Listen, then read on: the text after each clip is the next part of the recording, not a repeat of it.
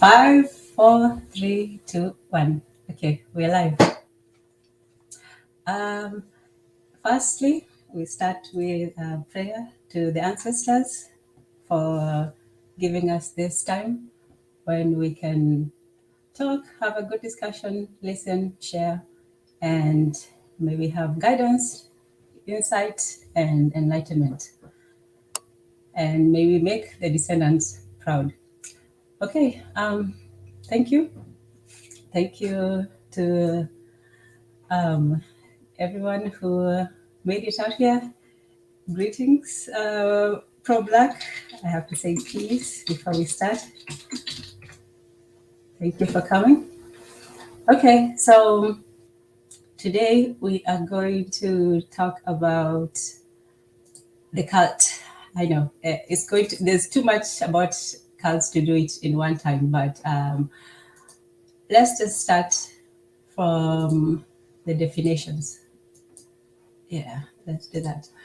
Okay, so well, I'll take a second first to acknowledge everyone in the room. Greetings, Brother Bakari is here. Sorry. Okay, so welcome, Brother Bakari. Welcome, Oni. And to everybody who's going to be here later, welcome you all to the stream. So today is called the cult of white. I don't like to call it supremacy, but that's what people call it. So that's what I'll call it as well. But when we look at the cult, what is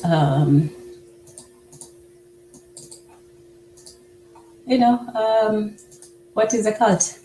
Let's start first with the definition of the word cult. We went through a few of these, so I'm just going to go over them a little bit quickly. I'm not sure how it's showing up on screen. Can you read? Can you read this? Is it legible, or do I need to make it bigger? Let me know, Brother Bakari, and greetings as well, Brother Koku. So I'm trying to see if this shows up on the screen. Let me know if you can see it. Okay, good, wonderful. Okay, so to begin with, what is a cult? It's a formal religious veneration, which just means worship. It's also the people, the members, the adherents. The religion is regarded sometimes as unorthodox or spurious, just weird and strange.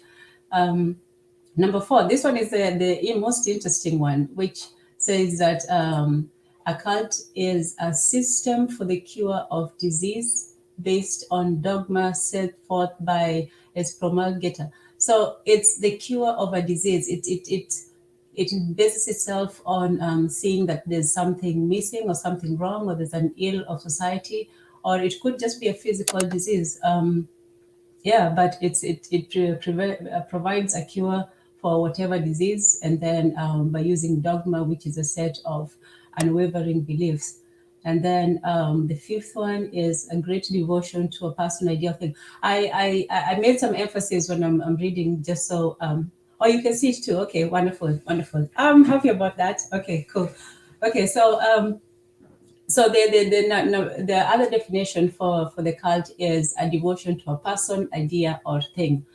In the last one, we talked about the cult leader, which we're about to, but in the definition, it could be a person, it could be just a great devotion to a person, which was, the traditional cult as people see it, some charismatic guy who, can talk a lot of talk, but it could also be an idea. There's also a devotion to idea. So something our cult doesn't necessarily need to have a leader. It needs leadership, but it doesn't have to have one leader. So it could be just the idea, and there are people who are leading or managing or the idea. So a cult can have a person ideally, but it doesn't have to. It can be.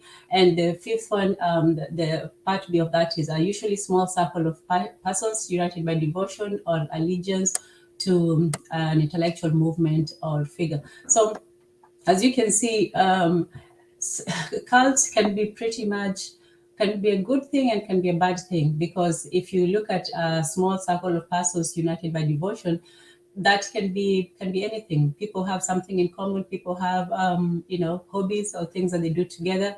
They just they just want to work or build and do something, and it looks from the outside like a cult. So what are the differences, or the definition of a cult that is different from just a harmless group of people?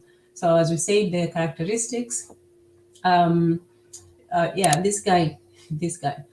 So the leader, charismatic, and then the second process for cult is there has to be thought reform. That means that they change the way you think, and it's usually through coercion.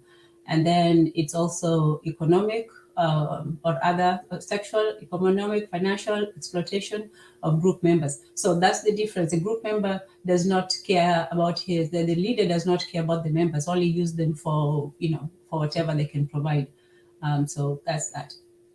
So when we look at the what's called the triangle of cult indoctrination, it has three things. Well, yeah, that's a triangle for you.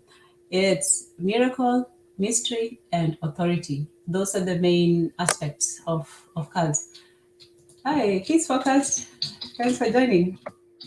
And sorry I was late, everybody. I was less late than I thought I would be, but I was still late. So my apologies. Next time I'll actually be early, not even on time.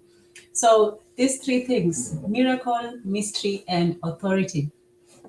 The one that people know very well is that authority aspect. But the miracle part of it, for you to have, especially, that's why they usually need a charismatic leader, because that miracle aspect of it, you need somebody that is almost out of this world. You need somebody who has some aspect, that is not like other people. Oh, yes. Oh, wow. I'm so grateful you're all here. Greetings, Matron. Good to have you. Okay, everybody in the house. Yay. Wonderful. We have a full house. So just to summarize, cult, these definitions. The one I took note of is the cure for disease. So a system for curing disease. So it's like you see a vulnerability, and then you say, okay, I have an answer for what is ailing you. And then the devotion to a person, idea, or thing. So the idea is the important part there. So miracle, mystery, and authority. These are the three forces capable of conquering and enslaving forces. Oh, sorry, this is a quote from Dostoevsky in The Brothers Karamazov. And he said, there are three forces, the only three forces capable of conquering and enslaving forever the conscience of these weak rebels in the interest of their happiness. They are the miracle, the mystery, and authority. So let's look at the miracle. And when I was reading this, when I was thinking about the miracle, two things came to mind.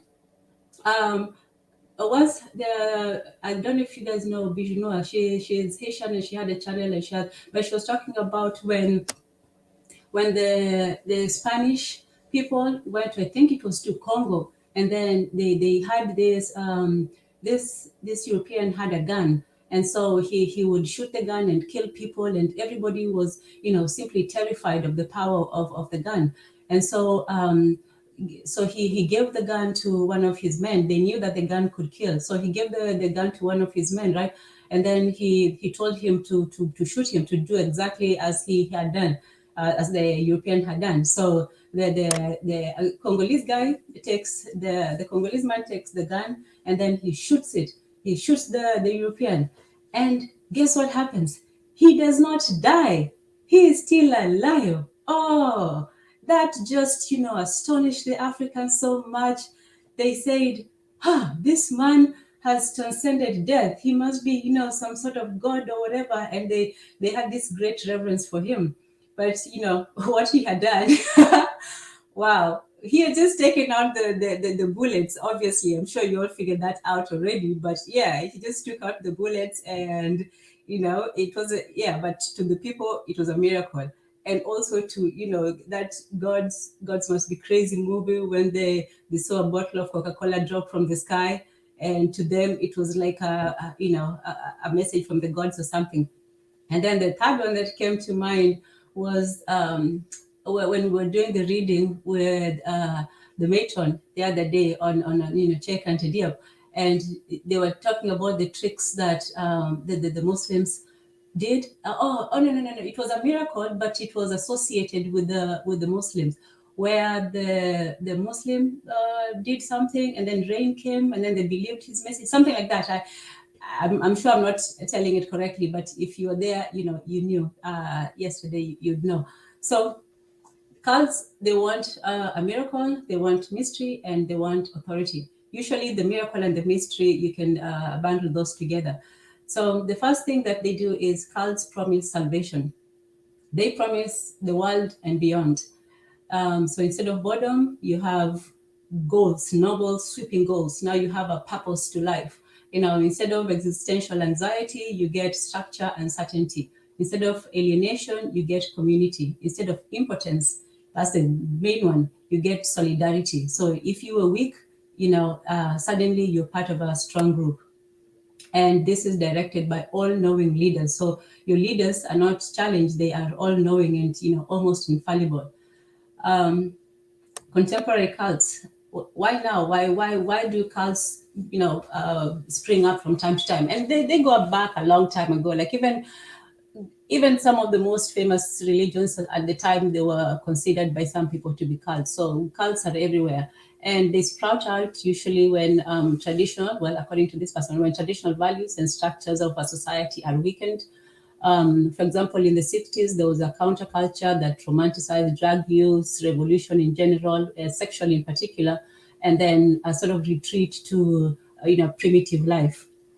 And during that time, the fertility rate plummeted, the divorce rates went up, adolescent suicide began to go up. And then during the 80s, the culture became mainstream, drug use continued, but it wasn't like a romantic thing. Everything just became, people lost interest. Basically, after that great thing, people lost interest in family, and they were marrying less, cohabitating more without marriage, and increased out of wedlock.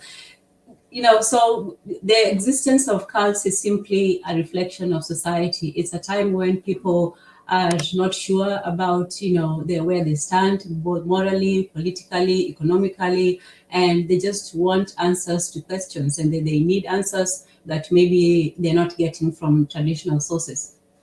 So we talked about, what attracts people, or, what's the impact of cults. But what do cults want? What do they want from their people? They want wealth and power for the leadership, and those are given by the members. So however you include wealth, whether it's money, whether it's time, whether it's somebody working for you for free, like putting people out in the street to go sell for you, things, that's still wealth. And power includes manipulation of all relationships, work or schooling to serve the needs of the cult, assignment of city and country residents. Some of them regulate even sexual and other behaviors, and they have punishments, expulsions, limiting of members' bodily functions. So basically, they want to control their members, and they want to have power, and they want to exploit them. They don't want altruism. No cult has ever said, we are here to help the whole world. No, they are here to help part of the world that agrees with what they have to say. So that's what they do. Their morality serves just them.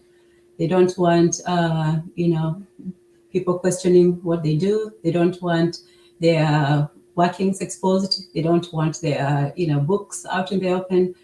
Yeah, they want their control of the information.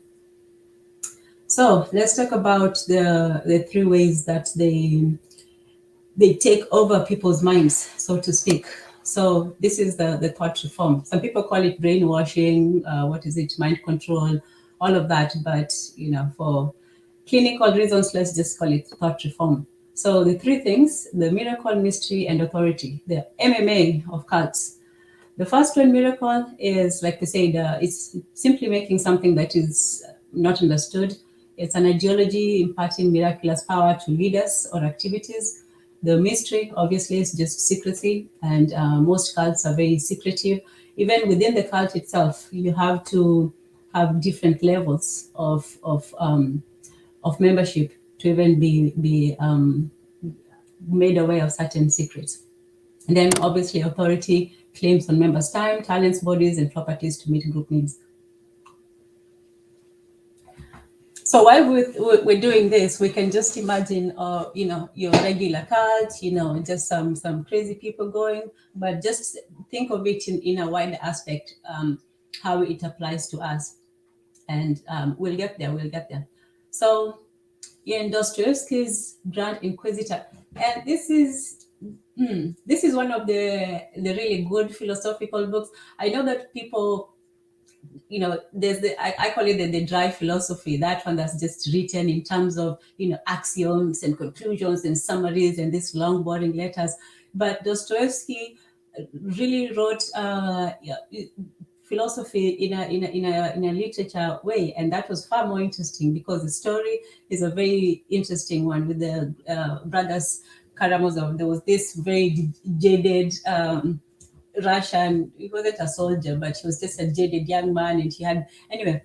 In the title, entitled "The Grand Inquisitor," it presents an image of a mass psychological enslavement. So Dostoevsky was imagining when, the majority of mankind is simply, enslaved, not one or two people, but, mankind just as a whole, just enslaved. So the chapter has a poem where Jesus returns during the Spanish Inquisition, and he's jailed by the Grand Inquisitor. The interesting thing about this is that when the Inquisitor informs Jesus that mankind has been unable to tolerate freedom, and thus now freedom is over for good so that men may be happy. Yeah, freedom is now ended and over for good so that men may be happy. So what he was saying, that men were given free will, but they were not happy in their freedom, because free will implies that you have to make decisions for yourself, you have to figure out life and so on, and you have to suffer the consequences. And sometimes, freedom is just too much. And he says today people are more persuaded than ever that they have perfect freedom, yet they have brought their freedom to us and laid it humbly at our feet. The mystery is that the Inquisitor and his company are secretly atheists with no interest in miracle at all. The Inquisition will ban Jesus and no one will protest. So great is its authority. So that's the twist. When you have movies, you like the twist. So that was, I just faulted it for you in case you had plans of reading Dostoevsky. But the mystery is that the Inquisitor is an atheist, and he is not interested in a mirror. He's interested in a miracle. He's interested in enslaving mankind and enslaving them psychologically. So for him, he bans Jesus because he is exercising his authority. His authority is both, the mystery. So you have the concept of the mystery where they are secretly atheists pretending to be, Christians who are burning people at the cross for hearsay, yet they're simply burning people for, for the like of it. If you see people, bursting into flames. But so that's the mystery, and that was also and then the miracle is having the deity, and then they will ban Jesus too. But for them, the greatest thing is their authority. They want to exercise their authority. So on thought reform, thought reform, that's brainwashing. And also when you read these things, you have to remember that people they're biased. If they want to study something, let's say 1984 and Animal Farm, right? Everybody wants to say, oh, that story is about, the other people, the Animal Farm is about the commies. And then 1984 is about some utopian, situation that might or might not come, but they're not willing to indict themselves. So you see, even with this guy, Robert Lifton, I'm sure he's an American, but his study on brainwashing is the Maoist brainwashing during the Chinese Civil War. I'm not saying that his work is not, relevant. It very much is, but just the fact that of all the brainwashing that you have, in this country and close, he had to go all the way to China. But in any case, the government in China, they had counter-revolutionary citizens and non-Chinese residents, basically people who didn't agree with what the official version of things were. And so they were put into re-education center where they went interrogation, scrutiny, ideological, interrogation, all that to make them, change their mind. And then that doctrine was presented as a sacred science through mystical manipulation in a controlled, pseudo-spontaneous environment. So, as you can see, even if it's something secular, even if your principles are based on logic, just dry logic, you always want to make it into something more than it is. Even if it's just a business thing, you want to make it, some places special, or certain rituals, or certain things that are done, or certain rooms only accessible to people, or certain rules that only a few people know. So you want to make something, have mystery in it, and that manipulates people into both confusion and awe. And then there's also another mind control study. Michael Heller, he was a Soviet immigrant, but he was also studying communism as a mass psychology. And it's not just communism that's a mass psychology. A lot of things, advertising, politics, entertainment, all these are forms of mass psychology, which is basically what, propaganda tries to, to shape. So he said that as a social psychiatrist, he draws to a fact to the effect of brainwashing and affects its method. Oh, yes, and another great thing to remember about this cultishness is that it doesn't matter sometimes if you're not in it. It doesn't matter. He says here that the intensive mentality is especially effective because it carried out in the closed territory of country cut off from the rest of the world by a strictly guarded frontier. Where did I want to read? Oh, yes. The effect of brainwashing and its methods. Here you go. Okay, so the effect of brainwashing and its method is felt even by those who he calls apparent resistors, those who seem not to succumb to the intoxication. This intensive mentality is especially effective because it is carried out in the closed territory of a country. Now, that's not important. What is important is this, that that effect of brainwashing is not just people who have completely, being service to the system or something. It's even the people who want to resist, even the people who want to, not to be taken in by the madness, even the people who know that they're being brainwashed, they're still being affected by the brainwashing. So that's why I say that we are all, in it. Even those of us who know that it's happening, it's not something that you can, unless you just, close your eyes. Let's say you're walking down the street and then somebody just keeps saying, a word or a phrase, or the sky is green, the sky is green. You know the sky is not green, but even that effect that somebody is constantly telling you something that you know is not true or real, or to your reality, that alone is going to make people have certain kinds of it affects even those who resist. So that's the study of thought reform. So those who resist are still affected, but imagine those who succumb to it. Imagine those who agree and submit and take in this all the thought reform. So it's a powerful system of trying to sort of control everyone's thoughts from a safe place. So Dostoevsky talks about, from his literature. I like literature, but that was a while ago. I haven't read a literature book in a couple of years. But Orwell, definitely, that's a great read. All his both of his works, they should be read. Semyatin, I'm not familiar with him, and Dostoevsky is also a good philosophical think on that. So just in general, the three aspects of the cult triangle, so to speak, is the MMAs: the miracle, mystery, and authority. So the miracle is in the Soviet system, it was the new man, the Homo societas, based on the Marxist-Leninist principles. And then the mystery is an obsession with secrecy, limited access to information, and authority obviously is the state power and the ways of exerting it.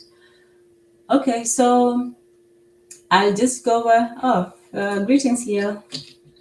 Thanks for joining as well. And I don't know, I had so much, but I don't think we'll get to all of it today, but I'll just see where we go finally. So miracle, mystery, and authority. So just a few examples of how these play out in miracle, mystery, and authority in contemporary cults. So the point of miracle is to create an atmosphere of awe. You have to have that woo aspect of it. It shouldn't be just something simple like going to the bookstore. It should actually going to the bookstore actually creates an atmosphere of awe. I like going to the bookstore and just thumbing through books and all that. So no, not that one. Maybe I don't know. And then there may be transformational groups, how people come and say, it was a miracle, my life was changed, and so on and so forth. So there has to be what they call a suspension of ordinary or natural routines. It has to be something different, something you're walking down and suddenly something came to you. So, yeah, and they are everywhere. Even therapists, they also have their own psychotherapy cults. Everybody has their own cults. Some people have the instant enlightenment. So and then with mystery, like we said, is mainly about secrecy. One of the reasons for that is that secrets are exciting and gratifying to some people, and also the more practical aspect of it is just it hides the ugliness of the cult. If there's some dogmas that people might make fun of them or find to be hideous or immoral, they don't want people to know. Obviously, they'll put secrecy, and the higher you go in the group, the closer you'll come to the secret. Another thing that they also do is that they promise a lot of things. Their front groups may, so that they can keep their ugly side intact. They often present a very positive front. So they promise, they tutor your children, drug abuse counseling, action, political, economic opportunities, all kinds of things. So they talk to people. They're very nice at the beginning. They're very accommodating. They seem like they're very altruistic, but mostly it's just to rein people in. Secrecy also allows the moral banality of cults to fester. And one of the ways was, for example, Jim Jones, when he was being, there was an article written in the paper. It was called "Inside the People's Temple" in one of the magazines, and then that's one of the reasons why he directed his followers to leave to Guyana. So when the authorities, when outside authorities, or when people getting too close to the truth, then they usually do one of those two things. They either leave, abandon, or they completely just self-destruct. They, could do a mass, everybody's, dead, or they do or go somewhere else and relocate and start somewhere else. And then authority, we already talked about that. Authority over the people, especially the children. Most of those cults, the reason why they are so detrimental is their treatment of children. The children in most cults, they get the worst treatment, not only because they are innocent and vulnerable, but because most cults don't really have any moral behind them. So to them, children and the members are simply things to be used, and that's usually what they do. So basically, they put the doctrine over the person. The person is not important; it's the belief. Some of the examples of these cultish things, with the miracle, fortune tellers, and horoscope. You have the spiritual, they call them the spiritual dabblers. They dabble in small things, whether it's getting ghosts out of your attic or, contacting a loved one, all that sort of thing. And then with the mystery, you have the secret societies, the ones that have their private rites and their group hierarchies, and few people, and except the people inside know. And then on a lighter note, with the mystery, you have the magicians. Magicians, it's entertainment, for us, but for them, it's their, it's their living. So they guard the secrets secretly. And then authority, the obvious ones is the military organizations. Those have authority and some mystery, but they lack the miracle. So you can have one or two of these things together, but not all. Well, not all, but still. Oh, hey, Lero. Good to have you. Thank you for coming. Thank you for joining. Okay, okay. So there you go. MMA, mystery, um, mystery. Oh, wow. Miracle, and yeah, I started with the wrong one. I should have started with miracle. Miracle, mystery, and authority.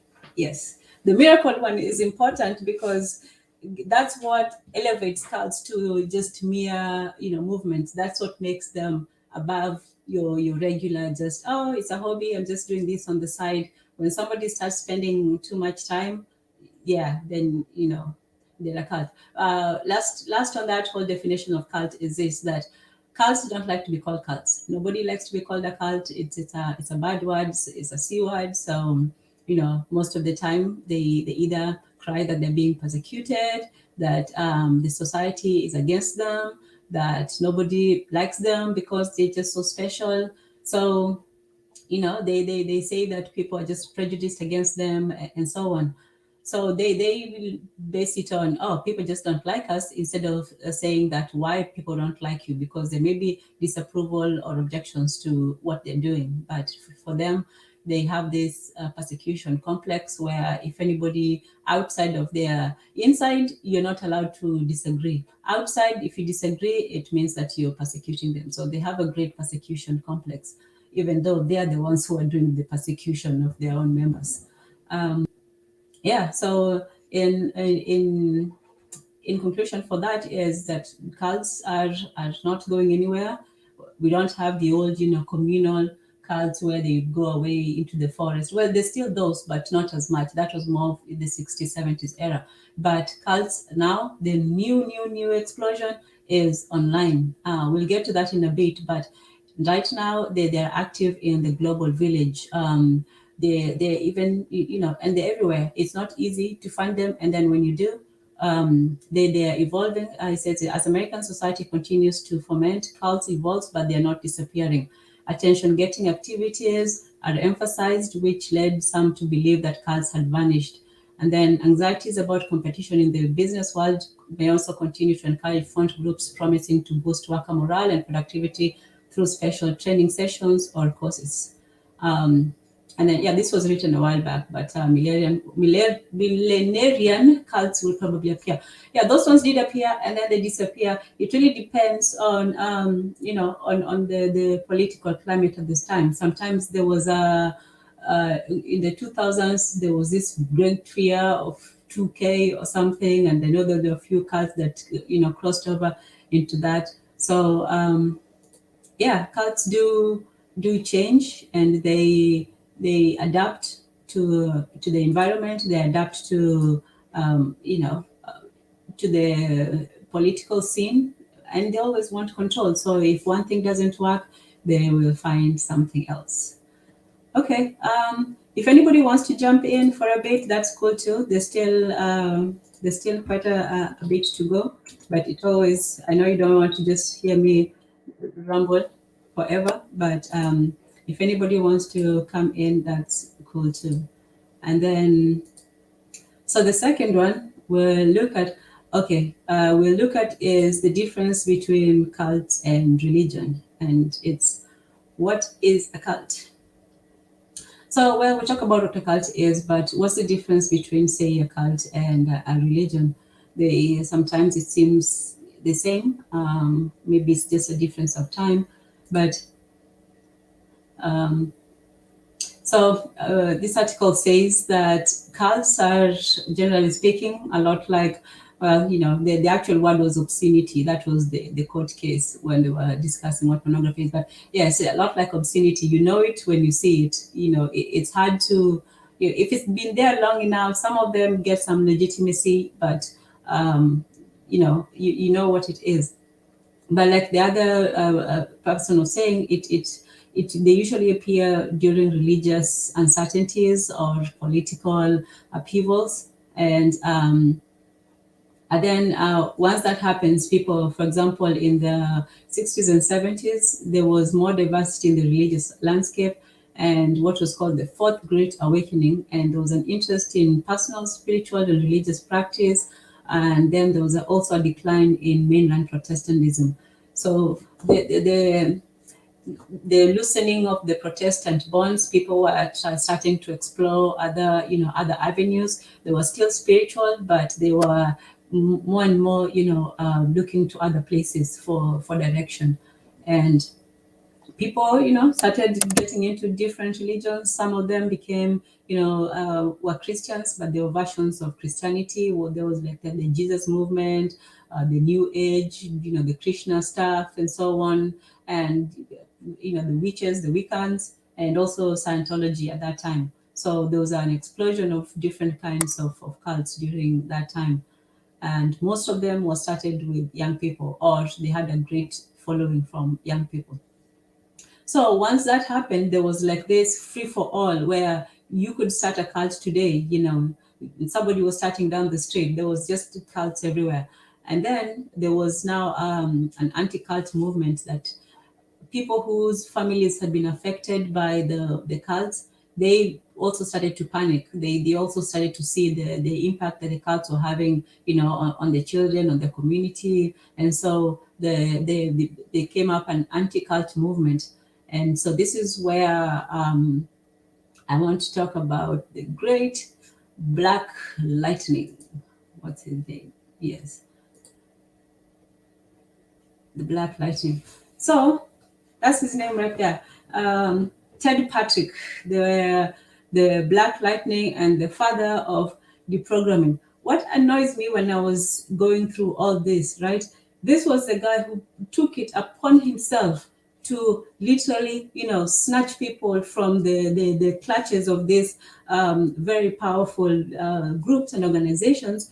And everything he did, he not only talked about it, he actually, saved a lot of children. Those testimonies, everything. He actually started the whole, the deprogramming, brainwashing, the deculturalization of people.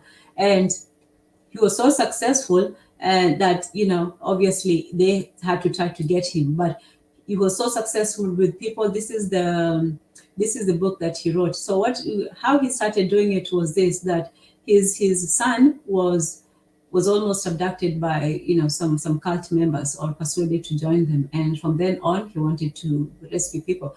The only problem is, unfortunately, he was mostly paid to rescue those white people, never some black people. From everything that I read, yeah, so it was mostly like upper class white suburban, who employed him.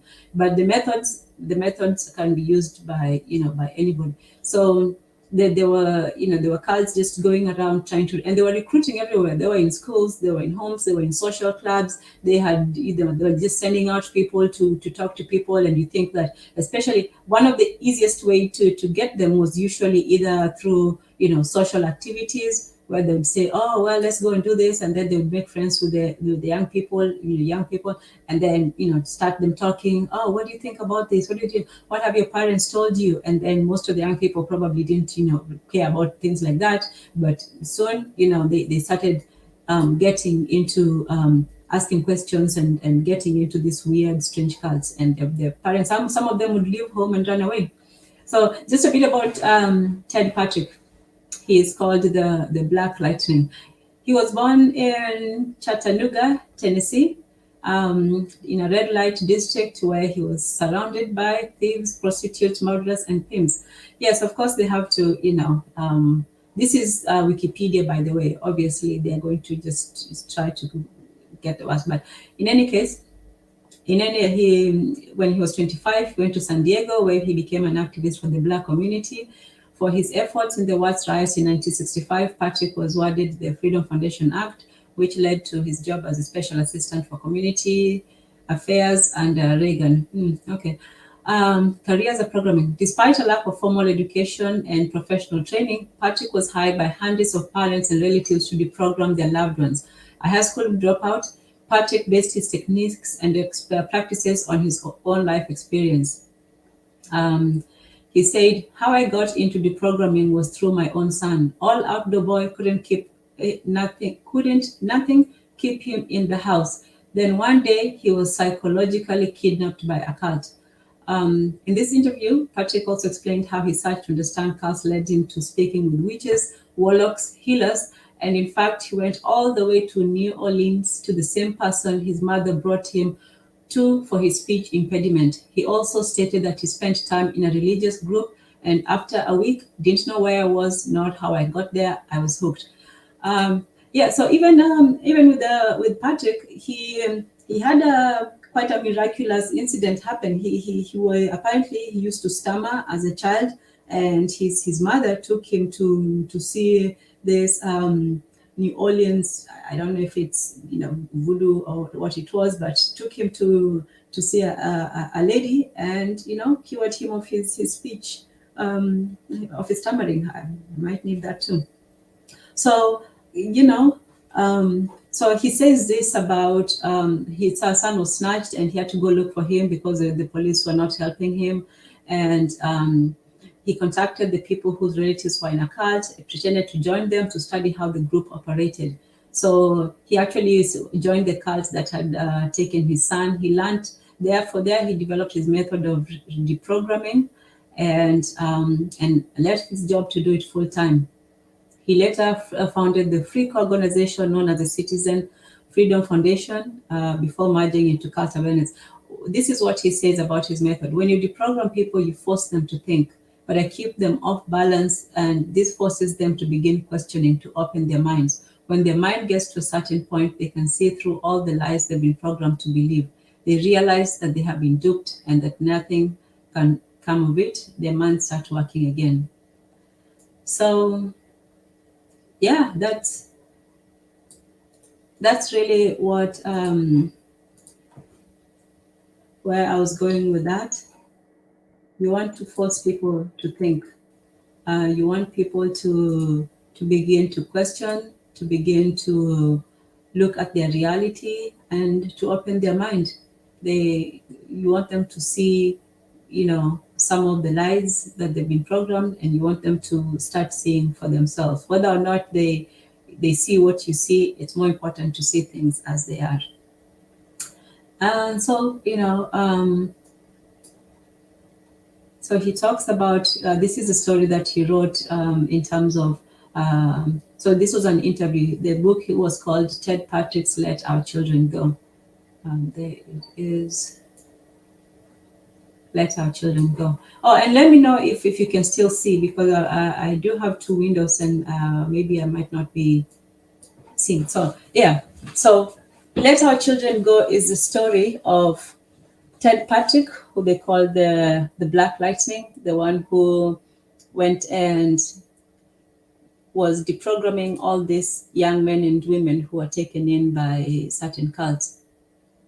So one of the boys that he was deprogramming, he said, he described this as thusly: the boy indeed looked like a zombie. He seemed encased in a mental bell no one could penetrate. He would not eat or drink. He kept drifting off into a sort of trance. And to discourage this, they would try to put him on his feet and walk around. So the author of this book, what really happens in deprogramming, he says, he really does expand the effects of the young man's doctrination. Something that he does is the peculiar force of,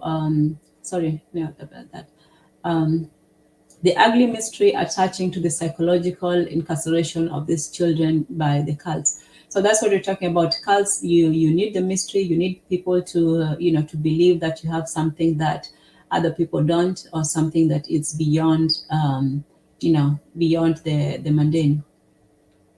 And so they would kidnap the children. They would actually snatch the children, take them in, and just put them in a room for about a week, and feed them. It's like cold turkey. Just put them in there, and they couldn't go anywhere. They could leave, but they had to stay within the compound. So they were, they were not being like kidnapped in a gang style. It was mostly the family would come with them sometimes, and then they would let the children with Patrick for him to do what he did. Okay, so let's start with, so first they get the children in there, and then they just let them stay there for a couple of days, and they obviously they will be like, no, I'm not saying anything, or they'll just stay there. And okay, so firstly they argue with the freshly kidnapped teenage. Oh no, this one was not a teenager. He was actually, I think, in college.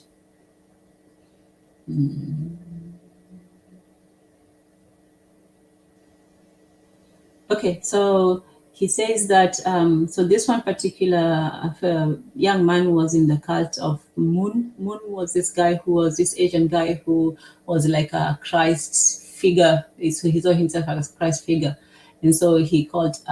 So the boy is upstairs. Let's say the boy is. And the boy, aware of his parents, seeing them without. This was a Jewish boy. Yeah, the Jewish boy was the one who was kidnapped.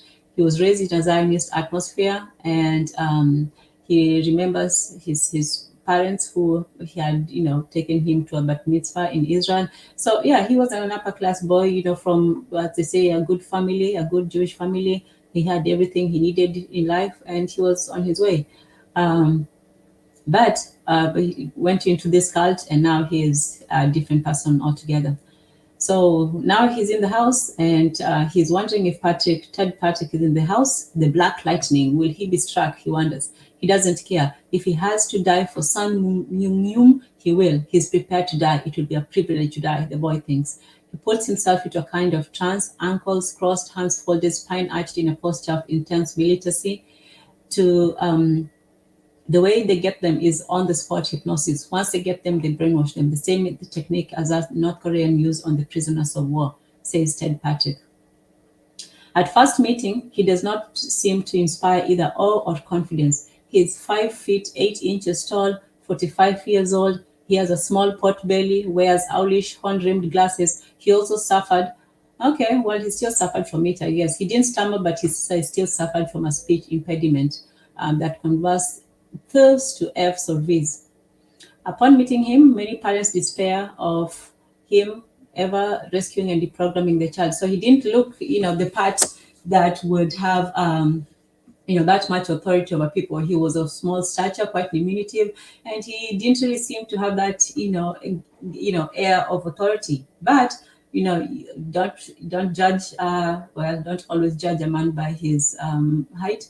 So despite being, of regular height and so on, he is ultimately a powerful and persuasive man. And there you go. So in order to combat it, you yourself have to, in order to combat the power and persuasion, you also have to be powerful and persuasive. That's the whole thing that you have to get from the cult deprogramming, that if you want to convince someone otherwise, you also have to be convincing. You have to be more convincing than the person who convinced them. So I won't read the whole entire time because it took quite a while. He really broke him down. They went through this back and forth. And then another thing too, if you're going to get into trying to undo the damage that has been done, is you have to realize that the people, they have been taught to view you as an enemy. They have been taught that you want to dissuade them of what they believe or what they know, and they have to resist everything that you say. So you already know that it's going to be resistance. But this is one thing that is also important, which Ted Patrick was really good at. He knew the dogma and the intricacies of the particular, whichever particular cult they were in. He could argue with them. He says this: why would you give up your God-given mind, Bunny? As he's asking, the boy. But you don't worship the Lord, you worship Moon. Did the Lord ever tell you to hate your father and mother? Do you love Moon more than your own father? You said yes. You love Moon more than your own father who birthed you into this world and gave you everything? Where does it say in the Bible that you should hate your father and mother? Where does it say that? Where does it say in the Bible that you should spend all your life out on the street cheating little old ladies, lying to them, robbing them of their money? Where does it say that? Christ told the rich man to give away everything he owned, but he didn't say, give it to me, and he didn't certainly say, give it to Moon. So basically, he argues with, the adherents. He talks to them, employs logic, he employs emotion, but basically, Patrick confuses him afresh, reversing the process, forcing him to make the mental journey back through that terrible labyrinth. So, yeah, that's quite a journey, because when your brain has been washed, you really have to come back to reality, and it's a painful process. And he says, better to be nothing than to belong to one of these damn cults.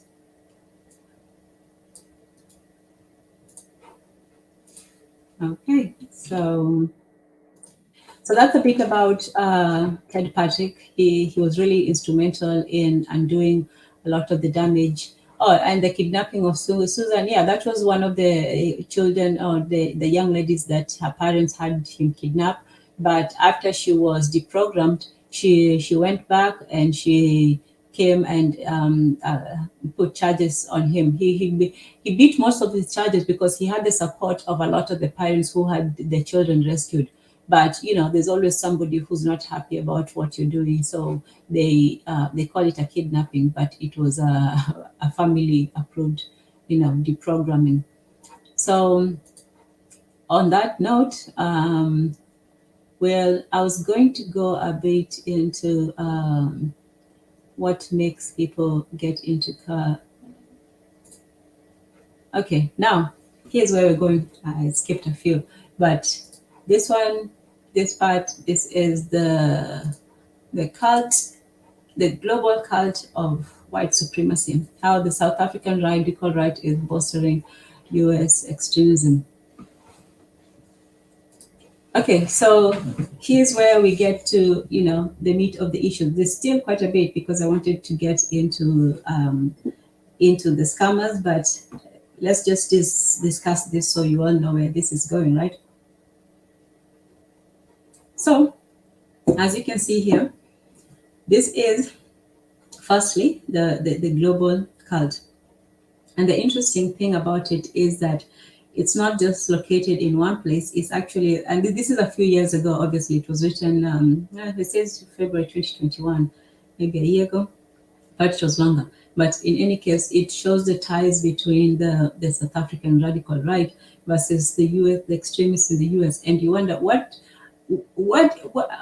kind of a connection do they even have together? Like, these are some very strange, but not so strange if you think about it, but you wouldn't think about it. Here we are trying to get Africans and African Americans and Caribbeans and all these people to work together, trying to convince them that they actually have some reason. Well, look, these people are just getting together behind the scenes, behind the back. This is what they were doing, all this time while we were arguing about, things online. They use the internet to get together. We use it to argue. Look at that. These people didn't just show up, South Africa and the US, like, what the hell, yeah, these people are talking to each other. They are making plans. They are organizing. They tell each other, show up, on this day and such time, and then wear comfortable shoes. They don't play. But here we are, trying to figure out who's the biggest king on the hill. But in any case, so this is how the globality of the cult, so to speak. And So when we look at the, amid the maelstrom of footage applying the January 6th resurrection, a video of a white South African writer emerged, much to the surprise. Are they really surprised? In any case? And then there's also QAnon. I didn't know this, but apparently QAnon has, origins in South Africa. Same place that our good old Musk is from. But yeah, this crazy conspiracy people. Some people describe them as a cult. I think sometimes we just over culticize everything. The QAnon one I think is maybe too loose to be one, but I don't know. But the QAnon conspiracy, that one is from them as well. And then it says, they do have some truths, but sometimes they mix it with so much nonsense that they, it's almost to confuse somebody so much that they don't want to even know what the truth is anymore. In South Africa, the deep space conspiracy theory manufactured by QAnon carries echoes of apartheid era Zwartgever and Rugeva. Okay, terrible pronunciation, I'm sure. Mythology used by the Afrikaner nationalist government to create alarm about the perceived security threat of the majority Black African population and communism towards South Africa. Theories that the government is enabling and encouraging the murders of white farmers and the seizure of white-owned land have bled into theories that the country's current president, Cyril Ramaphosa, is plotting a new world order with wealthy conspirators such as Bill Gates. Okay, South African adherents of this conspiracy did believe that the NWO demands that a financially independent, educated, civilized, disciplined, and religious world order replaced reset in favor of a Black, financially dependent, vaccinated, microchipped, brainwashed future generations controlled by a police state. This homegrown adaptation of QAnon offers an explicitly racist version of the conspiracy theory, naming Blackness as a defining characteristic of the supposed enemy/oppressor. Here we go. So, hey, forecast. Okay, good. Uh, I read the comment too late, so I'm not sure what you're referring to, but I'm sure you let me know. So, one aspect, the main thing that you have to listen to look at this is the idea of white victimhood. Victimhood. These are victims. You look at them up here. Yeah, these are victims right here, climbing the walls, and they have been so oppressed. Now they just have to fight the system. You have to feel bad for these people. They're just trying their best, and everybody's just trying to oppress them. And yeah, it's a sad state of affairs. So yeah, these victims are wrong one. There you go. So yeah, you have your victimhood entangled with the conspiracy theories. Is this idea of the Afrikaners, the white South Africans, as a threatened minority on the brink of extinction of the world? Oh yes. Okay, focus. I get you. Yes, they definitely do. So and you're right. Your comment is right on time, because it says under white people, online platforms such as YouTube and Twitter, as well as various websites and blogs, have been virtual organizational fields in which imaginaries of white plight have fomented. The South African fact-checking organization has been busting the myth of white genocide, has been an important intervention in debunking the claims, blah, blah, blah. So they're the ones who are fighting the hate with some sort of information. But yeah. So 1 year later, the founders of the far right anti-land and reform Afrikaner Rights National Party political party, AfriForum, and they still have to put Afri in every single thing. Also toward the US, networking with prominent conservatives. During their visits, he was interviewed by Tucker Carlson on Fox News. Wow, okay. So that's where, the snake met the serpent, where he raised alarm about South Africa's brutal farm murders. These people. Okay.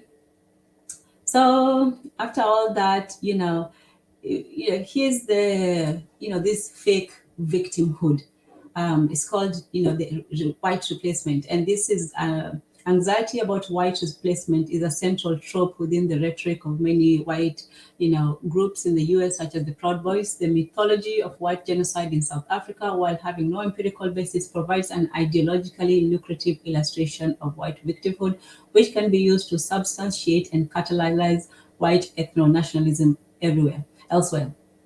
So when we're talking about, the definition of cult, devotion to an idea, person, idea, or thing. So with this, there may be leaders, that there may be leaders amongst, the Proud Boys and wherever these groups are, but there's no one leader. It's more of a decentralized leadership where they come on these forums and they probably have, the direction that everybody's going, and some people have more power than others, but it's sort of spread out. So even if they get, one person, there's still all these other people, and a lot of them also have, a certain curve of anonymity when it comes to the internet. That's another, advantage of the internet, because you can keep a certain, you don't have to be out in marching in the city. Once you go marching, guess what?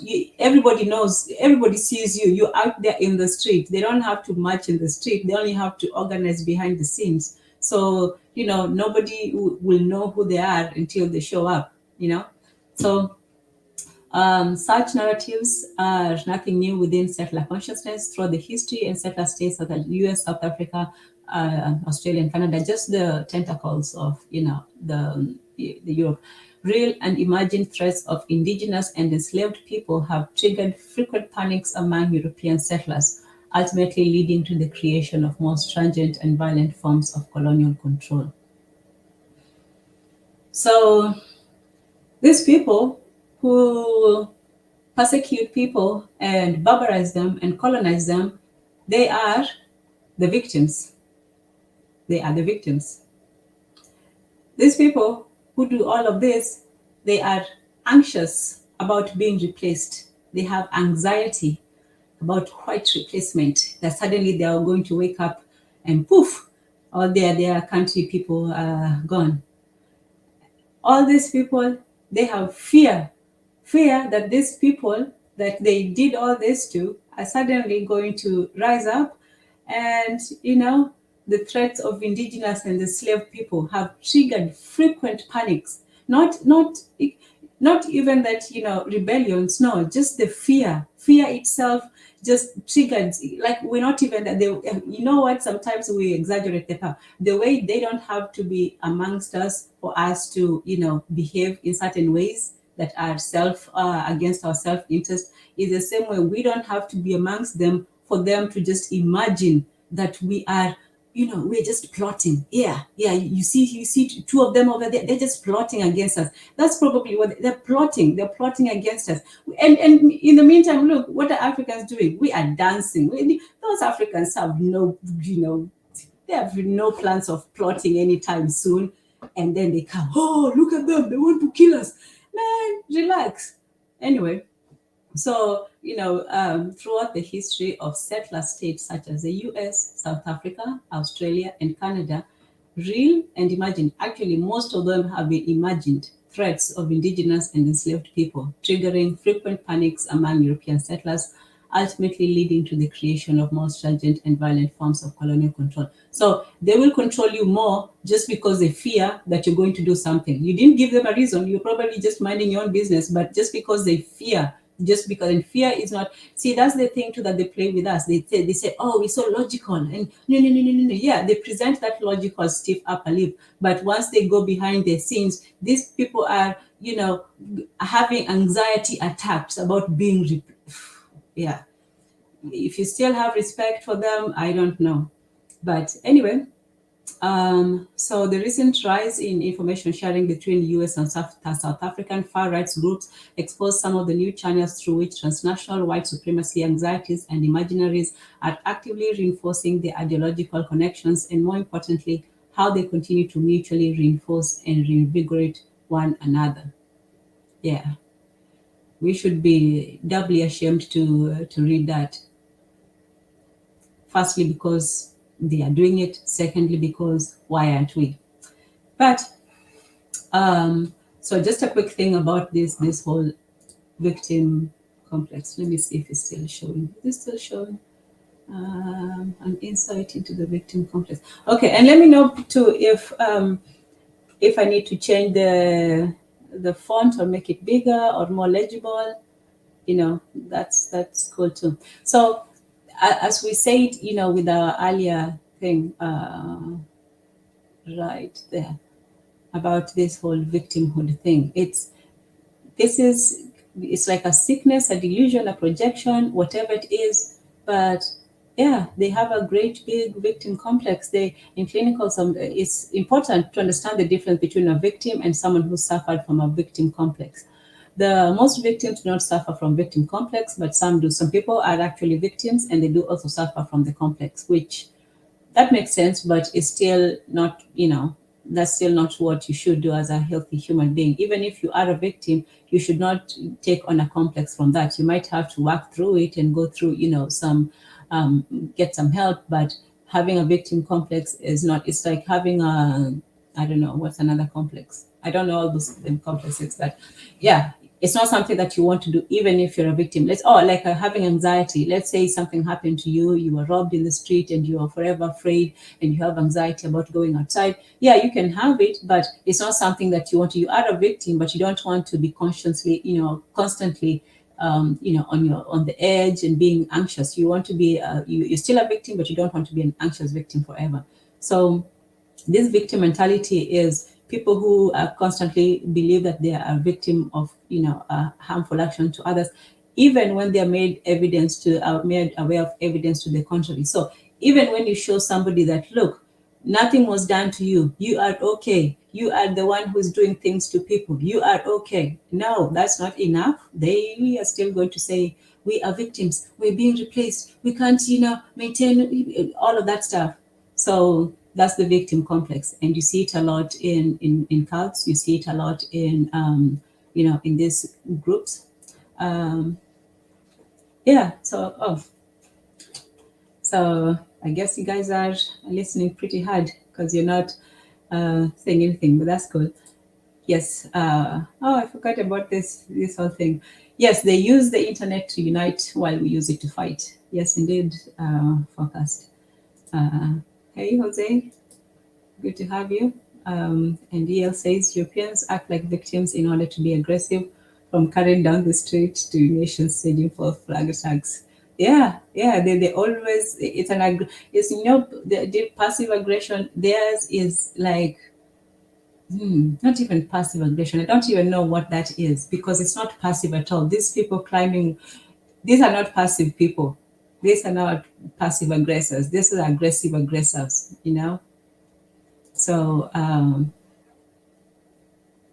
no, I haven't. I have not even gotten there. Oh, Jose, no, I have not. Yeah, this too much. In fact, I skipped through so much. If you looked at all the stuff I had today, I was like, man, yeah, yeah. And Beton is right. The poor know that land required blood, and they are afraid. Well, they do know that it requires blood, but they're not afraid to shed our blood. I'll just say that they're not afraid to shed our blood at all. Yeah, they do act like victims. So, that's that one. Now, let's look at the Confederate statues are monuments to the lost cause cult of white supremacy. So, here we go. This is a story written by a Jewish guy. He lived in the South, and his family has lived in the South for a long time. And he talks about discovering a statue that his uncle had sculpted a long time ago. And the name of his uncle is Moses Jacob Ezekiel. And this is it's at in Virginia. Is Virginia in the South?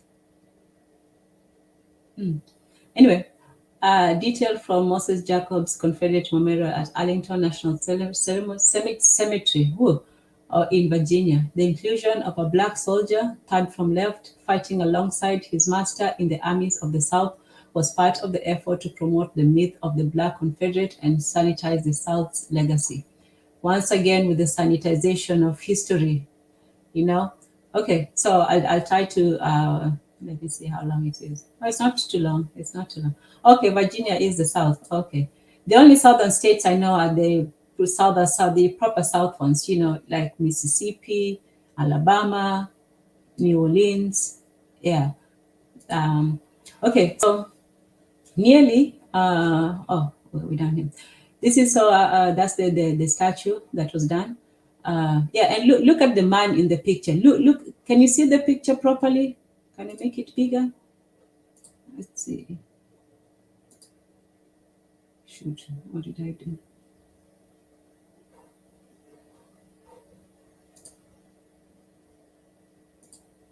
Okay, we got it. Okay, so if you look at how the black man, you see this white men, three white men standing up proudly, looking into the distance. Their faces, extruded from the wall, and then in the background you see that just man, these people. Do you see? You see him right there in the middle, right there. Just even his face does not have, the same, amount. It's really in the east. Oh, okay. Okay. So it's in the east, but they call it the south because it also was just as oppressive. Okay, I got you. Yeah, but you can see how they portray him, even in that. It's somebody who didn't have to fight, who fought probably against. Anyway, let's read the story. My mother, now I'm speaking in the voice of the author, and so he was the one whose uncle did the statue at the Arlington National Cemetery. My mother recently moved into an assisted living facility, and they found her possession. Blah blah blah. Among them, I discovered a photo from when I was 5 years old, when my grandparents had taken us to see a statue sculpted by a man they referred to as our uncle Moses Ezekiel. Turns out he's whatever. Moses was one of the first famous Jewish artists in the United States, and my grandparents were proud of him. The photo shows my brothers and me looking hot and bored in front of the monumental 32-foot high statue. Wow. Around the base is a frieze showing Southern soldiers, and most egregious two African Americans, one dubbed a mommy holding a white baby, crying as the men go off to war. The other depicts an enslaved man, no doubt accompanying his owner, an image often used to bolster the myth of the Black Confederate. This statue still standing suggests that enslaved people were complicit in their own slavery. Even worse, I now know that the statue was commissioned not at the end of the Civil War, but 50 years later in the 1910s by a group of bitches called United Nations of the Conspiracy or the Confederacy. He didn't actually say that. I just had to throw that in there. The UDC, a part of Southern white women's active campaign to perpetuate racist hatred and white supremacy. Yes, that is an actual thing that happened. Yeah, for people who, you know, yeah. So, yeah, part of Southern white women's active campaign to perpetuate racist hatred and white supremacy was founded in 1894, reached 80,000 members in 1912. 80,000 members. This disgusting,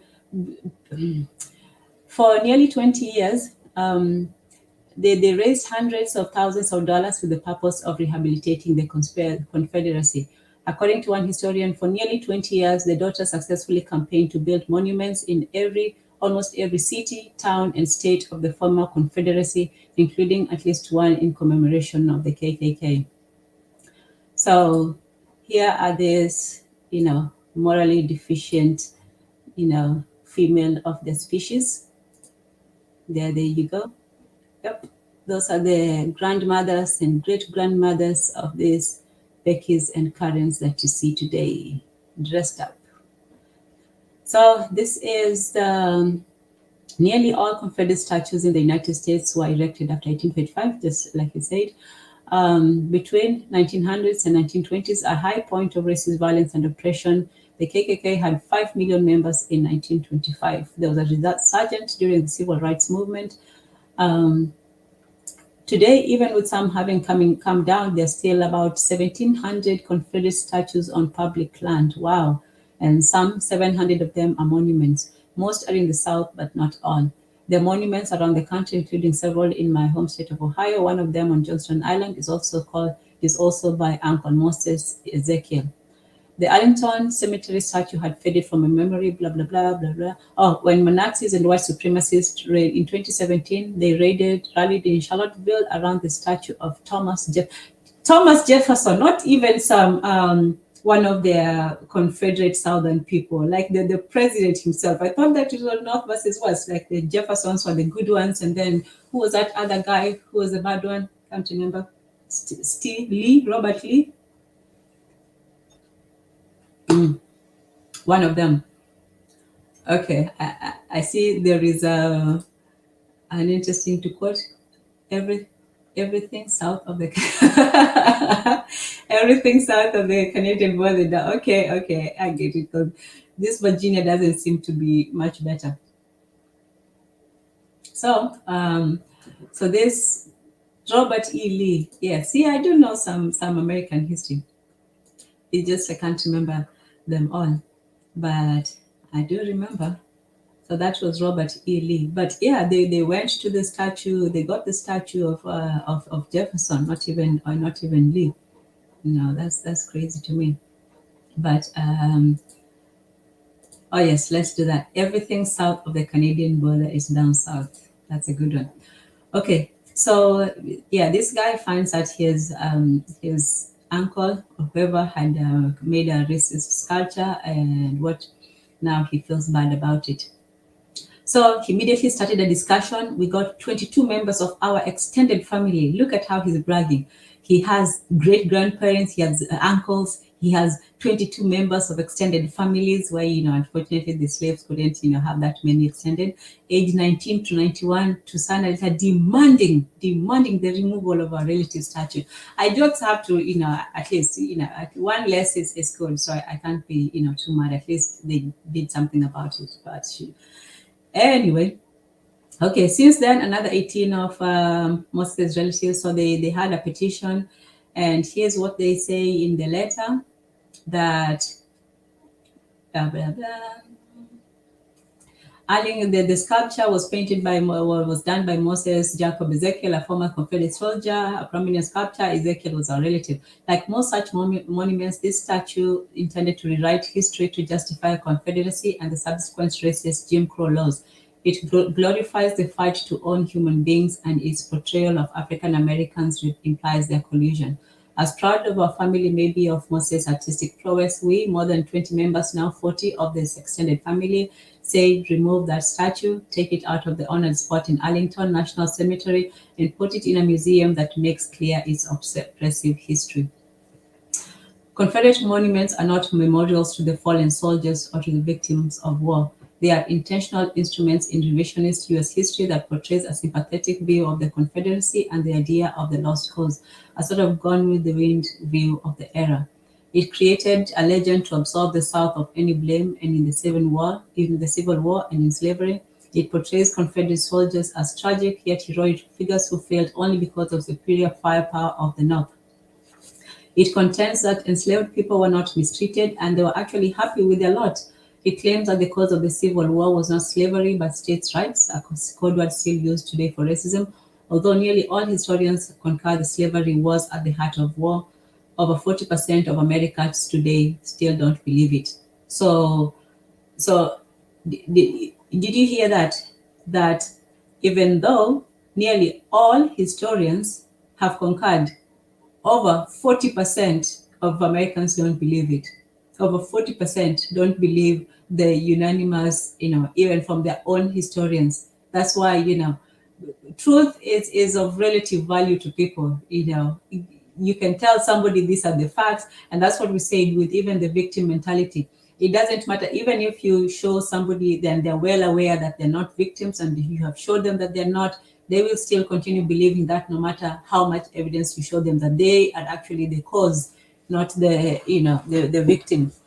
So yeah, 40%, 4 out of 10 Americans don't believe that slavery was the cause of the Civil War. It was just states just fighting with other states. There are states do from time to time. So the Lost Cause portrays a culture based on white male protection of pure Southern white womanhood.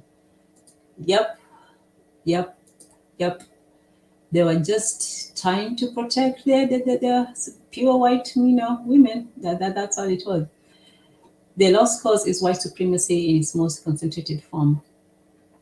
So, the mayor of New Orleans says that the lost cause has one goal: to rewrite history, to hide the truth, which is that the Confederacy was on the wrong side of humanity. But now they're going to boost up the North as if the North was some sort of saints. This is, also the danger. If one side is demonized, now the other side they still give themselves an out. If they can demonize the South, they can, praise the North and say, see, the North was not like them, that sort of thing. Okay. Okay, what can they do? They're promoting the lost cause. Yes, this is a war of ideas, a culture war, and we must fight back. Yes, says the very guilty Jewish boy. So we can sign the petitions, for example. Yes, so good suggestions. We change the name of the Edmund Peters Bridge, named after former Grand Dragon of the KKK. Wow. To honor Representative John Lewis, Amelia Boynton, or one of the martyrs of Selma's Bloody Sunday. We can call representatives to. Okay, so he concludes with an excerpt from an opinion piece by an African American poet, Caroline Randall Williams. I have rape-colored skin. My light brown blackness is a living testament to the rules, the practices, the causes of the Old South. If there are those who want to remember the legacy of the Confederacy, they want monuments. Well then, my body is a monument. My skin is a monument. She continues, I am more than half white, and none of it was consensual. White Southern men, my ancestors, took what they wanted from women they did not love, over whom they had extraordinary power, and then failed to claim their children. Yeah, do you read that? They took from women and they failed to claim their children. So much for this, baby daddies that are. Who was the first, not that's not even a baby daddy. That's just I don't know what to call it, but they failed to claim the children. They didn't even have enough love for even the children that they produced from the women they did not love. In any case, what is a monument but a standing memory, she asks, an artifact to make tangible the truth of the past. My body and blood are a tangible truth to the South and its past. The black people I come from were owned by the white people I came from. The white people I came from fought and died for their lost cause. And I ask you now, who dares to tell me to celebrate them? Who dares to ask me to accept their mounted pedestals? She concludes that as a great-great-grandfather of Confederates, the monuments of stone and metal, the monuments of cloth and wood, all the man-made monuments must come down. I defy any sentimental Southerner to defend our ancestors to me. I am quite literally made of the reasons to strip them of their laurels. Okay, yeah. Yeah. So, that's what it means. That's those statues. That's the memory, that's the hatred, that's the lies, that's the attempt to try to erase history and to lie. Okay, two more articles real quick, and then we can either get on if somebody wants to talk for a bit, and yeah, because this is pretty exhausting. We're having to wade through all this crap, but we'll do a review firstly of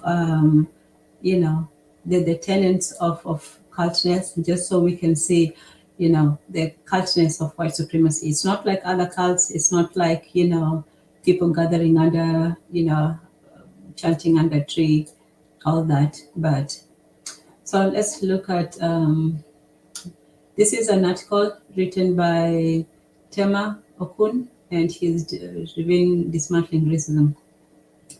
So 15 characteristics of white supremacy culture, or the white cult, and how to interpret them. There you go. So starts by saying that that the white cult collectively enable, it can appear to operate how the white cult can appear to operate in organizations. It's defined as beliefs and systems that collectively enable white people to maintain power over other races, people of other races, and it can show up in organizations in subtle ways. The cultural characteristics of white supremacy can be hard to see or name, and that's important to remember, because the best way to keep people in a culture, I mentioned earlier that no cult will call itself a cult. There's no cult member who says, I'm in a cult. People always know that they're in a cult just when they're about to get out, or if they do get out. Most people don't. And those who go back, they just deny that they're in a cult. But most people who are in a cult, if they went through it, most people go through it, in very innocent ways. Nobody wakes up wanting to join a cult. They simply go trying to find. And next week we'll talk about, the cultees, or the types of people who join cults. So the one characteristic of it is that it's not easy to see. It's not something that you can point and say. We could have statistics and numbers and say, oh, black people are disproportionately that and disproportionately this, but somebody will say, well, maybe they're just disproportionately this or that, they're disproportionately, well, maybe they're just criminals, so it's very difficult to pinpoint it and see. And that's the most devious aspect of it. When you can't see it, when you can't see around you, when you don't know that you're in a cult, then it's easier for people to stay in it. So most of the people who did leave cults, there were a couple of reasons, but one of them was also the interaction with the outside world, one of the reasons. But if the whole world is under the same system, it's going to be very difficult to actually come out of it to see it. You can feel that you're in it, but the resistance, the people who resist and they're in it, but you cannot completely take yourself out and actually see it outside of it. It's like we're in a self-cultified world where there's nothing outside of the cult. Let's just make that analogy. So it's very hard to see, and most people who are in it don't know it. We only talked about the rabid ones, especially the rabid white ones. These are the ones who know that they're in a cult and they're actively in a cult. These ones, these ones climbing walls and so on. But the ones who are just sitting down at their desks, they don't know that they're in it. They're their mothers and brothers and sisters and all that. They're not, climbing the walls, but they're also in the same cult. Not to forget, all of us who are also in it. So we're simply looking at the ones who are in it, who look like them. So it's hard to see it. It impacts everyone, and yeah, this is also another people of color, whatever, but impacts everyone, people of color and white people. Without choice or intention, any group can exhibit the invisible attitudes and subtle behaviors of white culture, including white-led, people of color, prominently white, whatever. How does it show up in organizations? How can it be interrupted? I don't know about interruption. Let's just see how it shows up. So it's a dismantling racism, blah, blah, blah, blah, blah, blah. Okay, so methods and findings. Some of them include, I emphasize just the main ones that are more cultic, because this is more than just a cult. It's also a system. It's also social, economic, and all that. But one of the characteristics of cults is usually, perfectionism. The first one, perfectionism, pointing out how a person or their work is inadequate. Instead, expect everyone. Yes, so they point out how everybody's work is inadequate. A sense of urgency. Man, I wanted to do. I was going to do a mix between the cults and the scam artists, but we'll wait for next week on that one. But this sense of urgency is also something that scam artists use in their tools of the trade. So it makes you want to buy something. They tell you, if you don't buy it now, you're going to lose it, or it's going to be on sale for just 2 days and something. So one of the ways that they talk about the sense of urgency, for example, when they talk about the white replacement theory, they're talking about, oh, white people, their numbers are reducing because all these people are coming, especially the migrants, they're coming and taking over and having babies at triple the rates that, the poor white woman can, and, they're just out babying her. So, what is to be done before we're all replaced?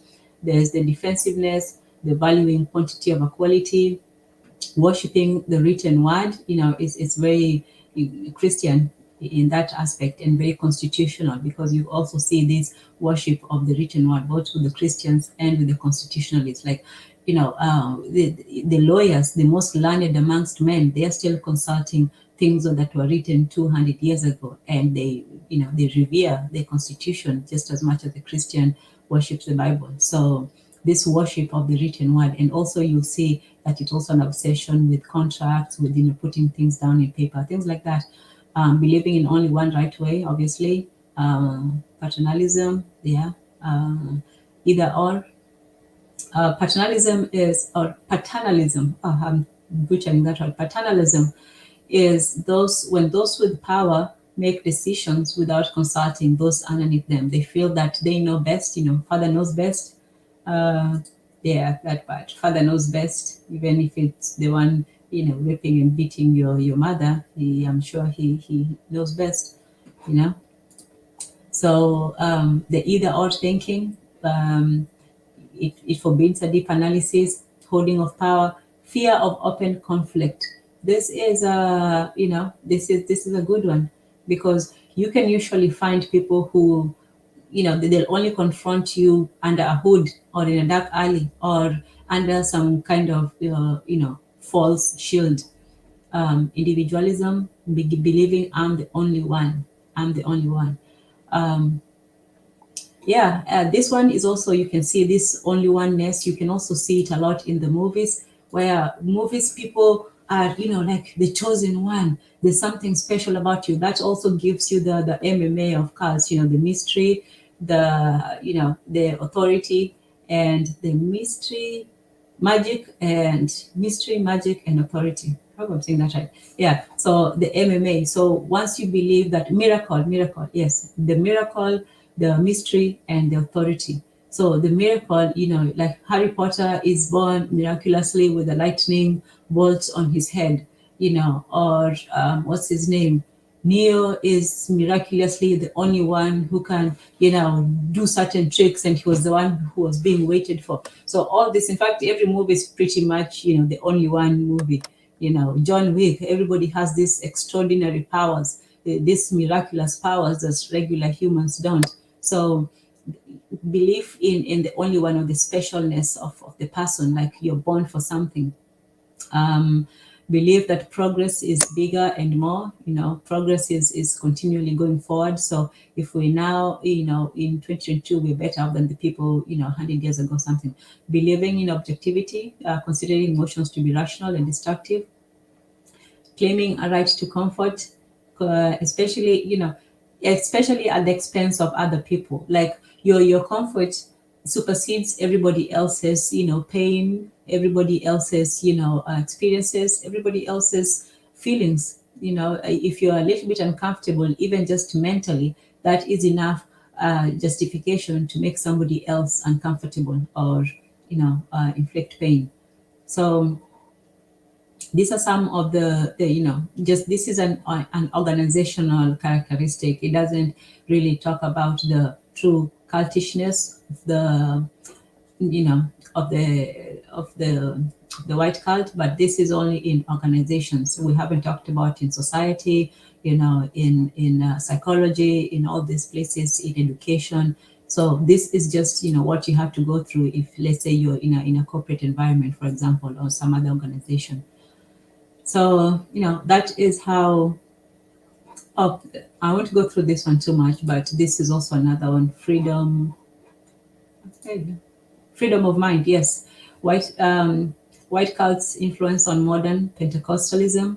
So as you can see, it's in a lot of places.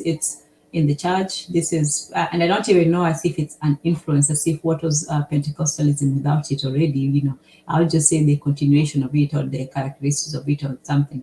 But, that's, that's the article right there. I won't get into it right now. So this one is,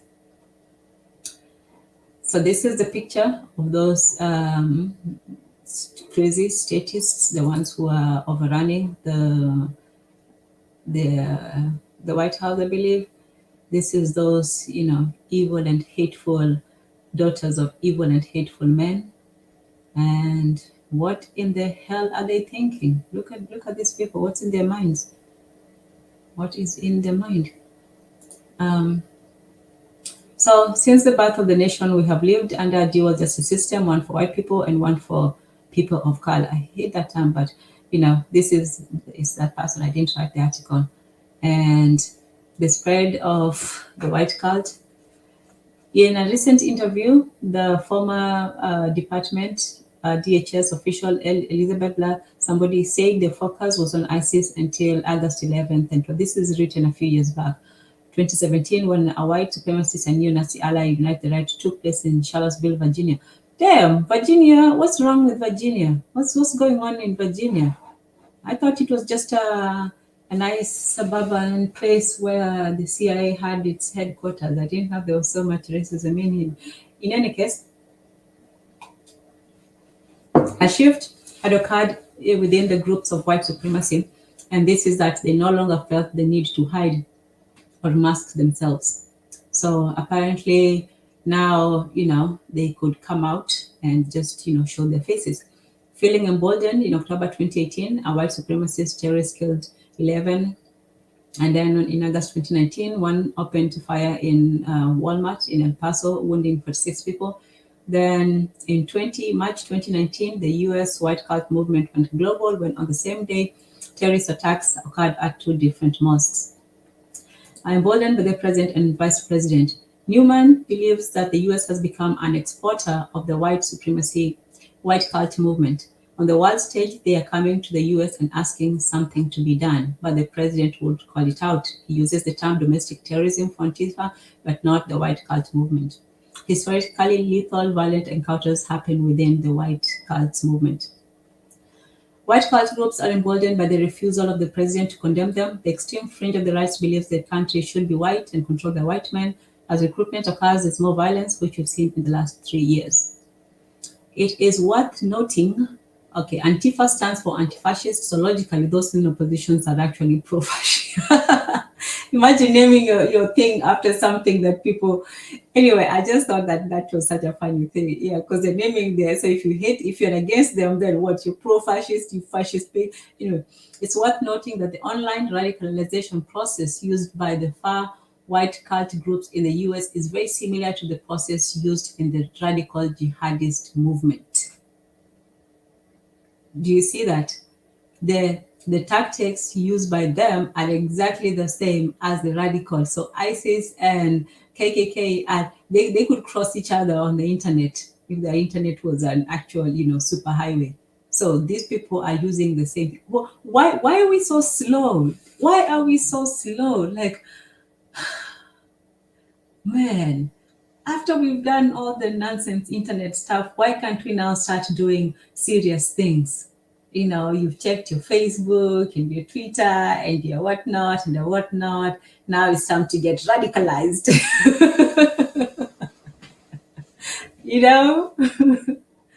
But yeah, it's online. You're not going to be knocking on doors anymore. It just, go with the times.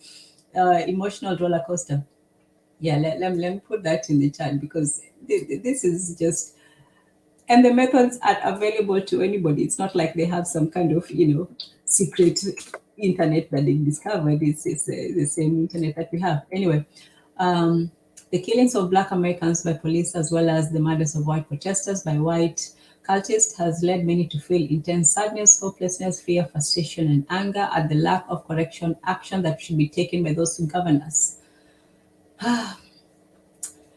And then Congress seems intent on keeping 21st century America bound to an outdated constitutional amendment, while pertinent It is no longer necessary for civilians to bear arms against evil forces. Our paid military servicemen and women accept that obligation for each of us. This, Jose, look, this is why I got mad at, I even madder at this stance. That while somebody has already talked about the dangers that these groups cause, right?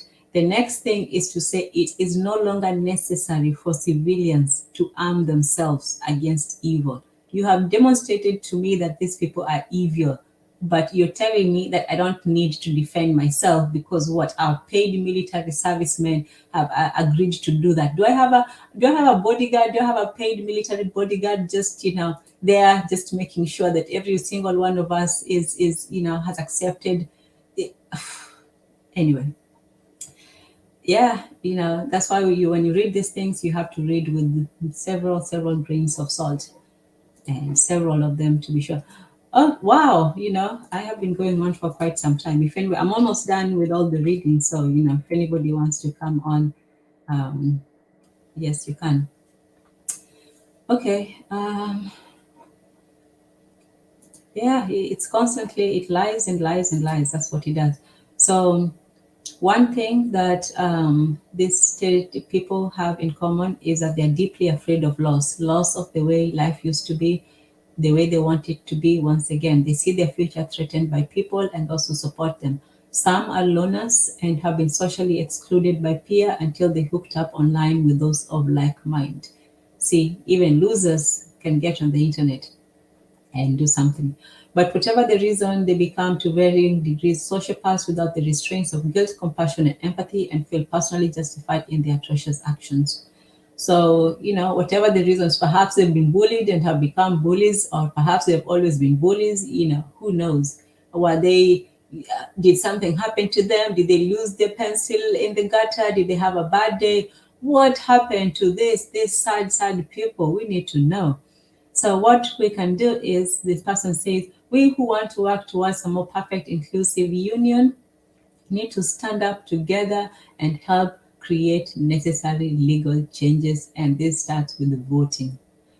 Many of those we've hired to represent us have been failing us terribly. So this person says that the politicians have been failing us terribly in voting, but does not see the contradiction in saying that it's no longer necessary to bear arms against evil forces because the military service have done their job. So the military are doing their job, and yet people are still at the mercy of these, cultists whenever they feel they're having a bad day. But somehow, the politicians are to blame.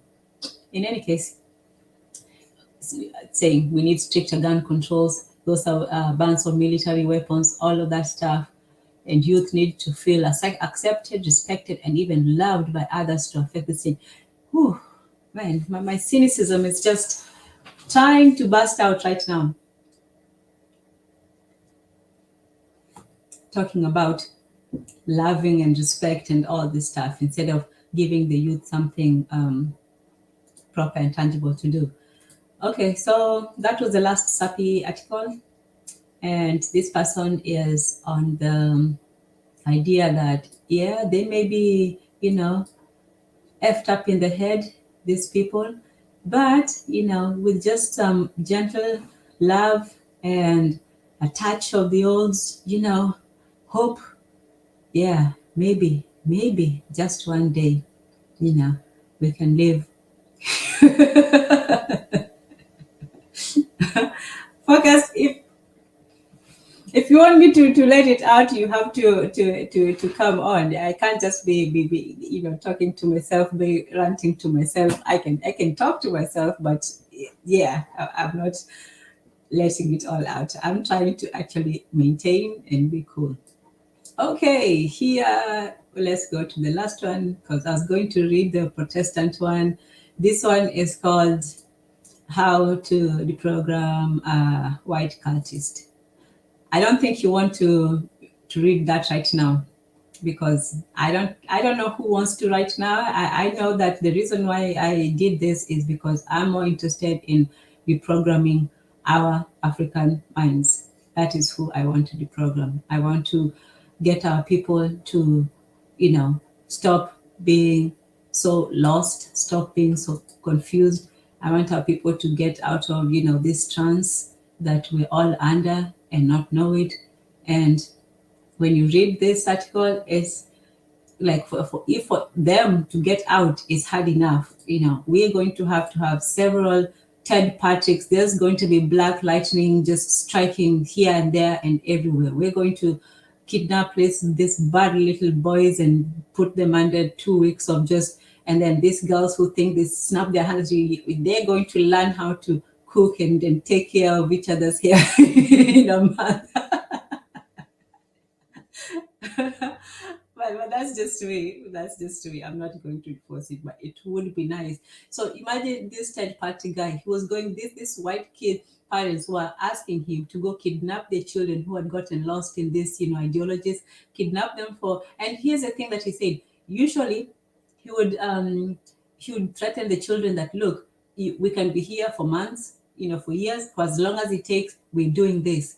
And when the kids had that, guess what? They crumbled in days. He said that most of the time it didn't take more than, the most maybe a couple of weeks, but most of the time within days, they were back to good. So people who talk about, oh, this has been done towards, yeah, a lot of damage has been done, but the human, ability to recuperate, to bounce back, to just, not everybody, but so many people, may be written off. And if we put this process, that this, it's not even a process. It wasn't even difficult. He barely really outlined what you can do, especially but it's an individual basis. Unfortunately, we are under mass psychosis, but you can still individually correct that within people. So anyway, experts say they did radicalization process. So this is a guy who was a former skinhead, and now he's trying to go straight. And basically, the way he describes this is like it's a drug. He says that, what was it? He says, um, experts say that, so he's a former white cultist. He escaped the cult, and amidst the accelerated, Galloway is a part of a subset of this movement that is often overlooked. Those who have grown disillusioned and now seek to de-radicalize themselves, they call themselves reformers. Experts say the de-radicalization process can take years or decades and only works when formers initiate the process, take responsibility for their actions, and do the long, hard work it takes to dismantle the violent ideology that has come to define them. So, firstly, it has to come from within. It has to come from somebody wanting it. It's not something that can be forced. Propaganda, unfortunately, can be forced on people, but that change, that one has to come from the inside. So if people want to change, they can. It takes effort, but they can. But if they don't, so, these people, these people can, I'm not saying these people can change. I'm saying that our people can change. Our people are not, completely written off. If somebody was to take this deprogramming thing and actually put it into practice the same way they're doing, well, not they're doing, but they're not trying to do it. As you read here, he has very little support from his people, which of course, but that just shows you. So he formed a group called Life After Hate, and he here's another thing too. Those who join these white cult groups are rural, urban, suburban, rich, poor, middle class, highly educated, or lacking high school diplomas. In other words, these movements draw all kinds. The cults draw all kinds. It's not just idiots or stupid people, desperate people, or sad people. Happy people get into cults too. Educated people get into cults too. As with scams, but scams is for next week. Yeah, so Galloway was he grew up in a good home. His parents never split. He was served dinner. He vacationed is Disneyland. There was no struggle. But in middle school, he didn't feel like he fit in amongst the rich, mostly Jewish peers. And then add to that occasional bullying, and now he's a skinhead. That's all it takes. Good family, middle class, white kid, just okay, Disney World, nice, unbroken family. But because somebody called him a word, Now he wants to kill the whole world. Um, yeah, focused. I know.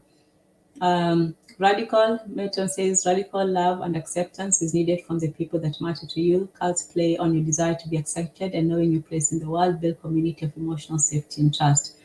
Absolutely. Absolutely. They, and that's why they can't be dismissed so easily because they give people what they need. Where they'll take it for something from you, but at that time they give, if you're lonely, they'll give you company. Like we said with the, with the cats, they give you everything you want. If you're anxious, they'll give you peace, they'll give you a hug. If you're scared, they'll assure you whatever you want, whatever emotional need you want at that time, they will give it to you. And okay, and then so Galloway began hanging around skinheads and going to white power concerts, experimented with risky behavior like breaking into cars, graffiti. This is cool, he thought. He doesn't recall any violent racist thoughts early on, but he explains he grew up around what he calls passive racism, the kind of offhand remarks at the expense of minorities that no one questioned. See, this is why you'll remember during the Bitter Medicine podcast when there was that story about the police officers who all resigned because somebody said a joke.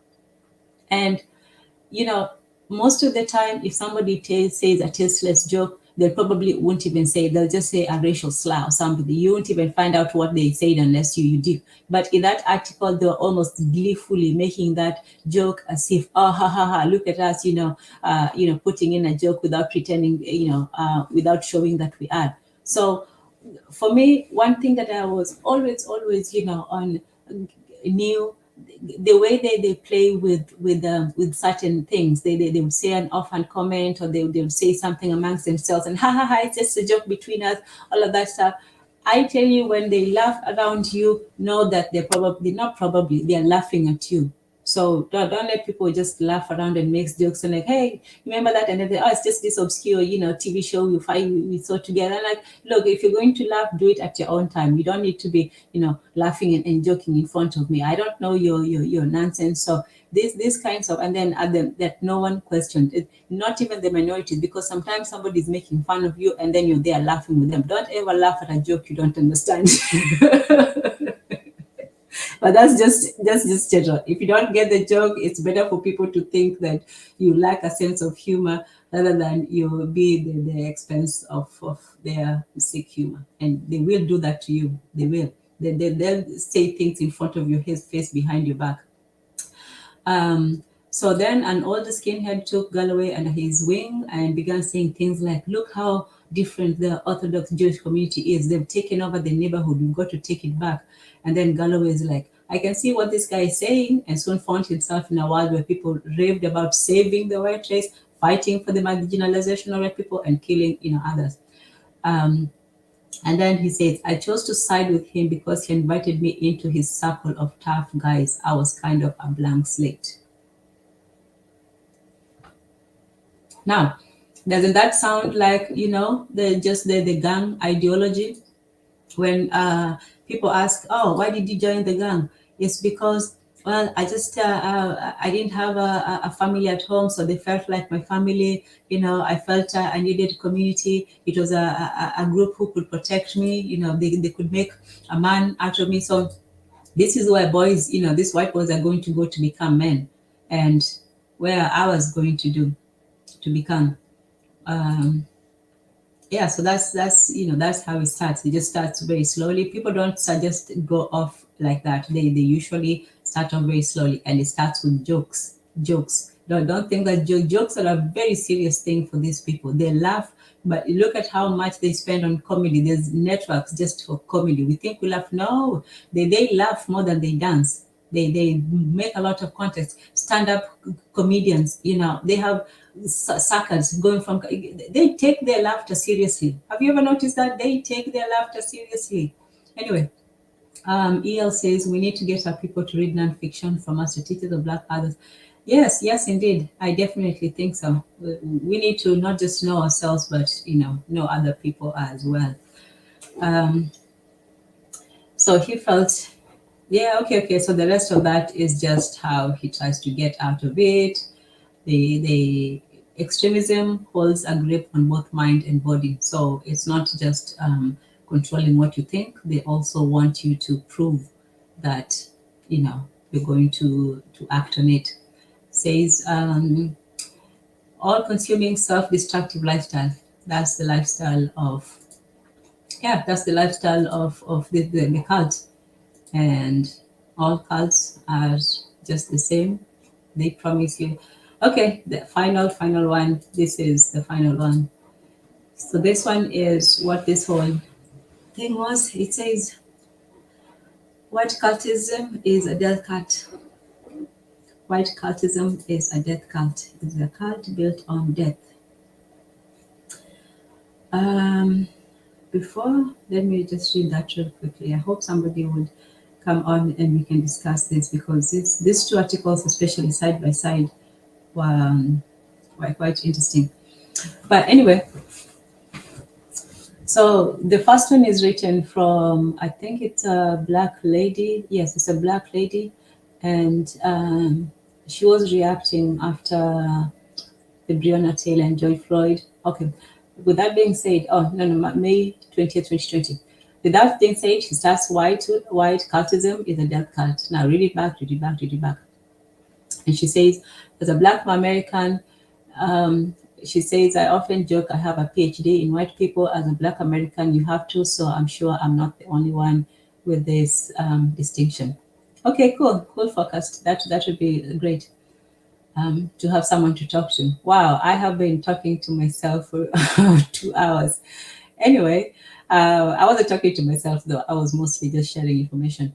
So, 2016, there was a lot of incidents. Sandra Blunt, and there were Emmett Till, Trayvon, Tamir Rice, James Byrd. So many insert name here. So many people have been murdered in succession, literally a day apart. And the more I saw and watched, as more black people were killed, as more children were killed at school, as more people were killed at country music festivals, at war, at the border, in horrible conditions, in detention, it hit me. White cultism is a death cult. Let me give my explanation. I'll use white soup here, since I can't say cult twice, but so white soup is the belief that the people from Europe are the most superior race of people, and it's not just that, it's also class superiority, sex, gender, ability, culture, and age superiority, amongst others. So it's basically everything superiority. All the metrics that you're judged by is superior, but the most one is, the racial aspect. And then the second one, he says, the reason why I mention all these things and not just race alone, that we're all that white people are affected by this too. Many of them just don't realize it. I don't know. I don't know if that's true. I think many of our people don't realize it. I don't think they don't realize it. Yeah, I wouldn't give them that much. But she says, seriously, white people do not like other white people. In America alone, the heartland is constantly ignored and left to die, yet their belief in their own whiteness gives them from seeing how they screwed over time and time again. Okay, yeah, that part. Throughout history, in Europe, they used to fight amongst themselves all the time. The EU is fairly recent development. The UK, leaving it just shows how fragile that alliance potentially can be. The British have beefed with the French and the Irish. Europeans have beefed with each other over the years. Hello, World Wars One and Two, electric, and all those prejudices came over to America until it became beneficial for white cultist framework here in America for those ethnic groups initially denied to come together and strengthen their cause. Yes, whiteness is conditional. Many cultures, but what do you mean by it's a death cult? Get to that part. Many cultures throughout the history have utilized human sacrifices to appease their gods. The the white cultist god that this country worships especially requires it. They structured their god to be this way because the society's gods are a reflection of them, not the other way around. The god of the white cult requires blood, and black blood is potent. This is why black people were taught to be forgiving in the face of being sacrificed. The country has engaged in one big, long, extended ritual. The god that watches over this country requires death, and guns are his favorite instrument of destruction. But it will take war overseas and on drugs, drug overdoses, and health failures as well. I'm an optimist to my own detriment sometimes. But yes, what was she saying? Now because blah blah blah, that doesn't matter. I am an optimist to my own detriment sometimes. However, time marches forward. Birth rates are still down for white folks in this country. Suicide is up among a lot of groups, but it's definitely up amongst middle-aged white men. The opioid crisis still rages. The government still tries to follow through on coups and wars. Healthcare in this country is trash. The pandemic is putting a lot of strain on already fragile resources. This is why they have resorted to the measures.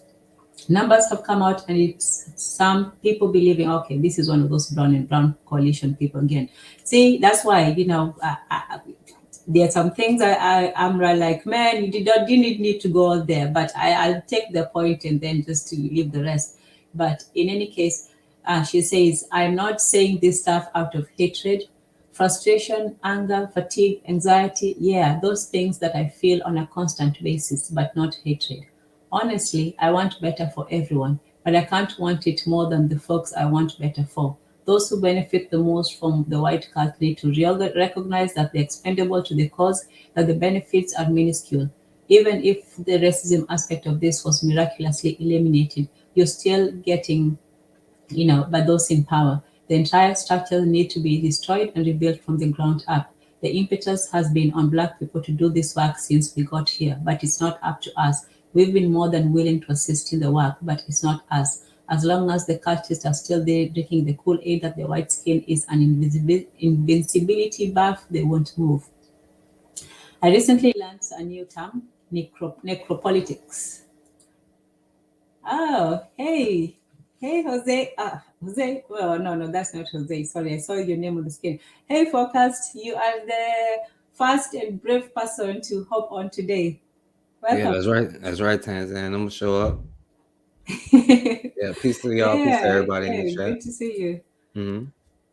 Okay, what are your thoughts so far? I know I've been on and on and on, but yeah, go ahead. No, no, you're not on and on. You teaching, and it's an interesting subject about cults because and I talk about cults sometimes, and I don't understand it though how Black people get caught up in it, and I kind of missed some of this article you was reading because I was kind of coming in, but like because I asked earlier, I asked in the chat. I don't know if you answered it though. Like I was saying, is there such thing as a good cult though? When I was reading, they were trying to say that there are some that there could be, let's say, is a group of very environmental people, people who want to protect the environment and things like that. Somebody was making a case for that. That let's say people are very passionate about a particular thing, and then they come together and then they start becoming like very obsessive about it. Like there was a time when the ladies had this Lulu jeans or something like that. It was some tight, it was some kind of a cloth thing. So they were just, or let me say this, maybe they're not some good cults, but there are some harmless ones. And there may be some, let's say, yeah, they're harmless. Maybe a group of people just have a passion for carrots, and then they just come over every Saturday to talk about carrots, you know. There are some people who are crazy enough to do that with these people. Like I don't know who was saying, there's a magazine. There used to be a magazine for everything, for fishing, for Star Trek people. Oh yeah, yeah, okay, one of those. Yeah, let's say a Star Trek are people who are obsessed with Star Trek. Yeah, yeah, like a harmless one. Yes, Um, or a yeah, good so one because it gives them, it gives those nerds a chance to get out of the house. yeah, yeah, I understand. Yeah, but like say, do you think it's possible to like make a cult that'll make Black people like say as a cult, like all of them has failed us so far, I think, in my opinion, but maybe some have been, do you think there could be a cult where like that'll get us like doing the right thing and like keeping ourselves within in our own communities and like you know uh, brainwash us almost to do the right thing? Do you think that's possible? And if it's possible, do you think would that be a good thing? Um, In terms of is there a good, you have to be. Hmm, do you know a good evil guy? You know the way in the movies you have those evil but good guys. They're evil, but we root for them because they sort of have some kind something that gives them that transcends the evil. Like Killmonger and Black Panther. Yes, or I was thinking, what's his name? Not Madman. Breaking Bad. Yeah, I don't watch a lot of films, so the only ones I know are their references. But yeah, those kinds where people still like them. No, no, no. I wouldn't say Killmonger because Killmonger was in the movie. He wasn't like a really evil, not so evil. He was more, like a rebellious. But somebody like Sopranos, yeah, yeah. We haven't really had a lot of like terrible, lovable black characters. I only if you can remember the white ones. Somebody who is really evil. We agree that he's evil. Killmonger is not evil. He may have his causes or his reasons. Maybe they are people may not agree with him, but he didn't just go there to like his friend that that South African guy. Now he was evil, but I'm talking about somebody who's properly evil, but the audience is rooting for him. So Sopranos definitely that's a gangster, and people all those gangster movies with Pacino and whoever they're evil, but you're still rooting for them to win. So those kinds of people. But if we had the opposite in terms of a good person who was good but just evil, that's the kind of person that you need to have a good cult. Somebody who is good in his intentions, he knows that look, you people, if I leave you here, you're going to just, if let's say you have a bunch of retarded, a bunch of slow children, and you know that if you leave them in a room by themselves, they're going to burn the house down, right? So for the time being, not in a bad way, but you're going to try to somehow confine them for their own safety, right? And somebody who doesn't understand may say, well, let's just see, let them play and be cool and all that. But if you do that, especially if you're not, directly watching over them, you know that they could hurt themselves. So in that case, that's the kind of mentality that it would take. It would take somebody like that. Firstly, like a third party, you'd have to be, persuasive. You'd have to be you'd have to be evil in order to be good. Yeah. Yeah, I understand what you're saying. I agree with you 100%. And I just think that a lot of us in particular have this, this love, kind of thing where um evil seems to not be in our nature, but it's like good and bad and evil and not evil is only in the eye of the beholder, for real.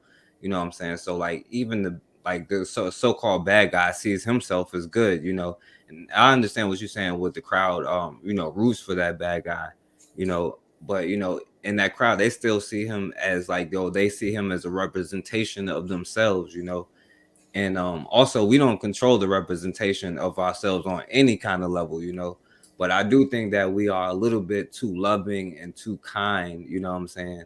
Not that there aren't some of us who are, who is like that, you know what I mean? But I mean, that's what I'm saying. I could see how a cult could be a good thing, but it's not though. We get caught up in the wrong kind of cults, like the self-hating kind of cults, because we on a self-hating kind of mentality. That's why I think cults are dangerous. You know what I mean?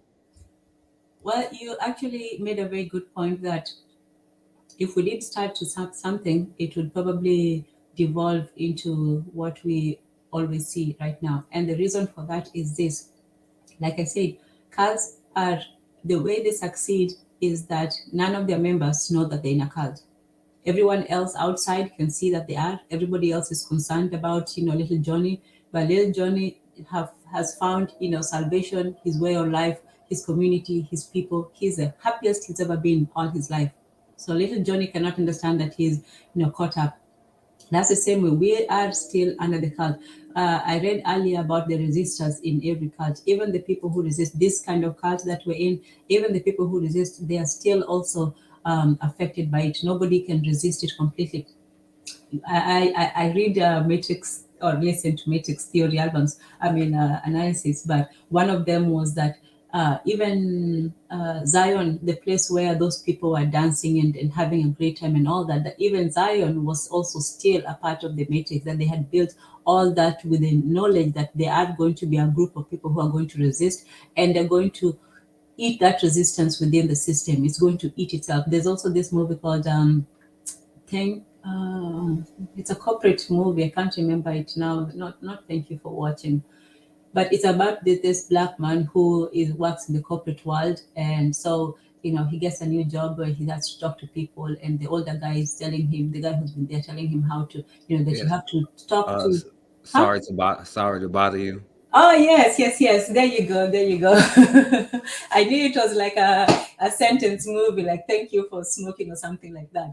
But yeah, even in the movie, resistance is still, the system has already, you know thought about resistance and how to incorporate it within the system. So you think you're putting your fist in the air and all that, but guess what, they already knew that if somebody's going to be putting their fist in the air, and what are we going to do about it? We're going to make t-shirts and make a holiday out of him, and make him cool, and just rewrite all history, and sanitize and make everything tame. So they already know, or if they can't do that, they'll come to you and say, "Hey, do you want us to grease your palm? Do you want us? What do you want from us? Just give us what you want, and you'll be okay." So they already have prepared for that, and also some of them also prepare a place where they have the rebellious people think that they're rebelling, whereas they're the ones just being played. They do that in Russia. Russia, like, even those pussycat dolls, Putin was just funding, both his, supporters and his people who weren't supporting him. Like, you'd have rabid, you're forming a party and you're rabidly anti-Putin, and then you discover that he was the one who was funding the whole organization. Like, it's crazy. It is crazy. You don't even know who or what you're fighting. So at one point, you just give up. But in any case, so we are also still part of the matrix. Even when you go up against it, you're still part of it. And that's why, if you're going to really want to change it, you have to be the opposite of what you are. If you're evil, you have to be, good is just obeying the system, just being a good person and continuing about your way. But to be evil in such a system, you sort of have to both obey the system and the rules, and break them as well. So if it comes to changing, the only people who can change the system as it is right now are the people who have the courage to be evil. And courage to be evil is not so courageous. It's usually just desperation or greed or things like that. But the courage to be good, that one is way, way, way harder. It's way harder because not only do you have to be good, you also have to, be judged. The one thing that evil people don't have to worry about is what? Being judged by other people. They can, and that's why they don't even want to be, they don't even care about the judging. That's why they have that big, villain speech at the end. They want to actually be applauded for their evil. That's the problem. They want validation. Whereas good people, they wouldn't care about validation. They wouldn't care about telling the evil guy, "This is why I'm doing good," because they already understand the evil guy is going to be evil. There's the evil guy who's trying to convince the good guy to join him. So anyway, I know I went off with that one, but yeah, go ahead. No, no, go in, Tanzania. You saying a lot of good points, and I agree with what you're saying. And the thing is, right? The irony is, what you're saying you would make you evil in this society. You know what I'm saying? In this world, not only to other people, but to a lot of us. Because, like, you was talking about the Matrix. Think about how many people will take the blue pill, right? But if you unplug them before it's too early, they're gonna what? They're gonna die. You know what I'm saying? But the thing is, like, in the Matrix, like, there is no spoon. You know what I'm saying? You can create your own world, your own reality, and you can do that. But you make a good point. There's no escape from that.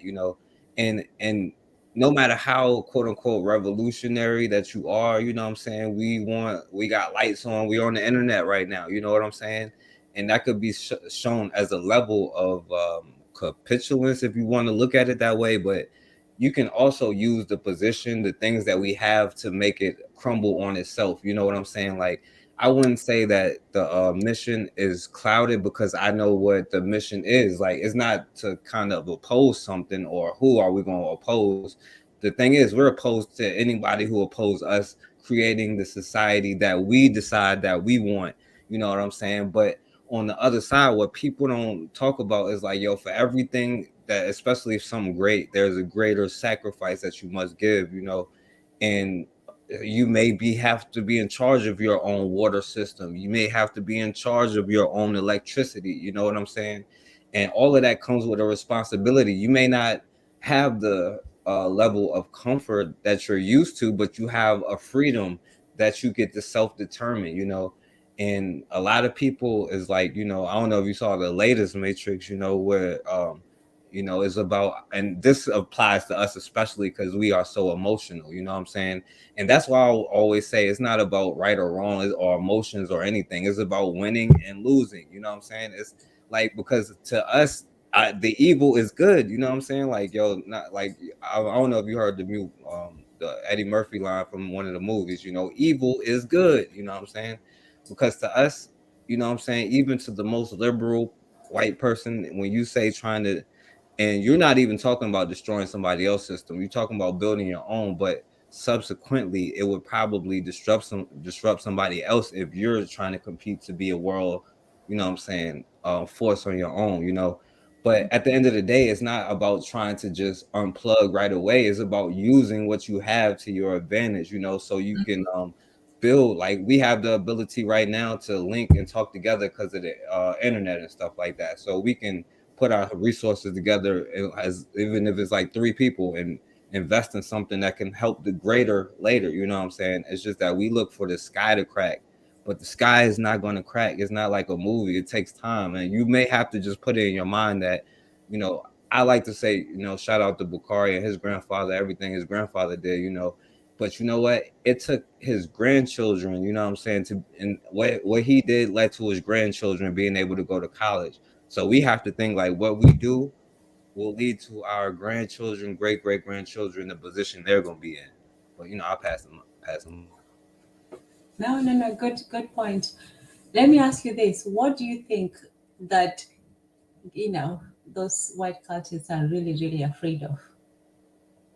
They are afraid of losing. They are afraid if you ever get into power, that you are going to do to them what they have done to you. You know what I'm saying? What And is do you not ever worry? Because this is what I used to think. I used to wonder before.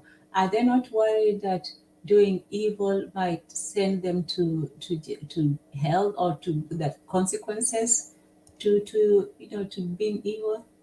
Well, I would say this: worrying about good and evil has sent us to hell on earth. You know, I don't know about hell or heaven after we live, you know what I'm saying? I know about controlling yourself while you're alive, you know what I mean?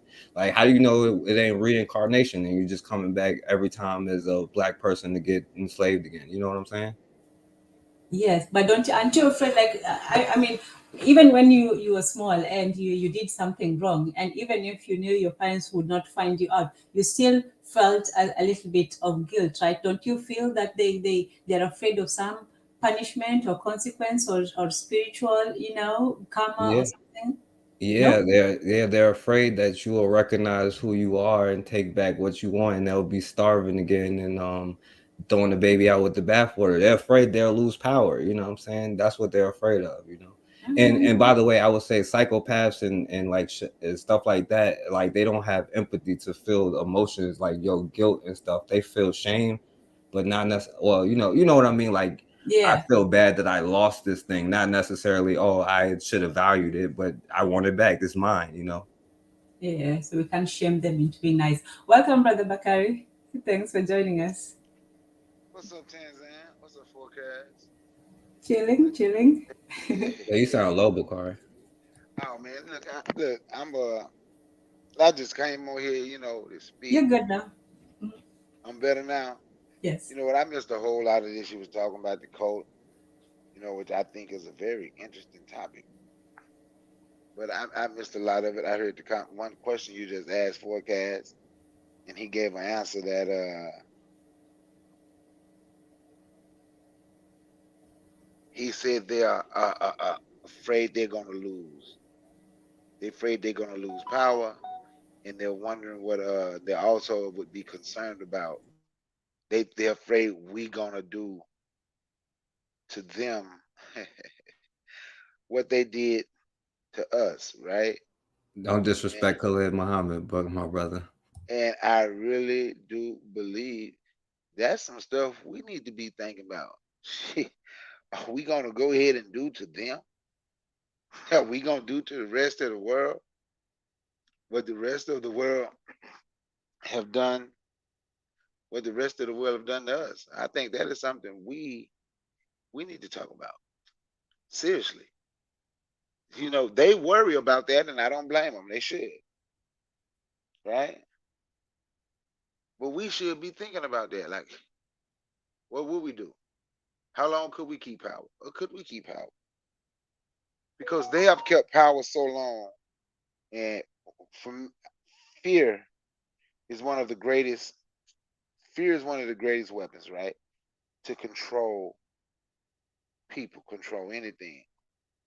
Fear is the greatest tool, and they have kept power so long through fear. The fear of going to hell, getting hit in the head with fire and brimstone, which is absolutely funny. I think about that sometimes. I remember I used to duck like shit. I don't want to get hit in the head with that fire and brimstone. But anyway, uh, we were scared to go to hell, right? Fire and brimstone. So now that's why now, if you have some that think they might want to stand up, they will constantly put on TV or somewhere showing one of them dominate us or kill us so it can stay in our head. So the words that constantly come out of our mouth now is what we can't do. We can't, we can't. That's what we say now, uh, most of the time, what we can't do. And it's done because of fear. And I know, for me, do I truly believe in white supremacy? Not the way most people believe in white supremacy, but I do believe, white people feel that they are better than everybody, especially black people. And I don't have a problem with them. And I do not have a problem with them feeling that way. They should feel that they are superior and they should be in charge. Uh, Not that I feel they should be in charge of me, but we should begin to feel the same way. We should start to feel that we should be in charge and we should dominate. And then guess what? We wouldn't complain about white supremacy as much because we would be seeking and searching black supremacy. And that would be because white supremacy, I guess, is a cult. So we need to create the code of black supremacy. That's what we need. This is my opinion. I yield the mic. And Uh, thank you for letting me speak, Tanzan. oh Lord, Bakar, you racist, bro. Absolutely. Yeah, and what are these people? What do you call this? Hmm? What do I call them? Yeah. I call them I call them realist, Mm. I call us unreal, I call us spooked out, and I call that particular thing realist. And I think a lot of us is spooked out, not all of us though. That's yeah. I think that's the right way to look at it because we don't even want to be called black. We don't even want to be called racists. We're even afraid of being taught not to, thought wanting to defend our people. Like, what? You want to defend your mother from, the assaults on her? You want to, your men to be free and independent? You want your women to be happy? What kind of person are you?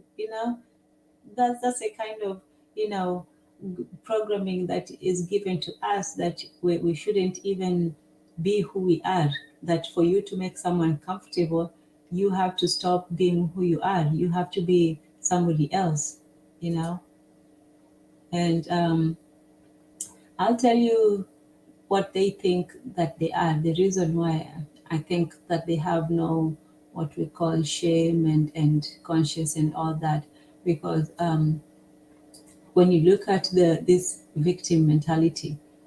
It wouldn't make any sense to anybody that people who perpetuate the most brutal,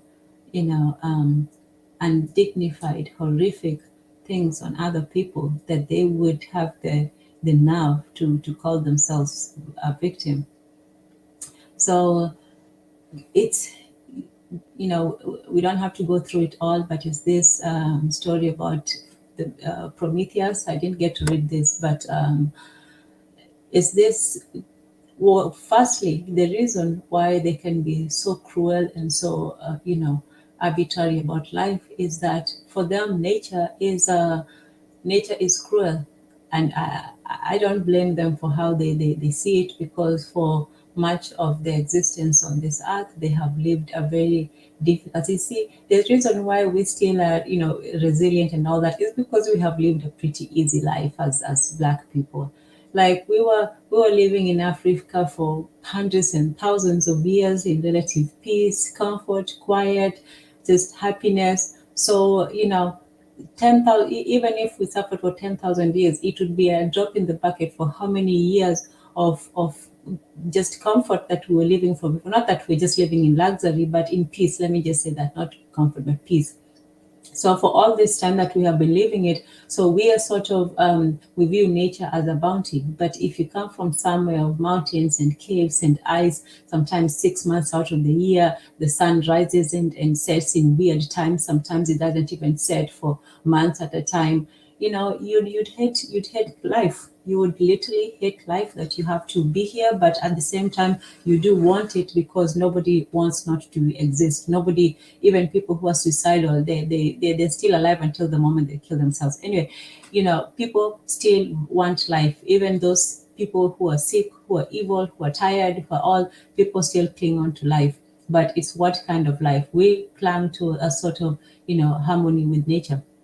These people, and the reason why I think that they can have no fear of God is because they feel that God and nature hates them.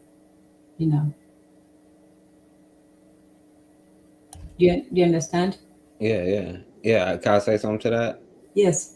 Yeah, because I agree with what you're saying, and I do think environment plays a part. You know what I'm saying? Well, first of all, I heard Black people like, "Oh, you just a Black supremacist." You know what I'm saying? No, like, first of all, that don't even make sense to me. You know what I'm saying? Like, that a lot of us are, so that we are right now. But why wouldn't you want to be that? You know what I'm saying? Like, that means Yeah. you get to set the rules. Like, you understand? Like, it don't make sense to me. But I do think environment plays a part, you know what I'm saying? And like coming from like savage cold environments, also, maybe a different species, I don't know, may or may not be, I don't know. But and Bakari dropped off, but I wanted to ask him a question too. But I asked you though, Tanzan.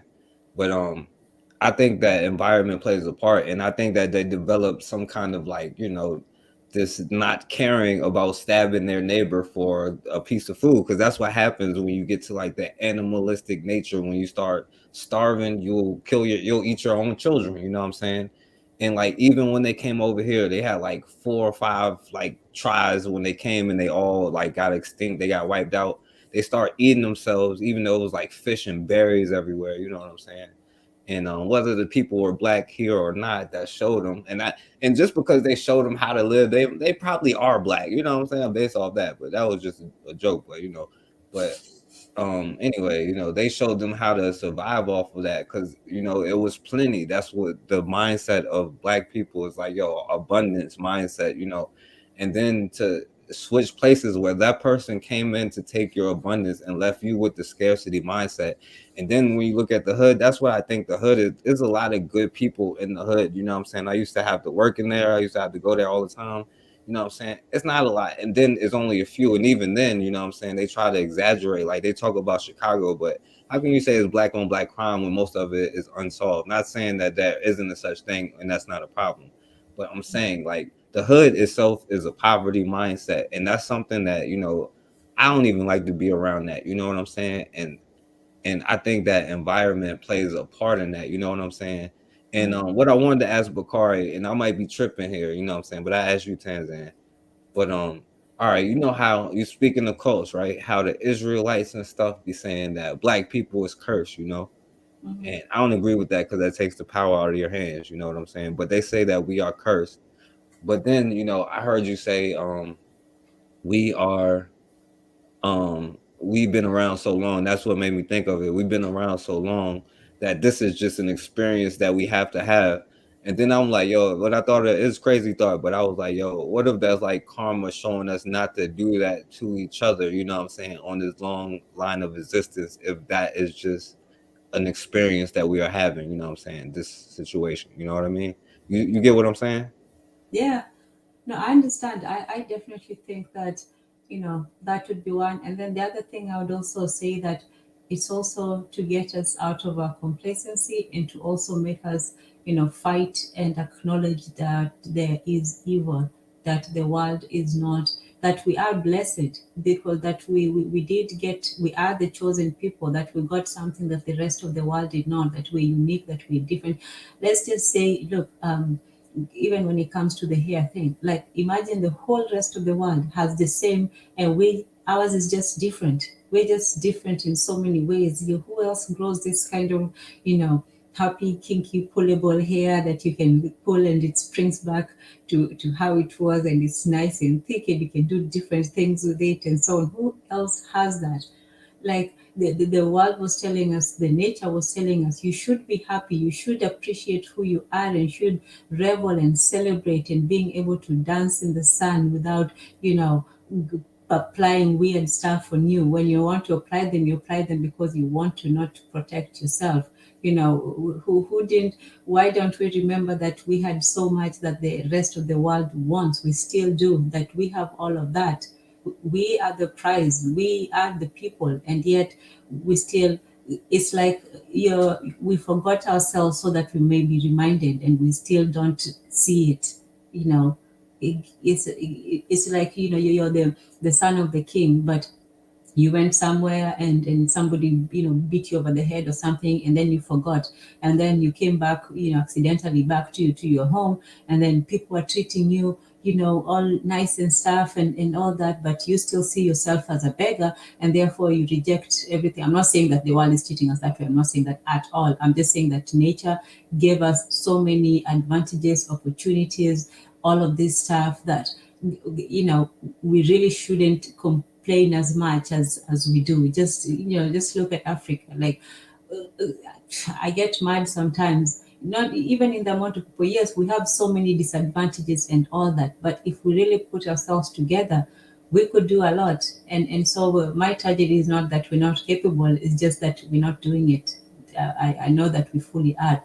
So it's somebody versus somebody. Let's say you've always lived your life in the castle, and you're used to, the good life, and so you find yourself on the streets for a little bit. Well, life is tough, like those trust fund kids. Life is tough for now. Oh, I'm bumming it out on my friend's couch. But you know that when you go back, you still have your father's money and your mansion and all that. So this is just a temporary thing for you. You'll be okay in the end. So you don't take your plight as seriously as somebody said, who's been born in the household, who knows what it is to sleep rough every night, and they have to figure it out and all that. For you, it's an adventure, like, oh, where am I going to sleep tonight? Hey, friend, can I come? And even if you do end up, very, very badly, on the streets, to you, it's still like, well, things are rough now, but they're going to get better.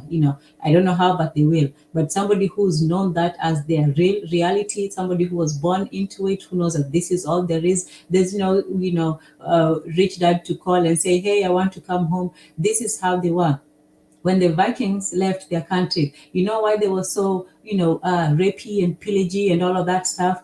Their king, what, Hadrada the second, and then there was that, blue tooth guy. Yeah, he told them this: you're leaving. I do not want, you're not coming back. If you come back, you're coming back with gold or not at all. That's it. When you leave, and that they also showed a part of that, I think, in the 300. Well, that the fictional Parola, but they knew when they left the home, that was it. You, as a man, you're not coming back, whether you had a wife, a family, and all that. You had to go and make your own fortune with your sword, or your gun later on. So there was no, blanket where, oh, we can all do. Even Black Americans, yeah, I know a lot of them don't want to go back to Africa, but you know that if you really, really, if things really got really, really bad, where are you going to go? Where are you going to go? We'll go to Africa, where you can hide out and you look like the rest of the people. But anyways, there's still that aspect of, even if you don't want to go somewhere, there's still somewhere to go. So, but for them, once you left, that was it for you. There was no more home to call. Well, home was just a dream. So you went out with much more rapaciousness than somebody who you was just living their life every day. And, one day some crazy people came over, the hill and burnt the village to the ground. So that was, I think that part of that is that we have been spoiled. We haven't really known the worst of nature. We haven't had to eat each other. Even for all our things, this was something that was done to us, but we have never had really nature just go out on us. If you look at the European calamities, both biological and natural, like, yeah, nature does not like them, and I wouldn't be surprised if they did not like nature. So that's the relationship with their creator. And like I was reading an article earlier that the gods, he's a reflection of men and not the other way around. God does not create men, it's men who create God, or rather their idea of him. So a lot of the times you can see the character of the people in the kinds of gods that they worship. Do Yeah, you, yeah. Mhm. Yeah, absolutely. You can see the kind of character, and it's interesting though, Tanzan, how much black people have gods that don't look like them, and two-sided gods and gods of people of color. Because my God is all people God. My God ain't no don't just, but everybody else has a particular God that we've happened to adopt. You know what I'm saying? And the thing that I would say about them though, right? Because even when they did come over the hill, right? It wasn't until, and this is the thing that I would say, that we as a collective, maybe this is the lesson was supposed to learn, that we are the group that has yet to, every other group has infighting, absolutely, it's true, you know what I'm saying? Nobody's going to agree that we're going to have problems in different areas, but every other group, and what they did with the Berlin Conference was put aside their ideologies to unite under whiteness, to be able to take your land easier, because they was having a hard time fighting each other and fighting black people, but they decided to put their stuff to the side. And then, like, I was watching some here in America, and if Picard don't do a live, I might do one like later tonight after yours. It was a Mhm. few weird videos I wanted to show. It was just weird though, but and one of them, um, they was showing oh, what they was showing like somebody from, they was talking about like the Vikings and stuff like that, and how they had like dirty, like they got the locks and stuff because they had like dirty hair and stuff. But I forgot the point I was gonna say, but I wanted to show, like, just a couple of weird things about from like the history that you kind of talking about right now, which is ironic. But like they were able to put aside their differences, and then they was so, oh yeah, that's what it was. They was like, yo, the American society, although they probably do have their roots and they can go back or whatever, they put aside their cultural stuff to be white Americans. You know what I'm saying? And we have yet to do that, and I'm not talking about them, I'm talking about as a whole. We have not had this um Berlin conference where we put aside our issues, because like we have always had issues and saw ourselves as different and argue and bicker, but now Brother there's a Lucas, let me just interrupt you there for a yeah, second. yeah. I don't think our problem has been putting aside our issues. I think our problem is putting forward an issue. What do you mean? um, Putting aside our issues means that we come to some sort of common ground, or we say, oh, these are not important and all of that stuff, but working towards something, because I don't think that Europeans ever put aside their differences. Like even in the Philadelphia Convention, they were arguing and drinking for I don't know how many days straight. They were not putting aside their differences. In fact, they were airing their differences. Everyone was there trying to get a piece of the pie and negotiate and say how their state is better than the other state and so on. So they don't put aside the differences. They come and they go at it, the same way with the Israelis and all that. They don't come say, oh well, we ready. No, they come negotiating. But the difference between the Europeans is once they saw something that was beneficial to everyone, Not the, you didn't need to. That was the best thing about it. You didn't need to put aside your differences to for you to come and get a piece of this pie. We can, in fact, we can still continue fighting, putting up our differences while we get a piece of this pie. So they, no, they didn't have to agree, and you see that even it didn't take them long to continue their wars and all that skirmishes. So their greed is greater than their hating, so for each other. So we have to come up with something that is greater than our differences. We still can hold on to them, but do we have something that we all want so much that that we can work despite our differences? Yeah, exactly. Oh yeah, you said it better than me. You know what I'm saying? That's what I was trying to say, but I was just saying it bad. That's exactly what I was meaning. Finding something that is like, because I say they respond with more urgency than we do to Mhm. stay in the position that they are in, but we have to respond with more urgency than everybody to get out of the position that we are in. You know what I'm saying? We can have our differences, and there's a time and place for that. You know what I'm saying? Like, we can sit here and debate our origins and ADOS versus Pan African. Once we have our own militaries and countries running, then we can go have intellectual debates at black colleges. You know what I'm saying? Mhm. Yeah. So yeah. Yeah, absolutely. So we don't have to agree on everything. We just have to find something that we all want very much. And that's why for me, okay, so let me ask you this. If you were to be that leader, would you force people to into slavery for their freedom? Would you force people to would you manipulate people into doing what you felt was right for us other people? No, I wouldn't force people into slavery, you know what I'm saying? But I agree with y'all, like when you say like if you ain't trying to help be a part of the society, you're not in the society, then you can't benefit off of it if you're not willing to participate in it. You know what I'm saying? But I do think Let when me you give you start the scenario with the black lightning, right? So let's say your son or daughter, your child is let's say 16. They're old enough to sort of make their decisions, but not quite enough to to live on their own. And then they come under this group who tells them, we are all trying to change America, and we are all trying to improve the youth and so on. And they seem like a good group. They meet together, they encourage each other, they do activities and so on. But increasingly, your son or daughter starts spending more and more time with them and being more and more distant, and he doesn't want to talk and so on. And so you start asking questions about the group, and finally he tells you, look, dad, I have to do what I want to do and so on. You can't run my life and so on.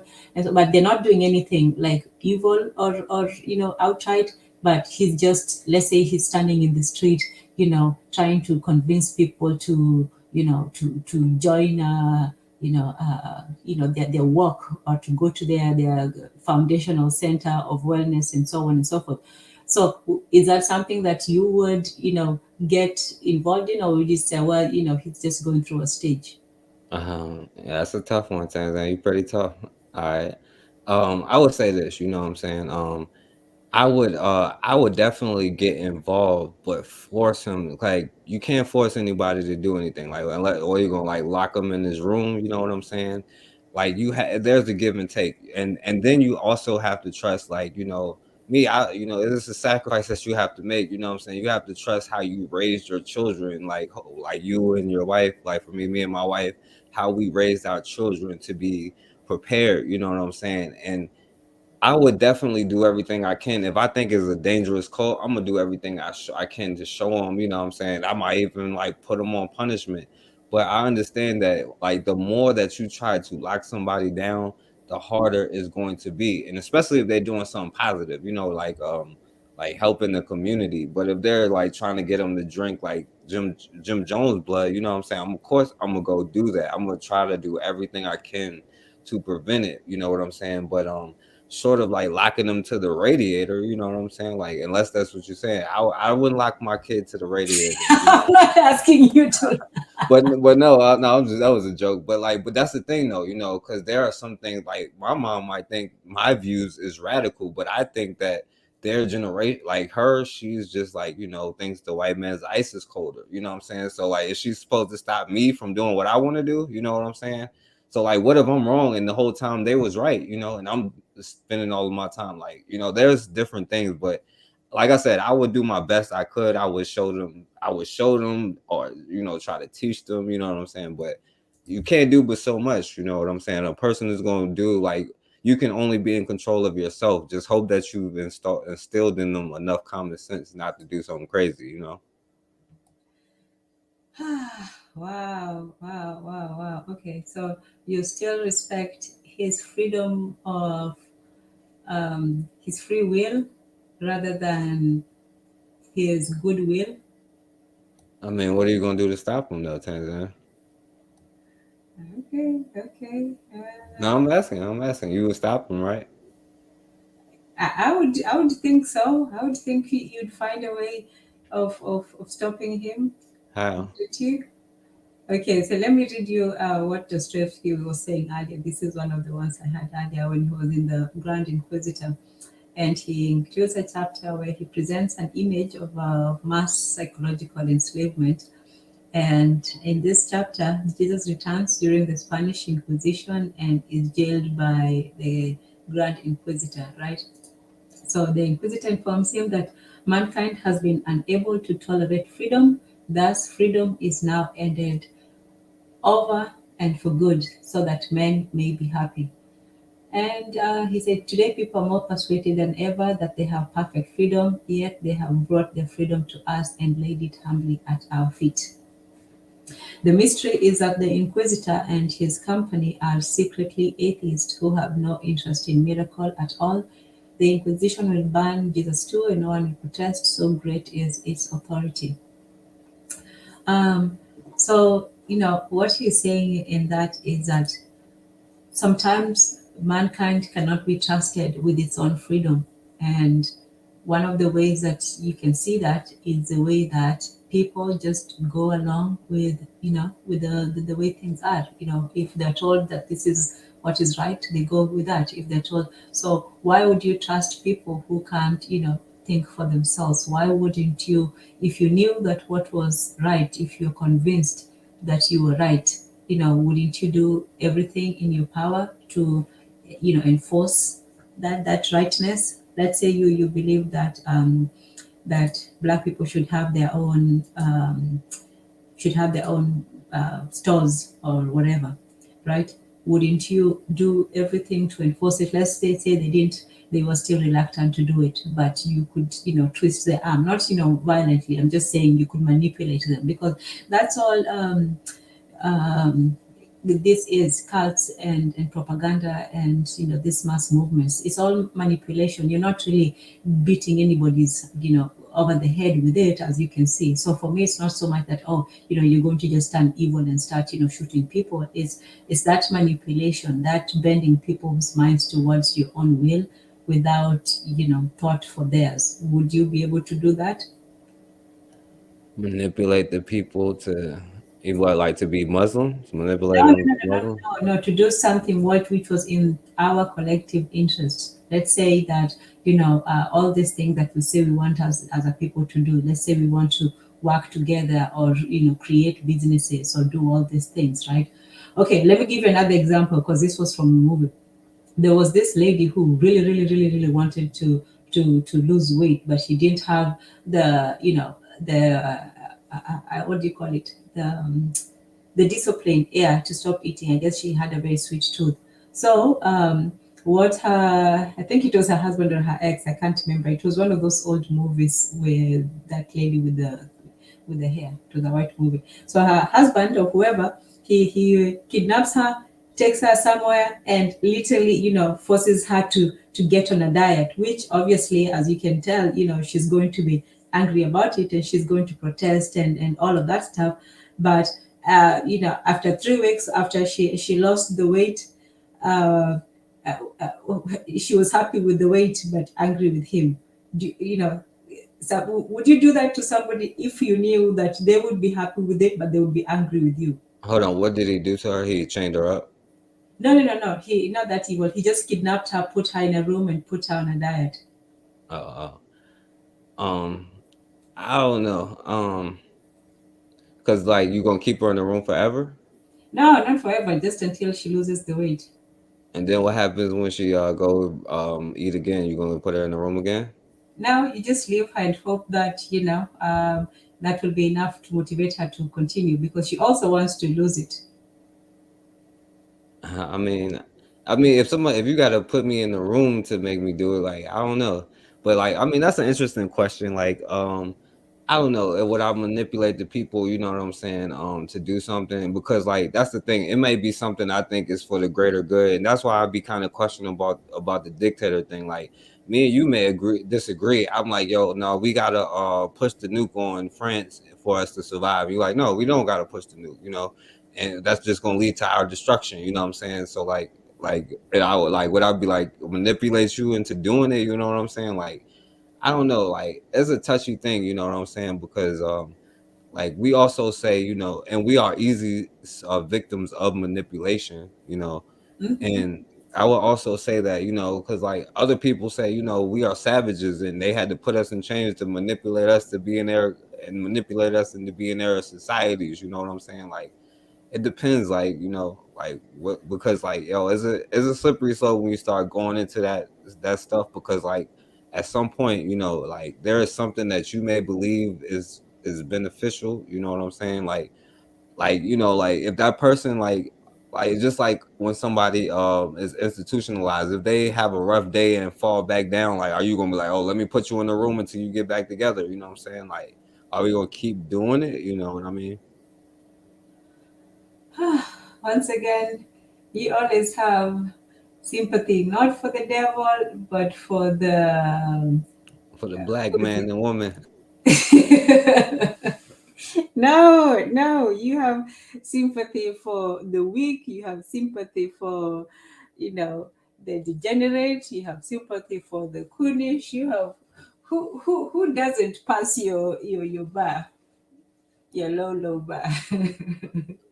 But Anybody who's not black, they don't pass it at not all. that, of course. We talk about which black people does not, pass But your bar. Tanzan, like yo, a great example is I don't want to take it there. Can I say it on your channel and talk about the jab?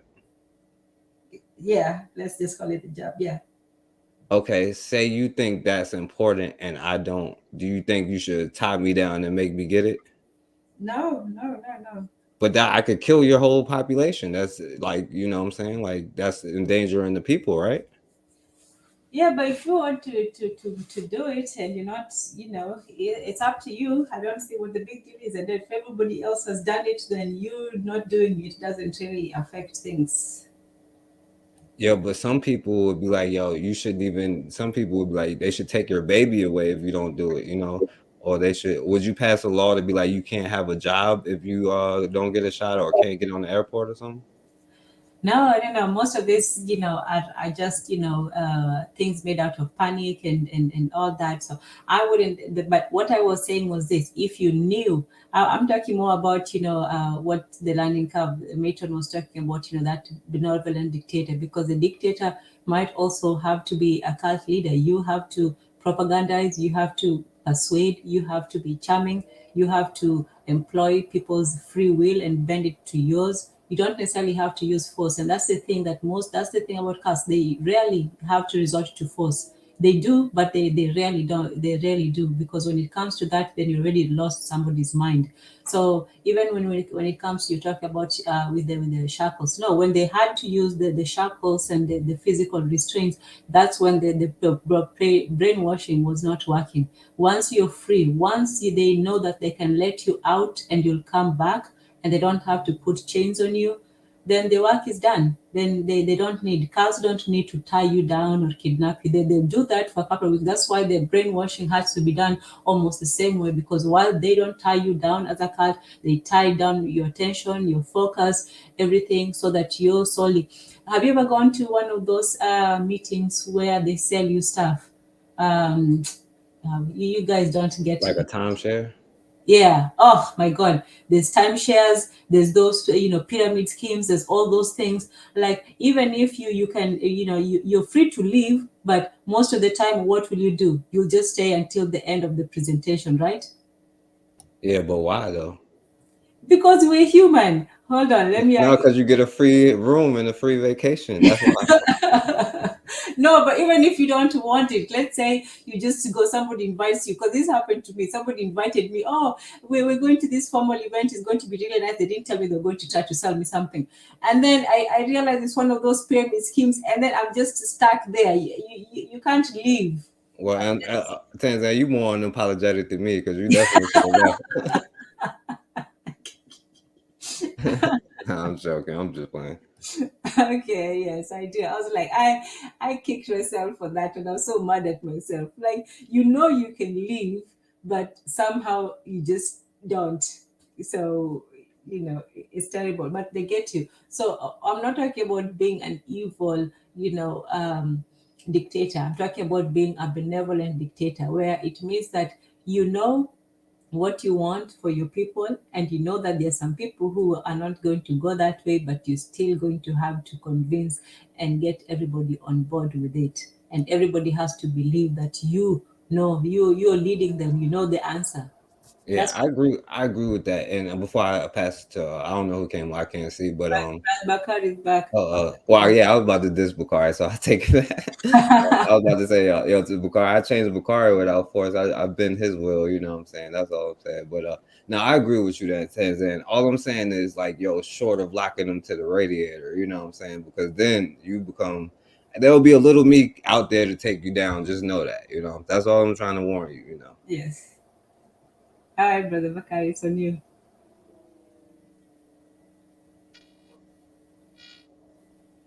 Brother Bakari. Yeah, Bakari, I think you in the Matrix. Yeah, he's in the matrix.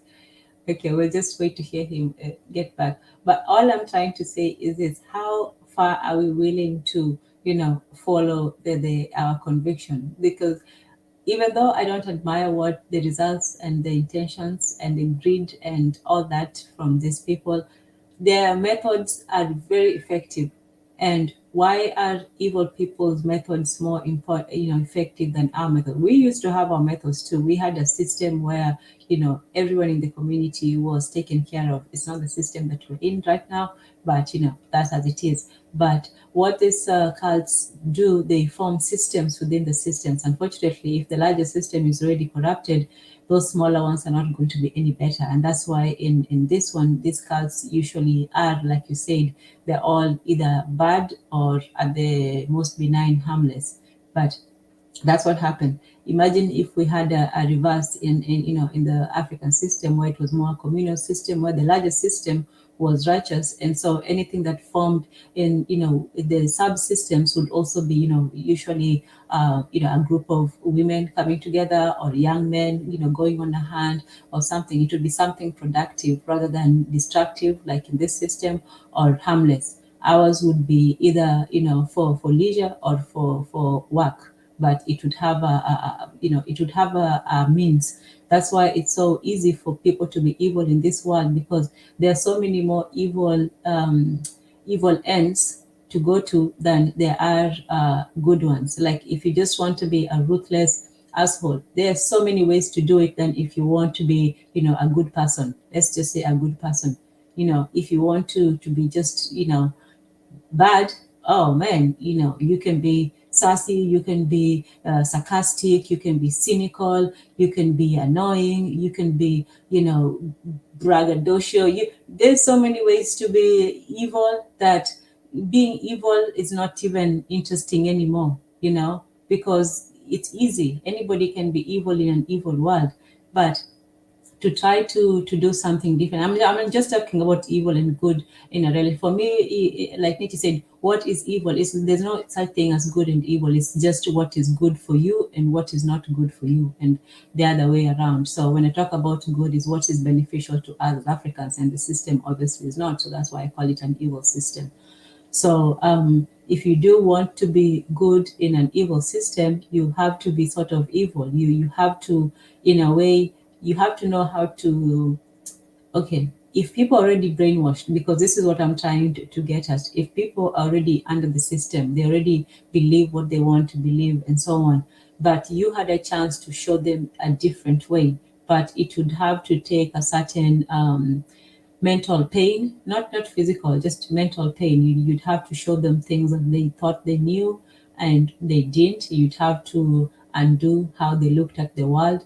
You'd have to really sit down and tear them down in order, let's say, I would say, okay, let's talk about deprogramming. Let's say you're trying to deprogram a black white cultist, right? Somebody who's just, in love, with the, with the paleness, how would you start doing that?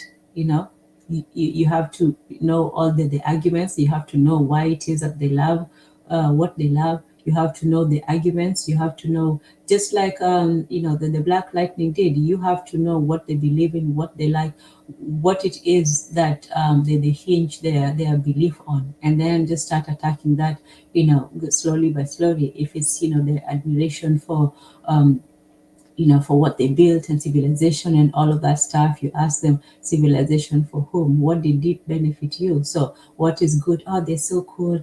They're so good. Good to whom? Things like that. So for me, I look at all our people, all of us as members of this cult. We might not realize to what extent some of us maybe are deprogrammed more than others, but just like the guy was saying when he was trying to leave his own the white cultist, because we have black cultists and white cultists. So the white cultist was saying that it's hard for him to even after he's a former, he left, but it was hard for him to stay out because it's the system. It's so easy to fall back into it. It's the system. It encourages you. It just makes you, you don't even realize you're doing it, just like most people don't realize the control they're under. So for me, I would say that we need to start thinking of radical ways to wake our people, and this is literally waking them up, because when you're under the cult, it's like you're under you're zombified. You're not. Firstly, you're not acting in your own interest. That's how you know that somebody is in a cult. You're acting against your self-interest, and haven't we, as Black people, been acting against our self-interest continuously for you know for an alarming amount of time? Like, does it make sense to somebody outside some of the stuff that we do, even to us? Like, we're just shooting ourselves in the foot. Nobody does that deliberately unless your mind is messed up, right? Yeah, yeah. Bakar, you there? And yeah, I'm just waiting for him to jump in whenever. Yeah, if you can hear us. Yeah, I don't know if he there, but yeah, speak whenever you are good, Bakari. But yeah, I'll say, look, I agree with you, Tanzan. You know what I'm saying is like, when we start like getting to the extra, say I believe that it's in the best interest of us that we supposed to get the jab, and I'm gonna take your baby away if you don't do Oh it. man, focus. Why do you always just have to go to the baby taking? Because that's where it leads to. Like we can't act like it doesn't stop. Like where, like, because I'm trying to see. That's why I always ask the question where y'all draw the line at. Because you're saying like you have to manipulate people to follow what is best for the people, and you like better believe there is people who would be leaders who felt like that would be best for the people for a health reason. And this is not to make it that because who got it is who got it, who didn't is who did it. You know what I'm saying? And I will say I didn't get it, and I will put myself out there. But it's not really about that. I'm just trying to figure out, but like, because if we're going to make people like, all right, Tanzan, like if your son brought home a white girl, what would you do? Would you forbid him from dating her? Yes. And so, what you gonna do to stop him from dating her? Um. Never let him out the house. Never. Room schooled. You be homeschooled until you what, like 35? 35, he'll be questioned every year and monitored thoroughly. And the first thing he gonna do when he get some freedom and get outside, the minute you got to go to the store, he gonna go find him a white girl. No, I think, if something like that happened, I think that the only thing you could do in such a situation is just, never have anything to do with them again. Just say, man, How many of these do I still have left? You would, so you would disown your kids if they had brought home a white kid, a white person? Well, you're making me say this on the air. No, I would not do Sorry, anything don't to answer that. Sorry, don't answer that. the air because people tell you, no, don't do that. It's just a joke, fucking YouTube. It's just a joke. But no, no. For me, I see this. I think that the reason why it would not be so bad is that, like I said, you're not forcing anybody. You're simply persuading and manipulating people. Let's say, in the case of that, let's say in that scenario, let's say one of the children wanted to go out and let's say jump in a pool, whereas you know that they can't swim, right? You can't just let them do that just because they want to. That's a better example. You can't just let them do that, especially if I'm talking about when you're convinced that something is right. I'm not saying that you have an idea and you bring in, some sort of, political message. I'm talking about when you learn. Let's say that that there's somebody at the door. There's some force that's coming. They're going to be here in 6 days, and if you idiots don't move and park or either defend yourself or flee to safety, one or the other, these people are coming down in 4 days. And look, I don't have time, this is a Noah and the flood situation. I don't have time to convince you all, but you're all going to be, washed away. So for me, if that happened for the people that I have control over, I would simply just take them, run off with them or whatever, or force them to take the necessary precautions and do that. They may not understand it right now, but when that happens, especially when you're certain, I'm not talking about, just theories, ideologies, or running for some kind of office. I'm still talking about something that is an imminent threat, which for somebody who is in a cult like with Ted Patrick and his son was literally in a cult. He was whisked, and then what they do is they take the children and then they take them to another location, sometimes to another state, so that they don't have any parents, contact with their parents and so on. So this was not something that was theoretical. He had to act right away. And that's what he did. For adults, I don't care about adults. Somebody reaches a certain age, they can go, like for example, if that was my son and he was 16, yeah, I would lock him up in the room and he would never get out again. But if he was, like 20 and he had his own way and all that, at that point, there's really nothing you can do. But if you still have influence, if you still have some sort of influence or control over your people, or not your people like in a big thing, everybody, but just those ones that you can, especially when it comes to your children, at least those ones you still have a natural right over, then yeah, I think I will do anything I can, cult-wise, to try to save them from a different cult.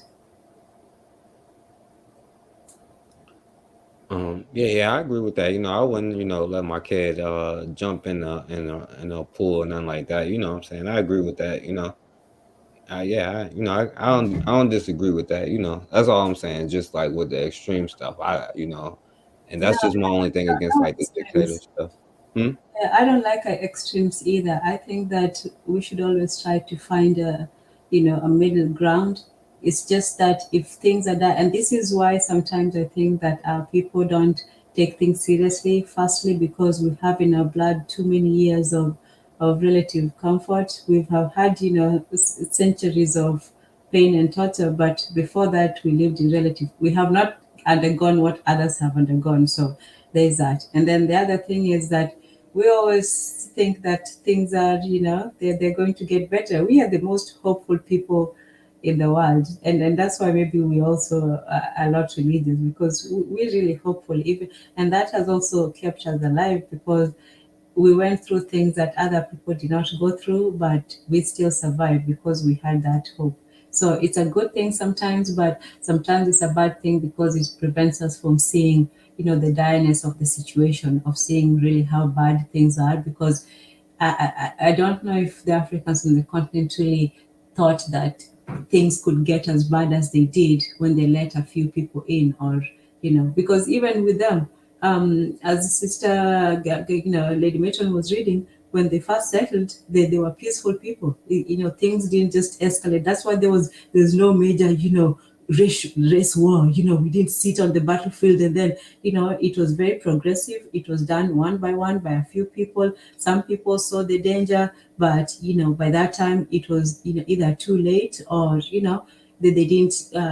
I was thinking, like Shaka Zulu. He went to the people and to the smaller tribes and say, look, you're either joining with me, or you're going to get killed, because we don't have a choice. This enemy is at the door, and I don't have time for your dilly dallying and your all that. So sometimes you do have to put to people to to the tip of the spear, because sometimes people are too complacent.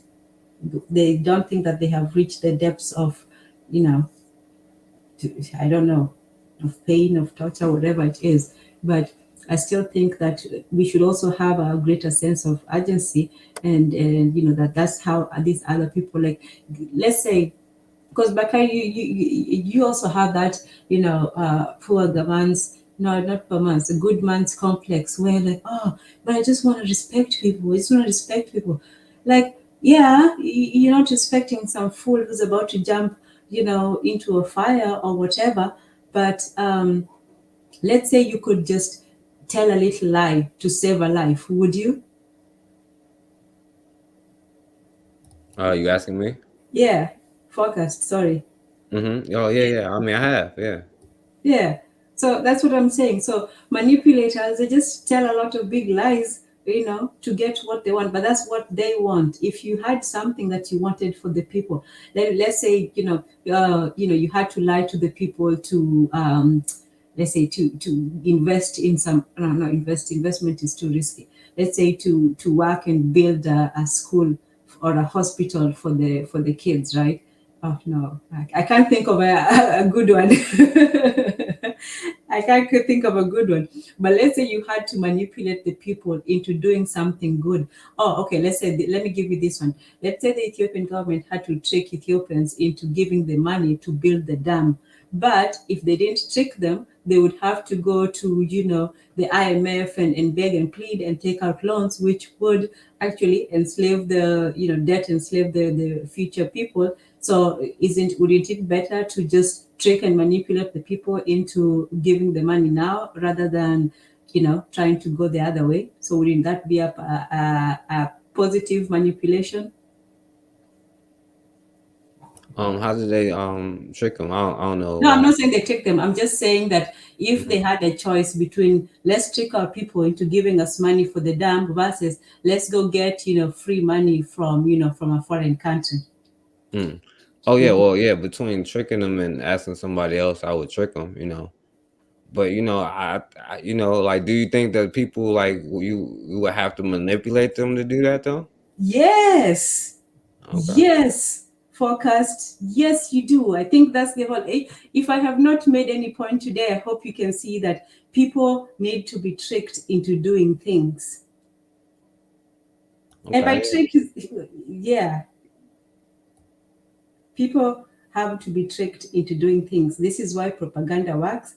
This is why the media, works. It's not because people have a need to know everything that happened relatively right now. People don't even care about history. How are they going to care about something that happened a week or a month ago? So no, but it's there so that it can constantly be tricking people into thinking a certain way. They want people to be thinking always a certain way. Imagine if you have a country where everybody was just going crazy all of a sudden, all the time. Everybody was just thinking different thoughts. Everybody had, 20 different, beliefs and religions, and the way that they did things, and, their preferences. You couldn't run any country like that. And that's why, even historically, countries became great when they adopted a religion, because in the old politistics, in most cultures and politics religion, people actually worshipped different gods. They had, whatever was ailing you, or whichever god you felt in your spirit, or whichever god was your plant god, that's who you worshipped. So everybody had different gods that they worshipped. There was no unifying god. But when Christianity came up with this, Rome jumped on it, because Rome is actually just, China. China gone big. What they did is Rome was just copycatting all of the place. So they would go, find a civilization, copy the gods, find a civilization, copy the gods, get everything from everybody. But when Christianity came, they realized the genius of this, that wow, people could actually have pray to one God and have one belief and go to church on one day and do all these things together. Oh man, that was genius. Finally you have uniformity, not only of of society, but also of religion. Oh yeah, of course, they would embrace that. So you have to have people think in a particular way, and propaganda and manipulation, uh, let's call it then positive persuasion, if that's the other thing, because what cults do is they have um, they have coercive persuasion, where they first start with sweet talking you, telling you all the good things that they do and all the good things that you are, or how bad you are, and how they can give you, they give you something. But after that, if you try to leave, then it's sort of hard, as ex-cultists know. But they let you come in very easily, just yeah, of course, you can come in, you can see our garden, we're planting a garden over here, we're feeding the local kids, we're doing all this good in the world, and so on and so forth. So yeah, they you get in, they sweet talk you, but if they entertain your doubts. But if you ever try to leave, then no, it's sort of hard to. So yeah, so that's what happens. So in order for you to, let's say, to change the mind of somebody whose mind has already been, so thoroughly indoctrinated, because what we're dealing with in this society is people whose minds have been indoctrinated. They have been, as Ngugi wa Thiong'o said, they have been colonized. The minds have been colonized. So you're not dealing with people in their right minds. You're not taking away people, the free will of people with freedom. You're simply giving freedom to people who are enslaved. Because if somebody is born in a system where they don't know anything else, then they can't imagine, a different alternative. So most of our people are, they're still partially zombified by the unknown cult that they're in. Yes. Um, yeah, I agree with that. They said that they realized that it was easier to enslave children because they had not known freedom. And that's why it's important for us to instill certain things in the younger generations. To have them with the right mindset coming up, thinking about how first of all loving themselves. And to help them with their relationship issues. To teach them how to run businesses and do their finances and own their own homes. And I think that's the easiest way because, like, it's like they say, it's hard to teach an old dog new tricks. And the best way to do anything is to lead by example and to do it yourself to show people, like, look, I've accomplished this, I've done it. And it'll be more people that'll follow you. And, for me, though, I'm a firm believer, like, if you build it, they will come. And if I focus on the people with like minds who want to build with me and do the things, I'm gonna just focus when build the things that we have to build. And of course we're not gonna let nobody stop us from building these things. No matter what it is. But like, at the end of the day, it is like about reaching the generations. I saw this dude who was like trying to infiltrate America. He said if you get into the education system, all it takes is like 15 years, which is like 3 generations of children being taught without interference, and that'll change the mindset of the young children in the country, what I'm saying, where they're from or whatever. So it's definitely important for us to reach our kids to have the right mindset too. And it's important for us to raise them to be warriors and to be ready to fight and to be prepared, and to prepare ourselves too. So I'll pass the mic though. I agree. We have to remember that, even though, like you said, those who are born into it, they may not know, and they may think that this is all there is. But like how I was reading, it's hard work. It's not easy. It's not something that you can do in a day, and it also has to take personal motivation. It has to take somebody wanting to do it for themselves for it to work. So when it comes to it, I think that firstly we have to have a vision, because that's one thing that I want I want to take what the bad people do efficiently and do it better than them. And then on top of that, put what we do efficiently on top of that and make the whole thing better. So, plug in our weaknesses. And one thing that I know that, the evil people do is that they are, for even greedy people, you have to give them this, that they know what they want. They are focused. People who say, oh, I just want to be comfortable. While it's good, that's the good way to be. But somebody who's greedy, who says, I want $1 million, they will go harder for it than somebody who just wants to be comfortable. Somebody who just wants, the bare minimum will just be okay with whatever happens. But those people who have a focus, so instead of, making greed, we should take those negative qualities and make them into something, do the opposite, do the alternative. So, if greed is that focus, if human beings do want that. Humans want to, to be comfortable. They want money. In fact, not just money, but they want lots and lots of money, because it's a competitive thing. That's just human nature. We like to compete with each other.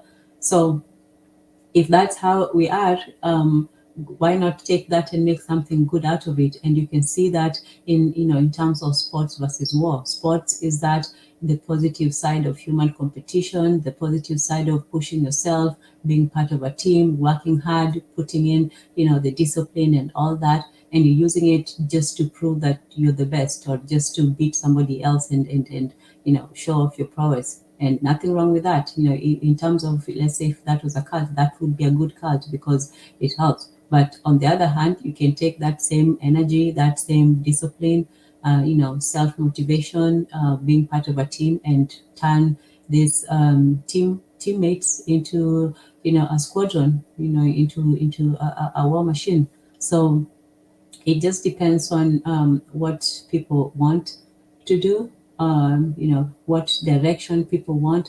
And that's the difference. Somebody may want that $1 million and they know that they're going to get it, but somebody who, you're good, you just want to be comfortable. What is the money? What's the value of comfort? So even that comfortable person, instead of saying that, oh, we just want, let's say like, oh, we blacks, Africans, we say, oh, we want unity, we want unity. But what does unity look like? If we say we want to create a business where we all make money, that's a goal. That's a positive goal where we can say, okay, this is what we're working towards. Or we want to, buy land, or we want to grow food. As long as you're creating and producing something, that's a goal, rather than, just unity or getting along being the goal. Because that's, even if it happens, great. But yeah, but if you actually come together with a goal and make that happen, that's a much greater thing. So I think that the first thing that we should get out of the cultist is this very focus towards a particular goal. Whether it's achievable or not, you focus towards it and you say, this is what we're going to do, and you do it. And nothing brings people together than working on something. And even if you fail, that's the beauty of it. That whole, because even like being part of a team, even if you lose every single game, the camaraderie, the experience, the hanging out, all that, being part of a team, that is still valuable whether you win or you lose. So I think that's something that we can get from them, is focus. The other thing also is discipline and respect for the hierarchy and the leadership.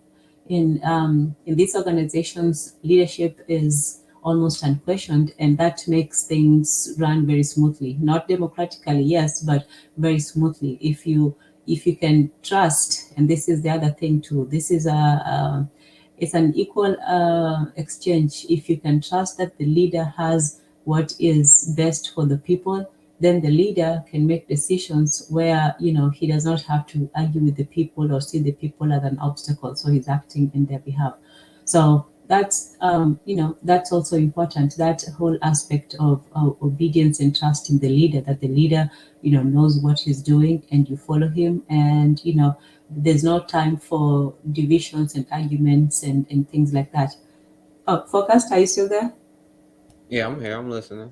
Okay. Now, if you want to jump in, you can. I was just trying to summarize, some of the things we can learn from them, not in Yeah, a glorifying way, but yeah.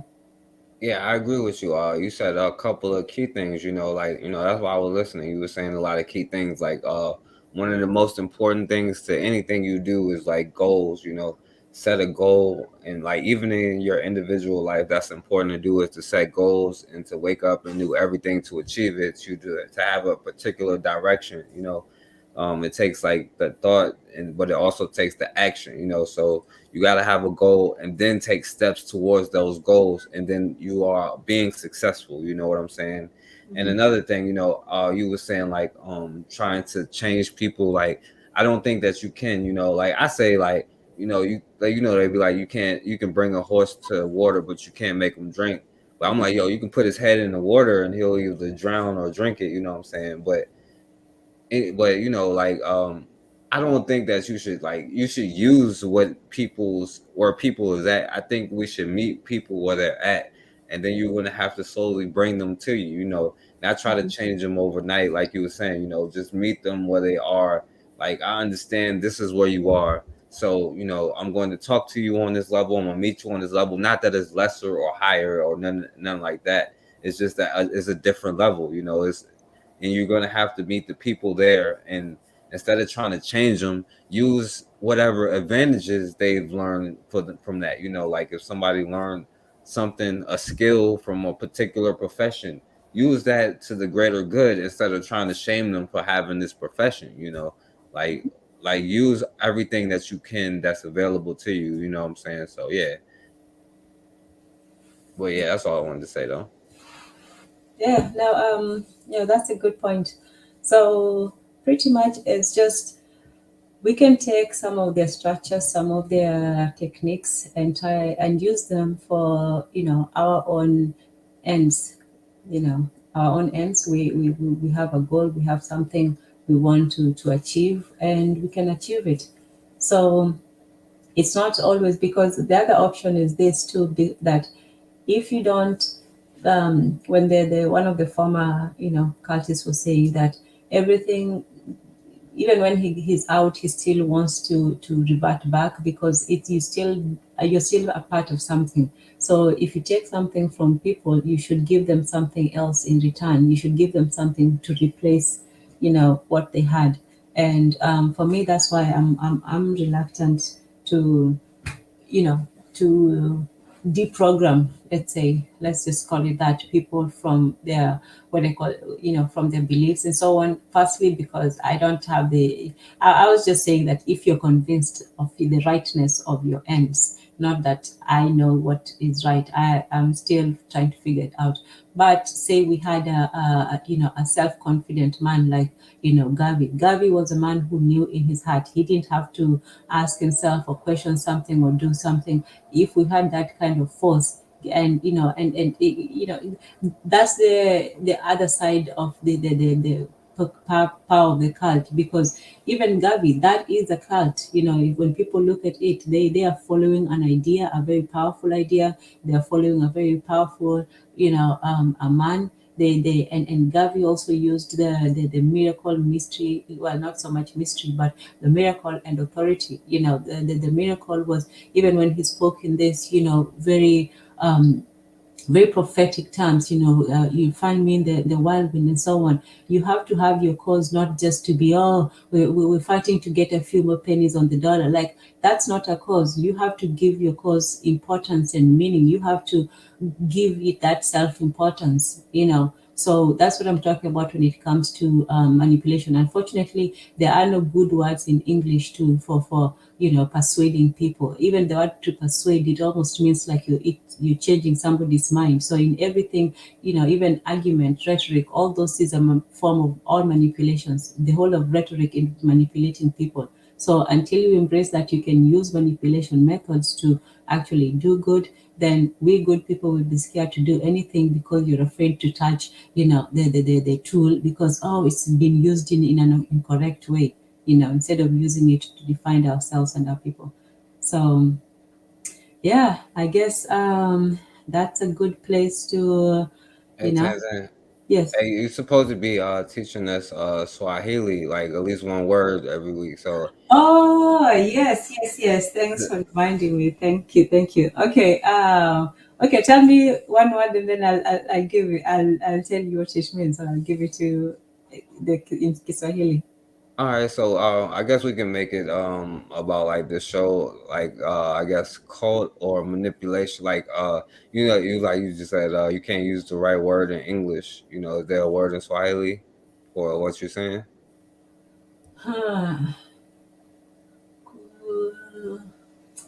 Well, not manipulation, not manipulation. Uh, Let me just say, could lie, to cheat.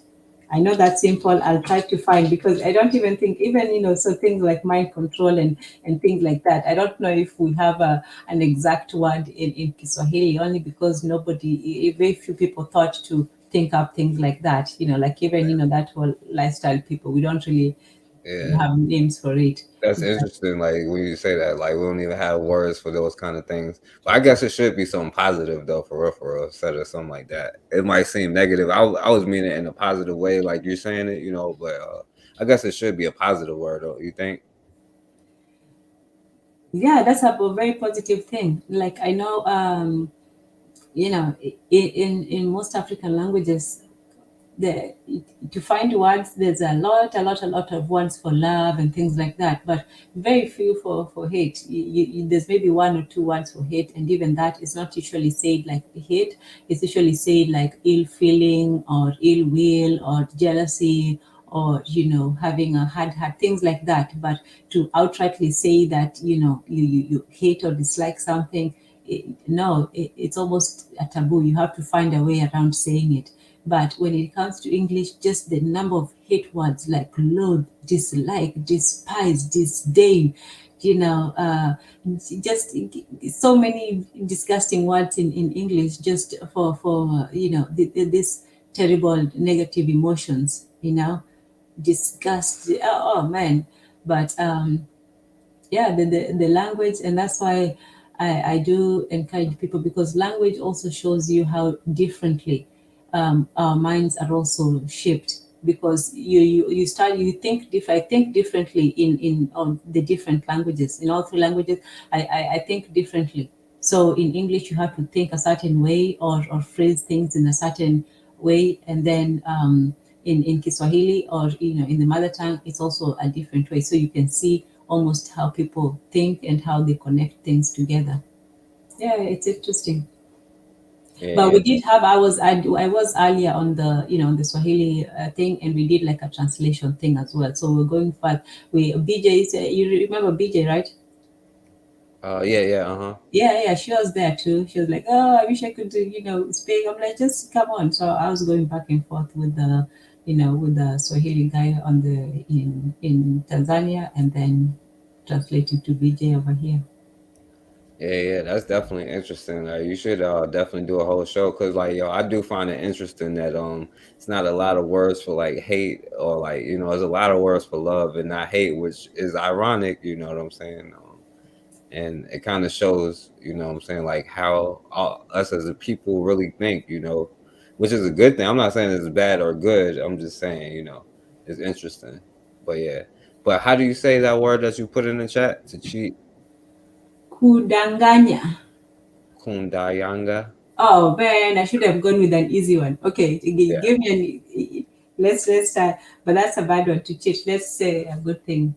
To say, let me say truth. Let me give you the easier one. Truth is ukweli. Can you do that one? Say it again.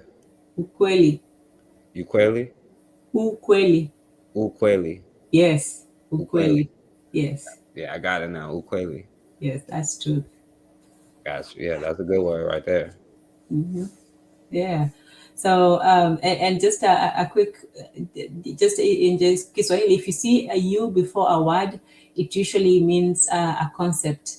So you've heard of Ubuntu, right? Or Umoja, I heard or people trying to say it. and okay, so all this was no, you don't have to remember them all. I'm just giving you a few ones. So as you can see, you okay, you'll figure it out. Okay, so that's the word for truth, right? That one means personhood. Okay, and then this one means oneness or unity, and that one means love. And okay, so do you see something similar going on? Do you see a pattern? The you, Yes, but do you see a pattern in the meanings of the words? truth, love. You said unity. Mhm. And Um, personhood. and what's the other one?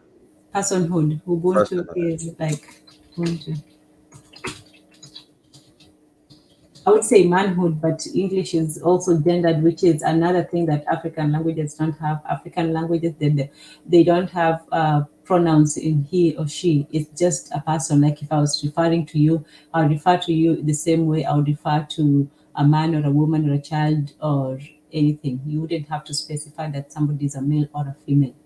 Okay, That's I why we see. don't have a problem with the idea of God, because our God does not have to be put in a category, in a sex category. He's simply God. Like to ask what sex God was, there are some gods and goddesses with feminine qualities, but they are simply qualities. That's not who they are, or they are that, but more than that. In any case, so just a quick thing. So when you see words that start with you, not all of them, because we have amani, which is peace, but it starts with a U. But most of these U sounds are concepts. So moja is one, so moja is oneness. Pendo, kupenda is to love, so upendo is love. Mtu is a person, so ubuntu is personhood, or being a person, and then that's the one. So that's what they mean usually. It's you is a concept word. Amani, that's how you say it. Amani. That one is Upendo, but this one is Amani. Yeah, and then the easy thing about all this, most of this language, not all, because some of them are really complicated, but Kiswahili, that one is phonetic. So what you see is how you read it. Amani, Upendo, Ubuntu. Mm. Yeah, I see people that call themselves Amani. Yeah, it means peace. Mm. But it's probably maybe one of also the loan words, because they also loan some words. Most of the time, the true Bantu words would be, with the U and the consonants. This ND, this NT. There's a lot of that in even this. The kudanganya is that NG. There's a lot of this NG, NY. The double consonants. A lot of that in Kiswahili, but it's all phonetic. Yeah, so well, that was a that was a good session. There was a lot of information to share. I was trying to be as brief as I could, but just it's recognizing the what we're under, what's the overarching system, over and under, and also knowing how we can survive within it. You're not going to be completely out of it, but you can find ways of still being able to be in it as best as you can, and eventually, hopefully, out of it. So yeah, I hope you got something from it. If you have any questions, or if you want more information about a particular thing, I didn't go into all the details, but if you want more, I can send it to you. But with that, if you have some last words, then we can close out. No, no. Thanks for letting me on, Tanzan. This was a great show, a great lesson. I learned a lot today. I hope I ain't scare everybody away. I'm sorry, Tanzan. I'm gonna chill. No, no, no. It's quite all right. It's quite all right. The reason why, yeah, even on I don't go about it too much. It's good to just have sometimes small conversations like musicians. Sometimes it's good to play in a big crowd, and sometimes it's just have to good to talk to somebody and also be able to put your thoughts across and just take your time. And this one was a really deep dive, and I think we needed just to it wouldn't have worked if it was too many voices. But I'm glad you guys joined at the end, and I appreciate you and Brother Bakari, for your input, your support, and yeah, definitely. So I'll take a little break, and then I'll see if I can catch you guys on your next ones. I know one of you probably going on later on, right?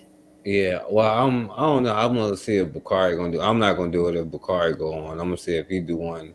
Okay. If not, I'll put it up. I'll put it up, and if I do one, I'll put it up in the next like 15 minutes. Like whether I go live or not, I'll just set it up in the next 15 minutes. So, Oh, okay. Oh, here's Brother Bakari. oh, there go Bakari right there. I thought he was running. No, no, no. Hey, karibu, karibu. He might still be in the matrix. I don't know what's going on with Bakari thing today. Yeah, yeah. He was on and then he disconnected. Probably he's driving through a bad service area. Yeah, But yeah, all right, well, Brother Papa, if you can hear us, if you have a few words to say, you're more than welcome to go ahead. And if not, we will just close out and yeah. I come know he back. can hear. He just hopped on. Oh, hold on. I don't know what's going on. Bakari, Can y'all hear me now? Mm, you a little bit low, but we can hear you. I'm yeah. on my phone. I'm out and about, man. So it was a lot of stuff I wanted to beat up. Nah, I'm just kind of with you. I ain't want to beat up nobody. I had come back earlier. You say y'all can hear me. I had come back earlier to apologize to Tanzan for abruptly just falling off of her panel like that without saying anything. But I had a phone call. So I've been out and about, man. It's amazing, man. I just almost had to break my foot off in some Arab butt, dude. Him and his trying to jump. Oh man, he trying to go in there and trying to check. I'm looking, and I hear the black women talking. I thought they was talking to each other. I had just seen them in the store, coming out the store, and he turned around trying to get in their face and argue with him and his two women. Tell Damn, you the disrespect. Yep. And then this is the thing. Then as soon as a man step up, all of a sudden you have nothing to say. You turn around and walk off. But I wasn't gonna let him do nothing to them women right there in front of me. But then the one woman was like, "I'm glad you came over here. Shit, you might have saved me from going to prison. Why you think I'm unzipping my purse?" I'm like, "Oh, okay." yeah. Hey, see, Tanzan, I know Antoine Demela. I know what that means. She's like, but no, man, I was gonna whoop his ass. No, man, I don't let nobody. Cause I'm gonna be honest, I had missed a lot. Cause I was in and out after I got that phone call. Friends of the family coming was on the way in town, so I've been in and out. But when I saw that, and I've been trying to come over here to apologize to Tanzania because the way I left, I thought that was rude. Oh no, I wouldn't have taken it, as probably something just happened. I know you wouldn't just leave like that. Yeah. No, no, I didn't take it like that at all. I just figured out, hey, you have something happened, and then that was it. So, hey, Tanzania, they got a uh, where can my homeboy go to Kenya? My homeboy son, where can he go?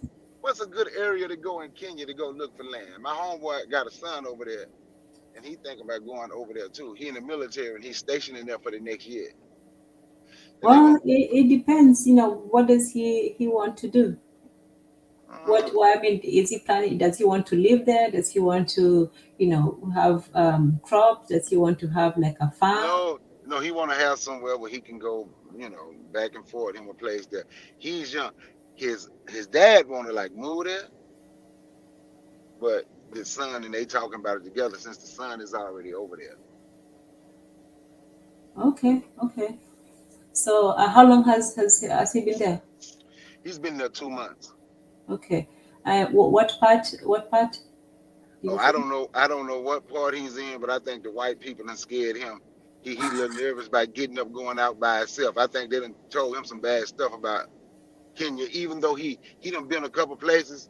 But his dad, like, man, he a little nervous to go because what he been told. Well, I can let me know where he is, and then if he wants, maybe I can, have him, meet a contact somewhere, in public, and they can talk. Most of the places usually have like they would have an office where he can meet with somebody, and he doesn't have to commit, just go look at, with the land or places. And yeah, the first thing is to get a real estate agent and somebody that he can trust. So if you can find out where, the area and so on, maybe we can see something. And also, you say that and also, how long does he want to get you started? So, well, there's a lot of questions, to Yeah, consider. that But that, first, that would have to be answered. Yeah, because he got like another I think he got like another year over there. okay, okay. He's gonna be Because that would be, you can, there are some options to buy and then sell in a bit. There are some options where you can, lease for a while. There are some options where you can, just rent, or just put a down payment and pay a yearly fee, and then, the place is yours for a year. Or if you want something more permanent, yeah. So it just depends. It depends on, his time period, where, in the country he is. In the city, there's more, places to rent versus to buy. In the countryside, it's more land. Anyway, it's a lot. If you have more information on it, we can have maybe a private conversation and more about okay. it. Yeah, because Yes. I'm gonna talk. I talk. Me and his dad talk about it every day, so we'll talk again tomorrow Okay. about Yeah, but that's a good thing. It's a good place to start, and you should definitely look into it.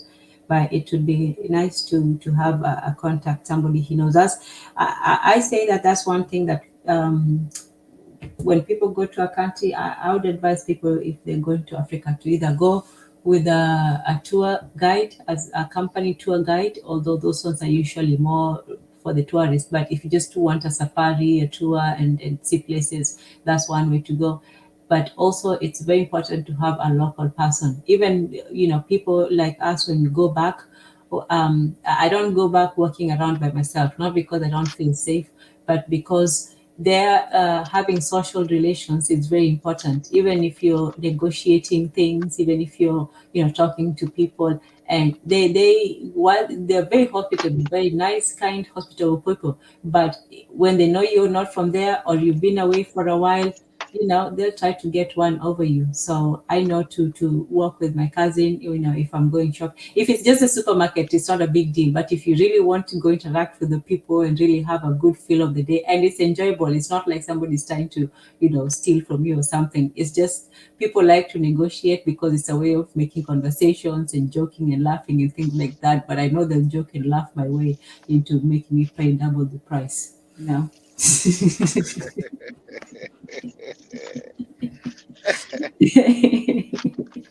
Yeah, so if he ever wants to go in and do stuff, or just go buy a few trinkets and things, the nice things, and he wants good deals, yeah, get somebody, even if it's a friend, even if it's just somebody he knows casually, like, hey, can you come and walk with me? I don't know what the term is in English, but it's somebody who walks with you, and they do, and it's not even like you have to be from outside. Even when I lived there all the time, when you go somewhere, you walk with somebody, and even if it's not somebody from there, if you go somewhere, just go with somebody. That's, yeah. I can't stress enough how social relations are important. You're not just buying things from somebody. You're almost like creating a short temporary, friendship. yeah. So, well, I do wish him the best. I hope he has a great time. I hope he meets some interesting people. Oh, hey, Mr. Untouchable. I'm just saying hello. Yeah. Well, like Yeah. I said, And If you go back there, make friends, talk to people, and even though sometimes it's hard to learn the language, but just even saying a few words, I can't stress how far that goes into making people comfortable. It's not even, that you have to be fluent. It's just that, the effort that somebody is making, it means a lot to people. It really does. Like, even if just saying hello, I think if you go anywhere, you should just learn a few words. You should learn the polite words: hello, thank you, goodbye, all that. And then you should learn, the curse words, just so you know that somebody is not cussing you out. Oh, hello, Mr. Untouchable. And in Kiswahili, hello is habari, which literally, you know what is funny? Habari is hello, but habari, the little meaning is news. Like, what's the news? What's new? Or what's the news? What's the news? So the morning focused, what's the news? And then the pretty answer. much like what's up, like Habari. Yes, that's what I was going to say. It's actually similar to the WhatsApp. And then for us, the answer would be just to say, it's Mzuri, Mzuri, or In Mzuri Zuri, Sana, which is good. Good or very good. Sana is just to add emphasis. Sana, when somebody says asante, is thank you. When they say asante sana, is thank you very much. So sana is the emphasis. Missouri Sana. Sana, the word sana itself is just very or more. Is so So if it's added to any word, it's simply very. So mzuri is good, and mzuri sana is very good. what is Wewe Pia? I think that's how my friend said when I speak to her in the morning. Oh, Is that where peer is you too. So that's another thing, where peer is you too, or you as well. You as well, maybe it's better. You as well. oh So okay? yeah, Because I asked, because I same always say or same to you. Imani Iwe. You know how I speak. Because Hmm. that's what I know. I used to know a little bit more than that, but I haven't seen my friends in a while. They used to teach me a couple of things. And she always said she was the only one that ever answered. I said, "Money, wait, quick news." She said, "Wait, Pia." Yes, that one says it's like if somebody blesses you and you bless them back. For example, for us, it says, I send you, tell them, let's say you're speaking to people, three people, right? And then they say, oh, so and so sent you their greetings. And then you say, I send them back. Even though that person is not there, but when the second person goes to the third person, they'll remind that person that, your greetings were returned to you. You understand? Okay. No, no, in a very good way. If your greetings are not returned, that's terrible. That's very rude. So if I tell you to greet, focus, and you don't return my greetings, I will be very offended. I'm very offended. Oh, Sana offended. so Huh? so Sana offended, right? Yes, I'll be sad and offended. yeah. So So you have to return the greetings. so does Kenya have its own like movie industry? There is Like one, but it's nothing. It's nothing like the Nollywood one. it's not like not. Now I've heard someone say I've heard people saying, and I have never seen one, but I heard some people say they don't know why Ghanaian movies don't get as much love as the Nollywood movies. Uh, they claim they say the Ghanaian movies is just as good. They have more action films than Nollywood, they say. But I've been watching those Nollywood. I actually like the Nollywood films. If you want to see some black people in power, black people controlling stuff, and you like TV and you watch TV, and you really want to see black people with the power and the black people making the decisions and control, watch some damn African movies. Watch Nollywood. Watch some African movies. Matter of fact, South African, I watch some South African movies too. Watch some African movies, and you will see black people in charge with all the power, making all the decisions. And everybody, whoever, if they ever let anybody else in that movie, I think I've seen one that had a white person in it, and they had to bow down to the black people in the movie. But if you want to see that, that's what you need to watch some black movies. I know that And you understand everything they're saying? they do subtitle. Oh, they do. They do. Yeah, yeah, they do subtitles. I watch them on Netflix. Netflix has a lot of Nollywood movies, and they have some South African movies, and everything is subtitled. Even though sometimes when they speak, Oh. because they still speak their language because they don't have what they say. Some of their words they don't have. Some of them don't have for English, so Mhm. they still speak their language in those movies, which is great. Because I'm telling you, I sat there and watch. Now I have to hear them talk, but I have literally because I watch a lot of them. But when I hear people say certain things Uh-huh. in Igbo, especially Uh-huh. Igbo, I I know what they're saying just sometimes just from watching the movie. Now Wow. I I don't know how I to. could never. And for me, I've learned the subtitle it now, but the last one when they first came out, I tried to watch a couple, and that accent is just so thick. I cannot make out what they're trying to say, and most of the time they look like they're about to fight. So yeah, unfortunately, I didn't keep up with All right, okay. with Nollywood. Mm-hmm. But yeah, But that. I'm glad they actually carved out their own, version and piece of the pie instead of just waiting for the Hollywood movies. And I know that the quality they have really put in, money into it. Like before, when they were started, it was maybe just passion projects and so on, and an occasional hit. But they really like. I saw one a couple of years ago before this stuff started, and we went out with a group of we were on mixed group. There was uh, blacks, Caribbeans, all of that, and we went out into this Nollywood event, all fancy dress and stuff. And the qualities they had, even CGI, like they have CGI and music and all these special effects, and I'm like, whoa! I didn't know, they had improved so much, because it was years in between the first one that I saw, which was like, I can't understand this, Nigerian nonsense. And then, Yeah. But yeah, yeah, and you see them, and in these movies, you see them, you see the diplomats from these African nations going to other African nations, making plans in the movie. Excuse me, in the movies, making plans and doing businesses together, talking about one Africa and some of the movies. Yeah, okay, okay. Yeah, well, that's awesome, and I think that is great that they have the subtitles. In Kenya, I don't know, people, maybe there's more music than movies, but I know that the theater is very active. They have the Kenya National Theater, and we used to go there to see plays being performed, like live plays, and also when they have the traditional music. So the children from all across the countryside, actually all the nation, they have traditional music, and they come and they perform, and there's this musical competitions and so on. So it's a fun time.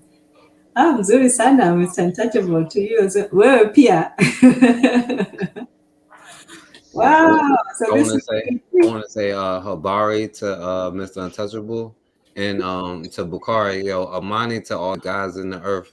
Yo, how do you say that, Tanzan? Amani to all the guys in the earth. Amani Is there such a thing as a translation to that? kwa kila, to everybody in the house, kwa kila mtu. No, So that it, means it, it peace to gotta it everyone. gotta be. Oh, I'm sorry.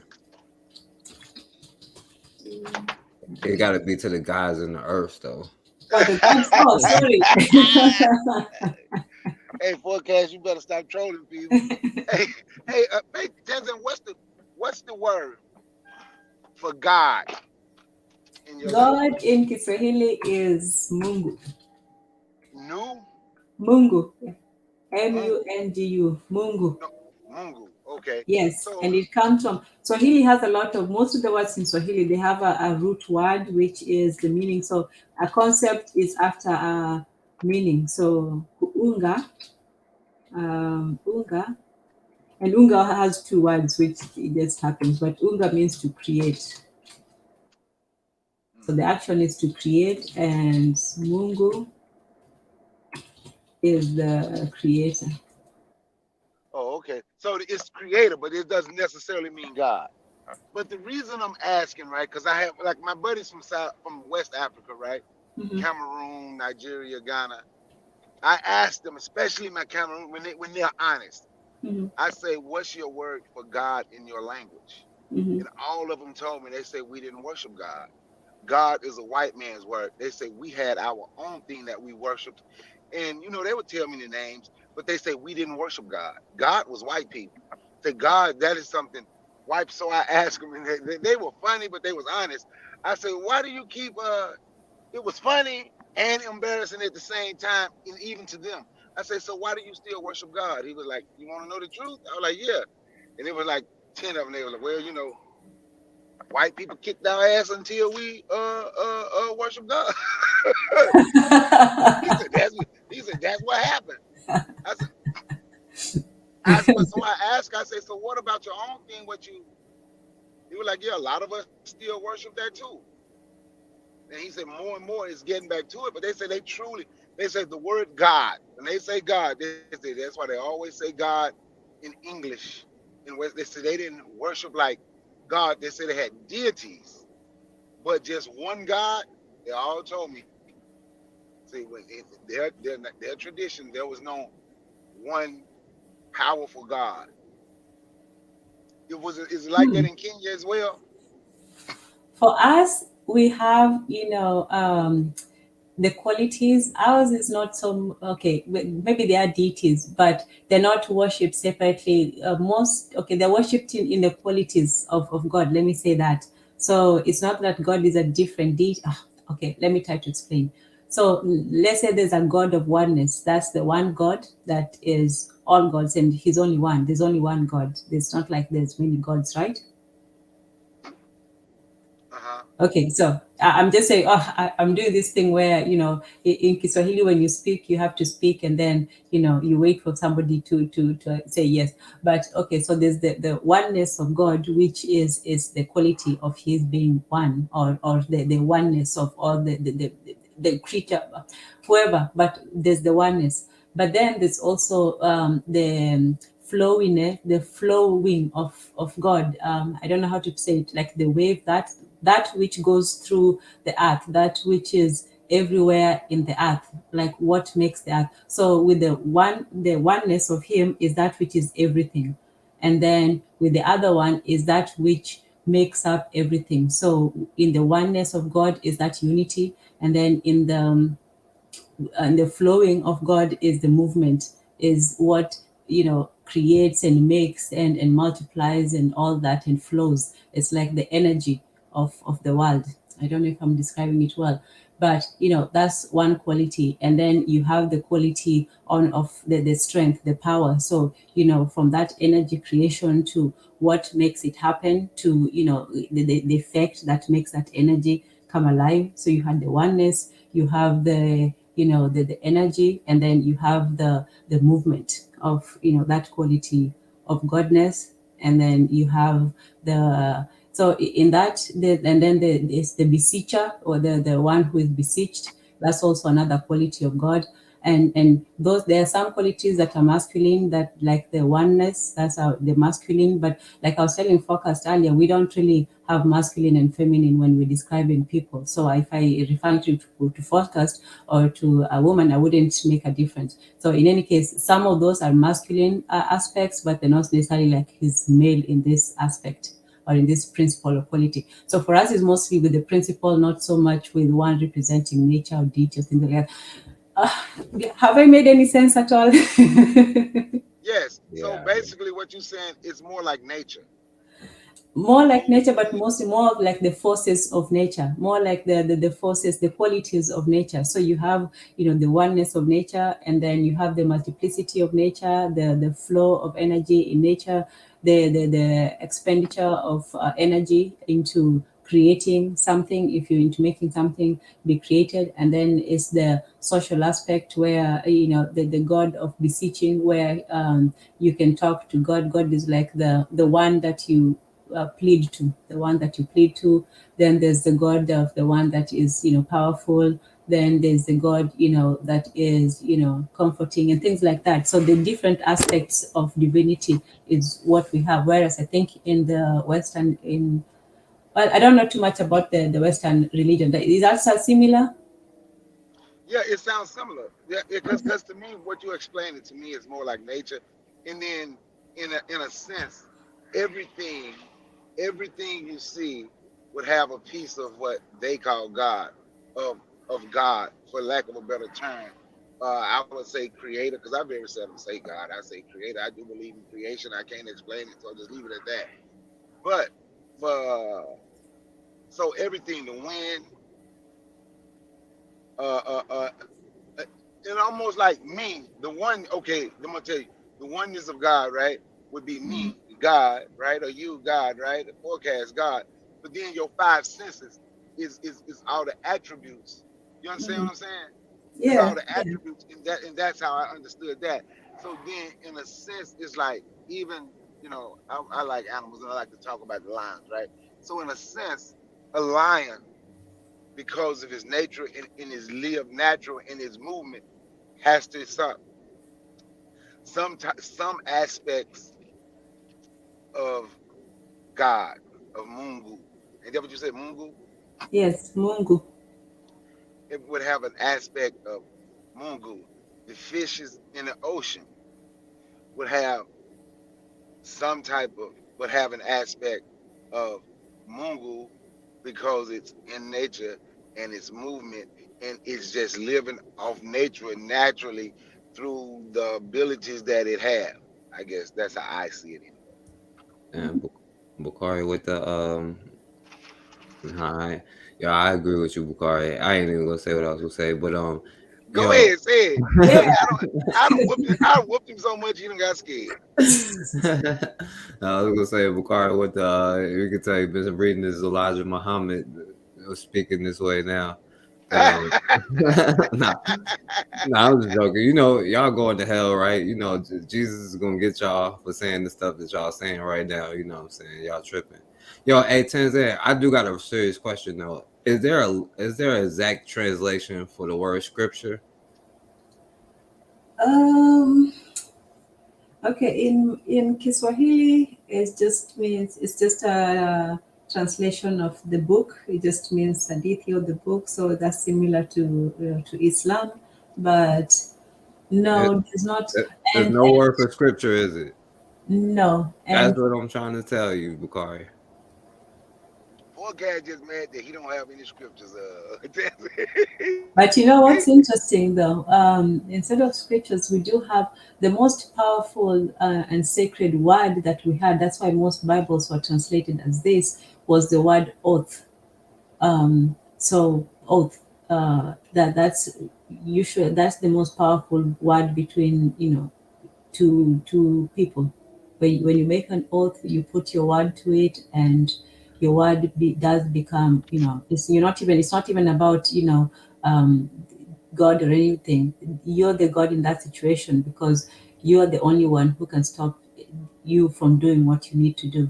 So when you put an oath, and that's why people are very, very scared to make oaths, because you're invoking almost the power of God. When you say that, you're putting yourself in the place of God. So people are very careful to make oaths. So the Bible is usually translated as an oath, an agreement. So Tanzan, I know we take it for a different meaning, but you're saying like oath means the same thing, kind of like in English. Yes, oath. Like when you put your when you swear Mm. upon something, and you Right. put your word to it. Okay. It's the same. Yeah, that's interesting. It's the same word. Yeah. Yeah. So like in the Bible, in the beginning was the word. For us, in your end is your word. Like that's where you end. You end with your word. You don't start with it, but you end with it. So once you say something, your word has ended you. So if you don't fulfill your word, you too will be ended, like literally. So you really have to not say the wrong thing. So when two So people Tanzan, come together. Hmm? oh, I'm I'm sorry. Go ahead. I thought you had stopped. My phone going in and out, so I thought you had stopped. I'm No, no, sorry. no, Go you're ahead. good. You're good. Go ahead. No, because I wanted to ask you. It was about something else, so you can finish. Oh, sorry. But No, I apologize. My phone was going in and out. I apologize. no, you can jump in anytime, same thing with you. So this was the difference that I can see, that for us, a man's word was very, very powerful, sometimes almost as powerful, as a great God, because you swore using the power of God to truth. So you were literally beholden to both your word and to God, and it had to come from your lips. If you say something, anybody can write anything. I can, pound, pound, pound, and write whatever. But when you say something that comes from your heart, from your throat, from your voice, from your mouth, that means more than you just putting something on a piece of paper. So when something comes out of your mouth, then that's almost sacred. That the importance of it cannot be underestimated. So the oral, oral literature was not just passing down stories. It was also a form of almost not religiousness but sacredness. The spoken word was a sacred thing. You watched your words, because every word that you say had that power. So the power was not, oh, then God say let there be light. The power was in the words that you spoke right now. So if you spoke the wrong words, or even if somebody had even hearing, people would be afraid of, oh, somebody's going to steal my voice. I know it sounds superstitious and all that, but you would also have to be careful where you called people, because somebody could steal your voice or steal that person's name, or things like that. All in all, it was just, you had to know that whatever you said, your word carried a lot of power, both in just conversation, but especially when you were making a deal, an argument, an agreement, a promise, and all that. Yes. I can respect oaths way more than scripture. But yeah, go ahead, Forecast. Bakari. Tanzan, don't listen to that forecast. He's jealous because he haven't written any scriptures. Nah, I Don't got li- scripture. He's jealous because he hasn't written any scriptures yet. My phone is steady going in and out. Can y'all hear me? Yeah. Yeah, yeah, Can you're y'all, good. can y'all hear me? No, Tanzan, what I wanted to ask, like, when you were coming up with, do they teach in Kenya about any Kenyans, any people from Kenya being caught up in the transatlantic slave trade or coming here to America during during their Revolutionary War? No, no, they touch a bit on the Eastern one, but no, they don't really. They just, when they teach us that, it's just in terms of numbers and facts and figures. Nothing. All you're supposed to know is what goes where and what was taken to where, but nothing beyond that. Okay. What made me start looking to this a little bit? I know when people tell me, and when I showed Fannie Lou Hamer, they went to Kenya, and how Kenyans came here, and I knew by watching this thing called Turn, and I studied this guy, studied some of his writings. Abraham Woodall. The story was based off his writings, his memoirs. It talked about a couple of people from Kenya. But what made me look into a little more, and I cannot remember the last name, but her name started, it's a young lady. She's probably about 21, 22 now. And I haven't seen, I used to go to her restaurant, and I wrote her name down because I looked it up. And it started with an O. And I asked her where your name come from. She was like, she don't know where her name come from as far as she could go back. Her family was in the transatlantic slave trade here, right? So when I looked up the name, the origin of that name was Swahili from Kenya. And the name, and they actually showed how the name traveled from Kenya to Indonesia. There's a lot of people in Indonesia with this name. It start with an O. It could be you. It start with an O, but I cannot remember the name. But the name literally is an African name. And as I was looking, I'm like, so she said, yeah, her family went through. I said, you sure? Because they literally still have, her father's side of the family still have their African name. And she said, for she know, for she can go back, they were in slavery. Her ancestors, on mom and dad were enslaved here, and the name was literally it was a Kenyan name. That's why I asked.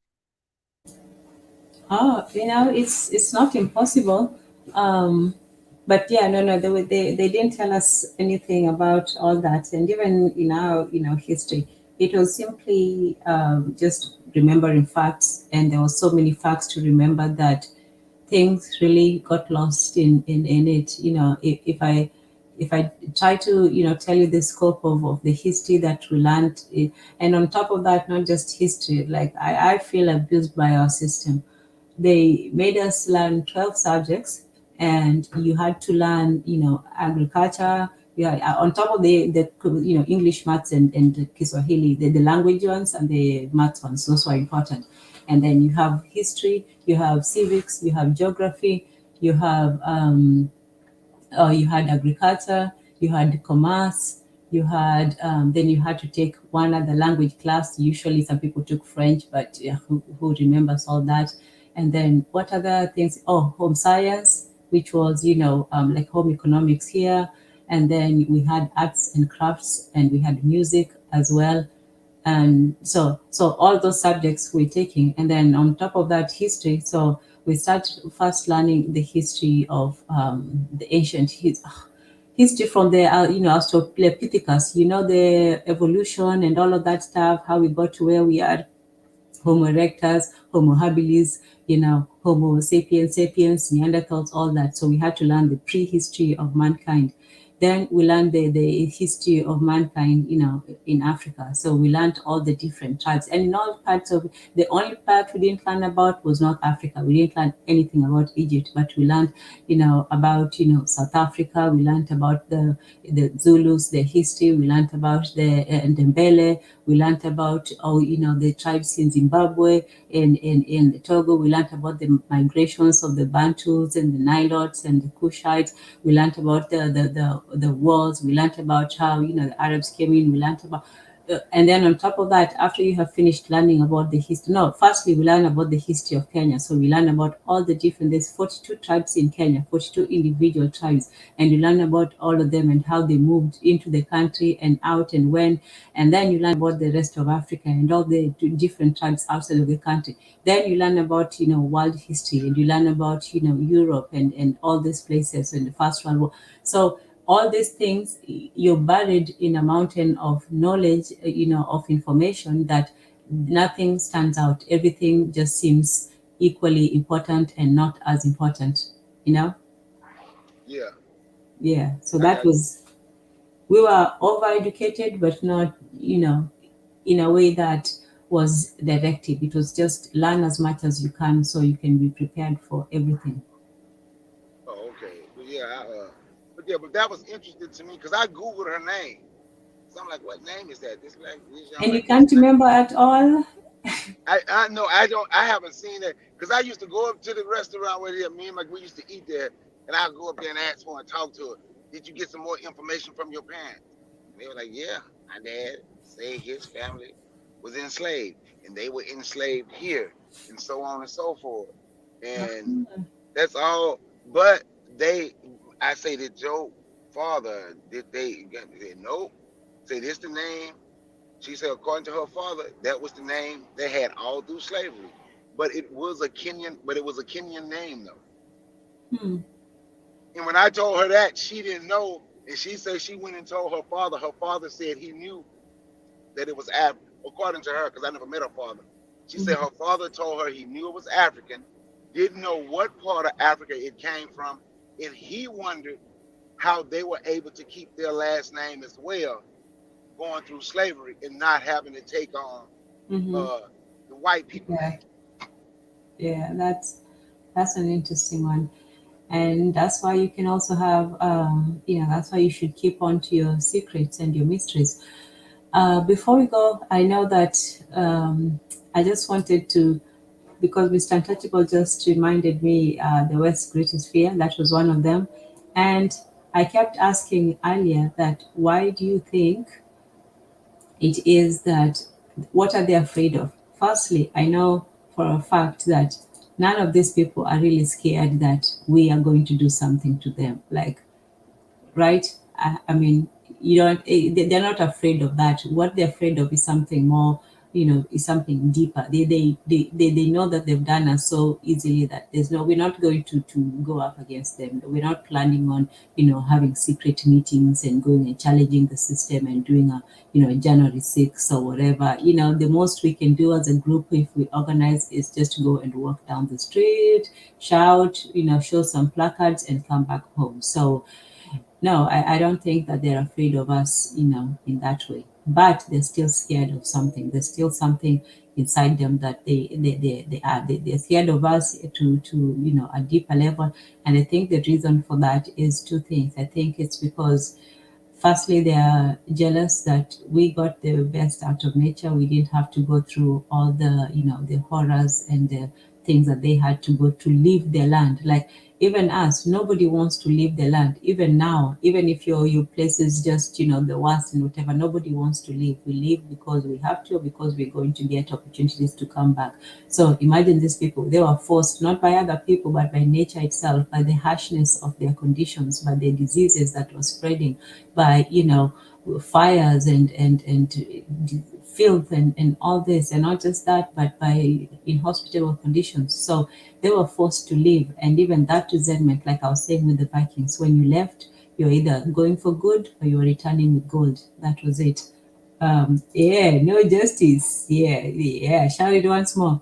So we're still that, but what they are afraid of is firstly nature, and that's why they still operate under mentality of scarcity. We didn't get into everything when it comes. I wanted to connect the idea of cults and scams, but we will do that next week. But one of the methods that scam artists especially use, cultists too, but scammers too, for more, use it more, is the idea of a sense of urgency, that something has to be done right now or else it won't be done. So, they have that, that it's to make you panic and to do that. But it's not just an illusion, because they lived it. They lived in an area where you couldn't just pack up and go somewhere, because everywhere it was just covered in snow, and if you found something somewhere good, you had to fight to hold on to it. Whereas for us, we'd find somewhere good, settle there for a while, and when the soil stopped becoming productive, or when we needed to give it a break, or we just became too many for the land, we just moved. That was why there was so much intra-Africa migrations, because that's what we did. There's no tribe that is there where they started, whether in West Africa, East Africa, maybe not even South Africa, except for maybe the San, Khoisan, Pygmies, and those indigenous groups. But all the rest of Africa has constantly been in a move. The people move from one place to another, tribes get together, they become big, they splinter off, they move to another place. So whenever, there was a need for migration, we'd stay in one place, but we'd always move, because there was plenty of land. We lived in a mentality of plenty, whereas they come from one of scarcity. So of course they would see nature as an enemy to be conquered, managed, almost contained. Whereas for us, it was just so vast and so, big. We didn't have boundaries, because the whole world was just so everywhere. So we always, we had the gifts, and our God was always good to us. I guess that's why we were so quick to abandon our gods, because they had been so good to us for so long. So we didn't know what happened, that all of a sudden we were beset by, these foreigners and these invaders and this level of evil that we had never seen. Like, why were they so angry? The land, there was enough land to share. And that's why maybe we were also very innocent of them, because we didn't see anything as being, oh, we are so extra generous because we gave you a piece of land. The land was just there, and whoever could cultivate it and makes use of it, that's what they would do. And there was enough land for everyone. But imagine somebody coming from a place where you had to fight for every single piece of land. So imagine coming from a place of desert where you had to fight for just a spot of water for your camels to drink. So imagine coming from that and then coming to a land of plenty.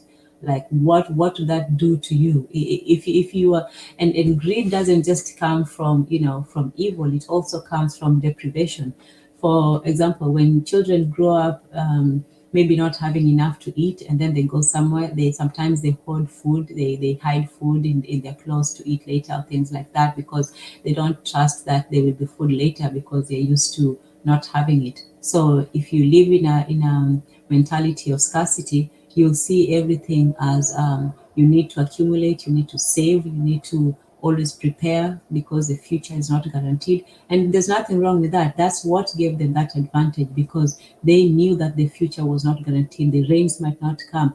Forget the rains, it might snow and you might not eat for 3 months. And what are you going to do? Yeah, just turn to the person to your right who's weaker. So they endured all this, just to get out. They learned their lesson. They learned that you leave and you don't come back, or you come back with with something. Oh man, I just went off and I did. Oh, and when it comes to what they fear, so for them they feared nature, but also they fear that nature is hostile and cruel, but also that God does not love them. Do you imagine? Can you imagine how it feels to imagine that the God above does not care for you?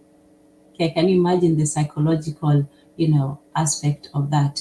Imagine if your father did not love you, or your mother hated you, the person who created you, your own Mungu, the person who gave you your land and your people and your history and all that, the person who watches over you, who fights the spiritual. Imagine if this guy did give a you know imagine if this told you to, like it says here, peace of earthlings. Imagine if he did not give a f whether we lived or we die, whether they lived or they die. This is a constant existential struggle that these people go through every day. It's not just their hatred for them, it's also their fight within themselves. So in this movie, it talks about Prometheus, and then a giant chalk white alien strides out across the Icelandic wasteland, and it's not a coincidence that it's in Iceland, one of the coldest, places and snowiest. And I won't read the whole thing. Just at this point where Naomi, whoever, what's her name, screams to the gods above, or to whoever, they don't know whether he's a god, they don't know whether he's an alien, they don't know whether he's a benevolent or a horrible person, but she just screams at the alien and says, I need to know why. What did we do wrong? Why do you hate us? So that's the cry that these people cry every day. They want to know what they did wrong to nature, to God. They want to know why the world and nature hates them so much, and why it loves us so much. And so they have to hate us for that as well. But yeah, that's just me. Let's have a few wind downs and then we'll go. Anybody? Yo, I send you Tanzan, off to sleep. no, that was a perfect closing for real. I how you say it, creator, one more time, Tanzan? Mungu. Our Mungu is a white dude named Jesus, you know. So and they answer, and we're praying to the same one who prays to the KKK. And we see who prayers their answer, you know. And unfortunately, is a worldwide phenomenon. And just to your point, like we are those people who have the God of all people, you know, of all sides, and what I'm saying, we are, welcoming to everybody. We've always been welcoming to everybody. And you said another point. I forgot what it was. I forgot what I was gonna say, but yeah, we definitely welcome everybody. But this was a a great show, Tanzan. Though, you know what I'm saying. I'm trying to think what it was. It was something about what you were saying. But anyway, I'll say it next time. But yeah, I shouts out to you, Tanzan, and to you, Bakari. Amani, to both of y'all. Na wewe pia. Oh, I'm so glad we guys are learning Kiswahili. So now we'll be speaking in codes pretty soon. Oh yeah, Tanzan, I remember what I was gonna say. Um, I don't blame them for doing what they are doing either. You know what I'm saying? That's a part of what you're supposed to do, is a part of survival. You know what I'm saying? To to everything that you said that they do, you know, like that's a part of survival that we don't want to accept. And I've seen a bird, you know what I'm saying, have a bird's nest in my yard or attack my dog when they get close, because everything, every living species except for us have this survival instinct that, you know what I'm saying, we don't have, you know. Instead we say no justice, no peace, and we the most peaceful with the least amount of justice, you know. But yeah, Mhm. I'll pass the mic. All right. Well And said, thank you Brother for letting Focus. me. Sorry. Thank you for letting me speak on your panel. All right, forecast. I didn't get a chance to beat you up tonight, but that's all right. I'll do it next Hey, you gonna go time. live, Bukar? No, you go ahead and do it. You go ahead. You go ahead. I'll do mine tomorrow. You go ahead. You know, peace to everybody in the chat in Tanzania. Once again, you know what? And I'm gonna figure that name out because I wrote it down and put it somewhere, and I'm gonna let you know. All right. All right. But once again, thank you, y'all. Whoever y'all, make sure y'all subscribe to Tanzan African Mind. Peace and one love. Peace. Thank you all for joining. Thank you, Brother Bakari. Asante sana. Now you asante, that one you know. Asante is simply thank you. And asante sana is thank you very much. So asante sana, Brother Focused, Brother Bakari, Mr. Untouchable. We had a few people pop in and out. Jose was here. Matron was here, EL. So thank you all for Lero was here for a while. So thank you all for coming. I hope you got something from it. I know I it was quite a lot, but I hope you at least got guidance from it. And I thank the ancestors again for giving us direction, giving us enlightenment, insight, and for helping us to share this information and bring us peace. So asante sana. Kwaheri is goodbye, and oh man, Bobby Eli just came in. Well, habari, habari, Bobby. I'll say hello before we close out. Yeah, so we've been on for quite some time. It's almost going to 5 hours. But I appreciate everybody who've been here, and I hope to see you again next week. All right. Peace and Kwaheri, and all honor to the ancestors. Peace.